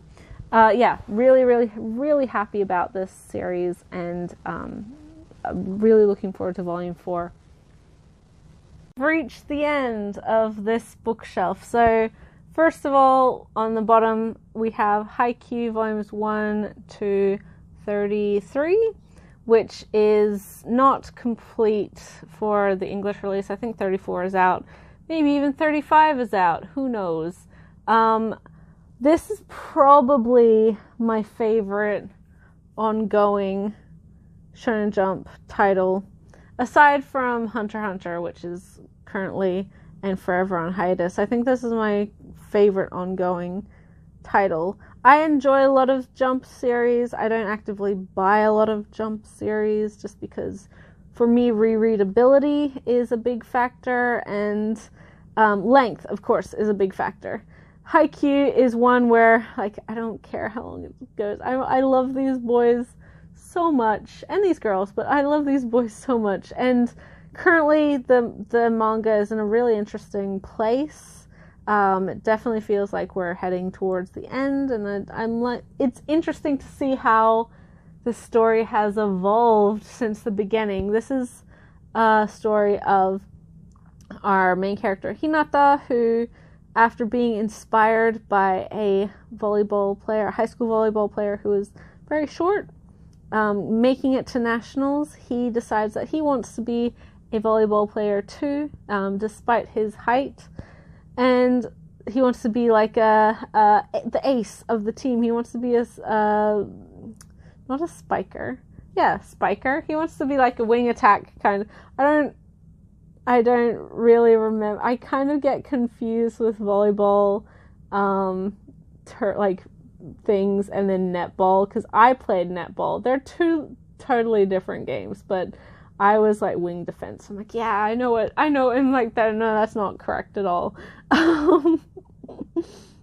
So this is by Haruichi Furudate, and is, for the most part, about high school volleyball. During middle school, Hinata only ever manages to play one game in competition because he doesn't have a team at his school, so he kind of scrounges up some first years to play with him and some of his friends, so he has enough people to compete. And when he's there, the first team that he goes up against is a very, not super powerful school, but they have some great players, and they are kind of well known. And there he meets a very a player who's kind of very well known within the volleyball world, and that is Tobio Kageyama, who is our other character on the cover here. And so after a embarrassing defeat by Kageyama and his school, Hinata basically declares him his rival, saying like, I will defeat you someday, yada yada yada, very shonen-y. He starts high school. He goes to the school that that his inspiration attended, Karasuno, who are kind of they used to be well known for volleyball, but not so much anymore. And they're hoping to have their original coach back, so he's really enthusiastic about joining the team and maybe, getting to achieve his dream of being the ace of the team despite being fairly short. When he gets there, he discovers that his rival, the boy that he declared war on, basically, is also part of his team. Therefore, they will never be against each other. They'll never fight each other, as it were.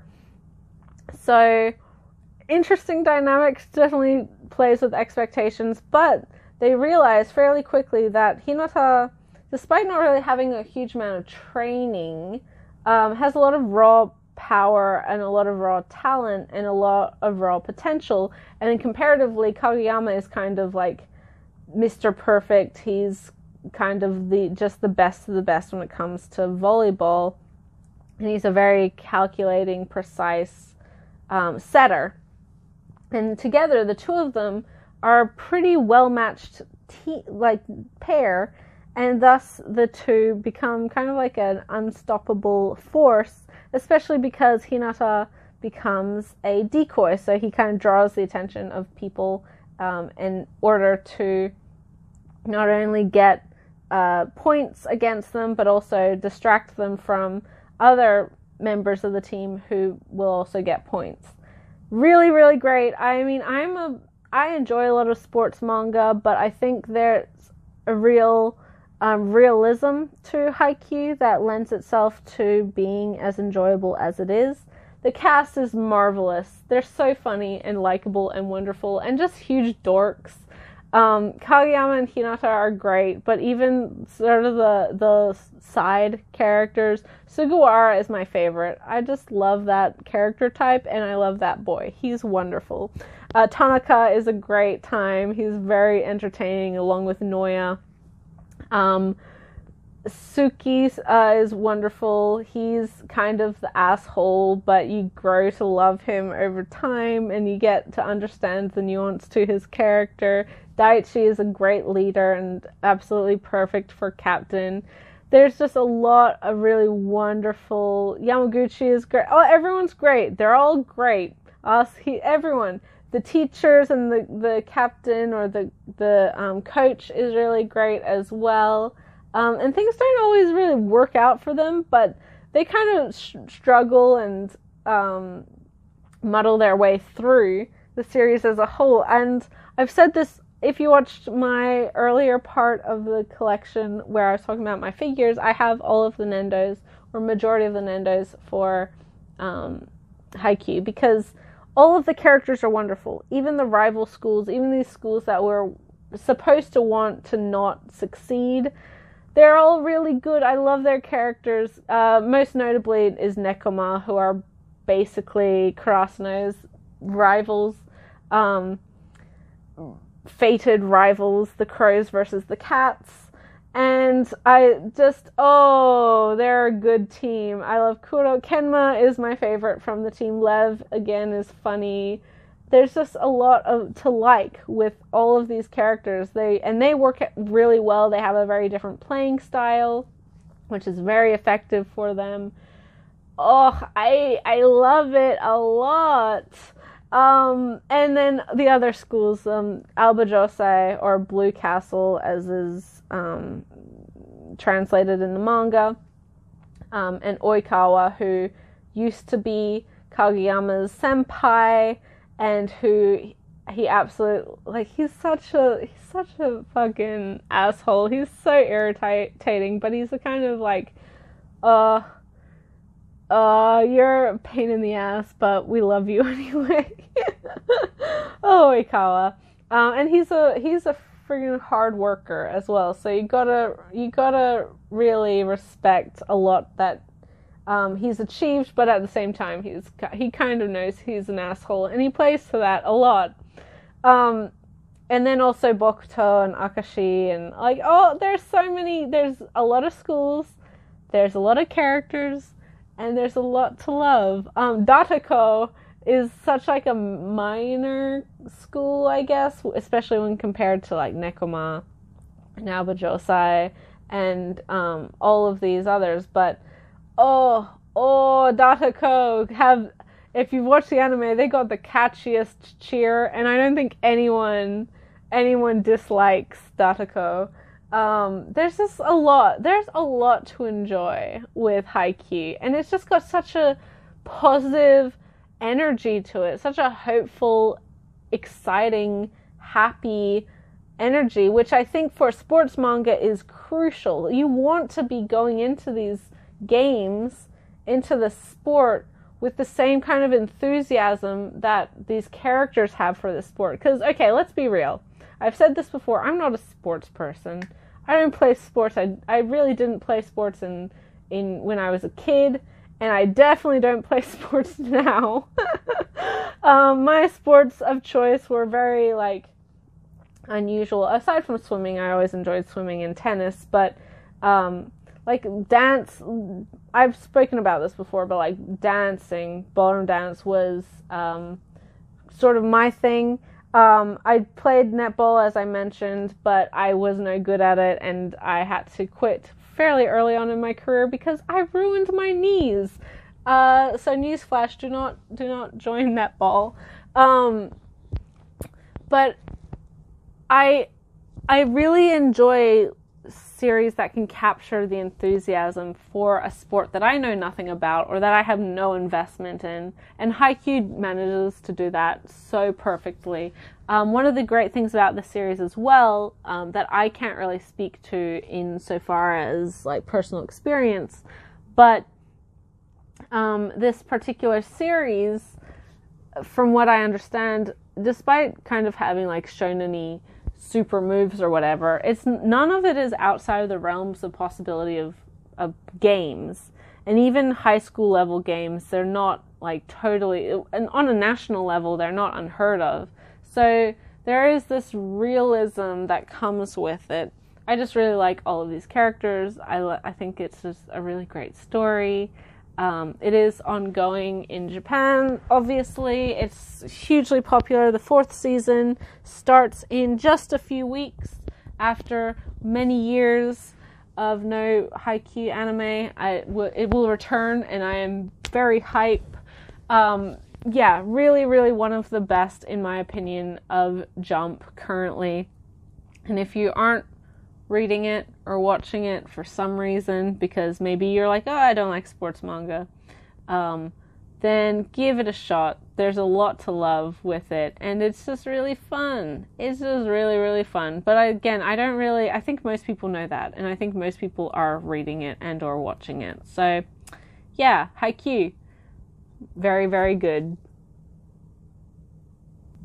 Finally, for this bookcase, we have Monster, volumes 1 to 9, the complete series in the perfect editions. This is by Naoki Urasawa. And this is the first, I think, of 2 Urasawa works that I have. And I spoke about Monster when I was talking about my DVD anime, because I own the series on DVD, the Australian release. But this is a thriller drama about a former brain surgeon, neurosurgeon, who, after making the decision to save the life of a young child who was shot in the head, has kind of lost any forward momentum in his career, which he was happy about. He's fine with that because he made the moral decision. But he learns many years later that same boy who he rescued and saved his life has since become a serial killer. And so now he has taken it upon himself to eradicate this kid, this young man, because he made the decision to save his life. Now it's his responsibility that this guy is killing people. Really wonderful, tense, immensely terrifying. I think there's a lot to love with Monster, and Urasawa does a great job in balancing the different elements of this story, but I will say that it kind of is a little bit too long. I think it could be tightened up a little bit, which is sort of my general complaint about Urasawa's work, just generally. My favorite of his work, you will see later, but is Pluto, and I think that one manages to have everything it needs in a short period of volumes. And then when compared to this, a lot happens, but a lot, I think, could be tightened up. And I don't know whether that's an element of just his writing style or just the very slow build of tension that is very Japanese style way of writing this type of thriller, which is not bad. Like, I do like a slow build of suspense and tension. It's always a better executed work when you do have that foreboding feeling with the stories, or if it's just the limitations of the magazine and how he wanted to execute it. But I do think that, like, this and 20th Century Boys and the series that I'm reading of his right now, which is Master Keaton, definitely could have been streamlined a little bit. But that's not to say that this is bad in any sense of the word. It's actually phenomenal. And I really, as someone who's always enjoyed like true crime and thrillers and murder mysteries and these sorts of stories, suspense kind of thrillers, this is absolutely my bread and butter. Really, really enjoyed it. And it's also the first of Urasawa's works that I was exposed to. I really like the moral questions of responsibility and like the idea of making the right choice, which ultimately ends up being the wrong choice. there's a lot of interesting elements to this, and I think it's hard to break down into just very black and white without this element of gray, which I think is what Urasawa excels at. I think there's his more nuanced take on a lot of these issues is what people adore from his works. But yeah, Monster is phenomenal. I love it a whole lot, and this is the end for this particular bookcase. And before I end this video, here we have a couple pieces of artwork. Both of these are from Japan, ink or oil, ink paintings, the drawings. What did I say, oil? I don't know, I'm going crazy. But these were both, I think one of my relatives got them when they were in Japan many a year ago, which is really nice. And then down here we have my Shintaro Kago illustration or portrait. This is me, and this is he does commissioned pieces, so I commissioned him a while ago. They're still available on his website, so if you are wanting your kind of grotesque self-portrait, this one, which likes to fall down a lot, just by the way, because it's not really super duper stuck there, but then it's, I think, $65 US plus shipping, which is a really good price for original artwork from a pretty prolific artist. And there's a lot of different styles that he does. You can just choose which kind you like. And this one was the one that I liked. It's peel like fruit, which is a bit disconcerting, but you know, whatever. And as on the side, you may have noticed there's Hunter x Hunter style, kind of pixel arty, those iron bead things. I got those ages ago at a convention, and that should tell you everything that you need to know, because I haven't been to a convention in like 7 years. But yeah, so we've got Gon, Kurapika, and Crollo. But yeah, so that's all that I wanted to show you just here.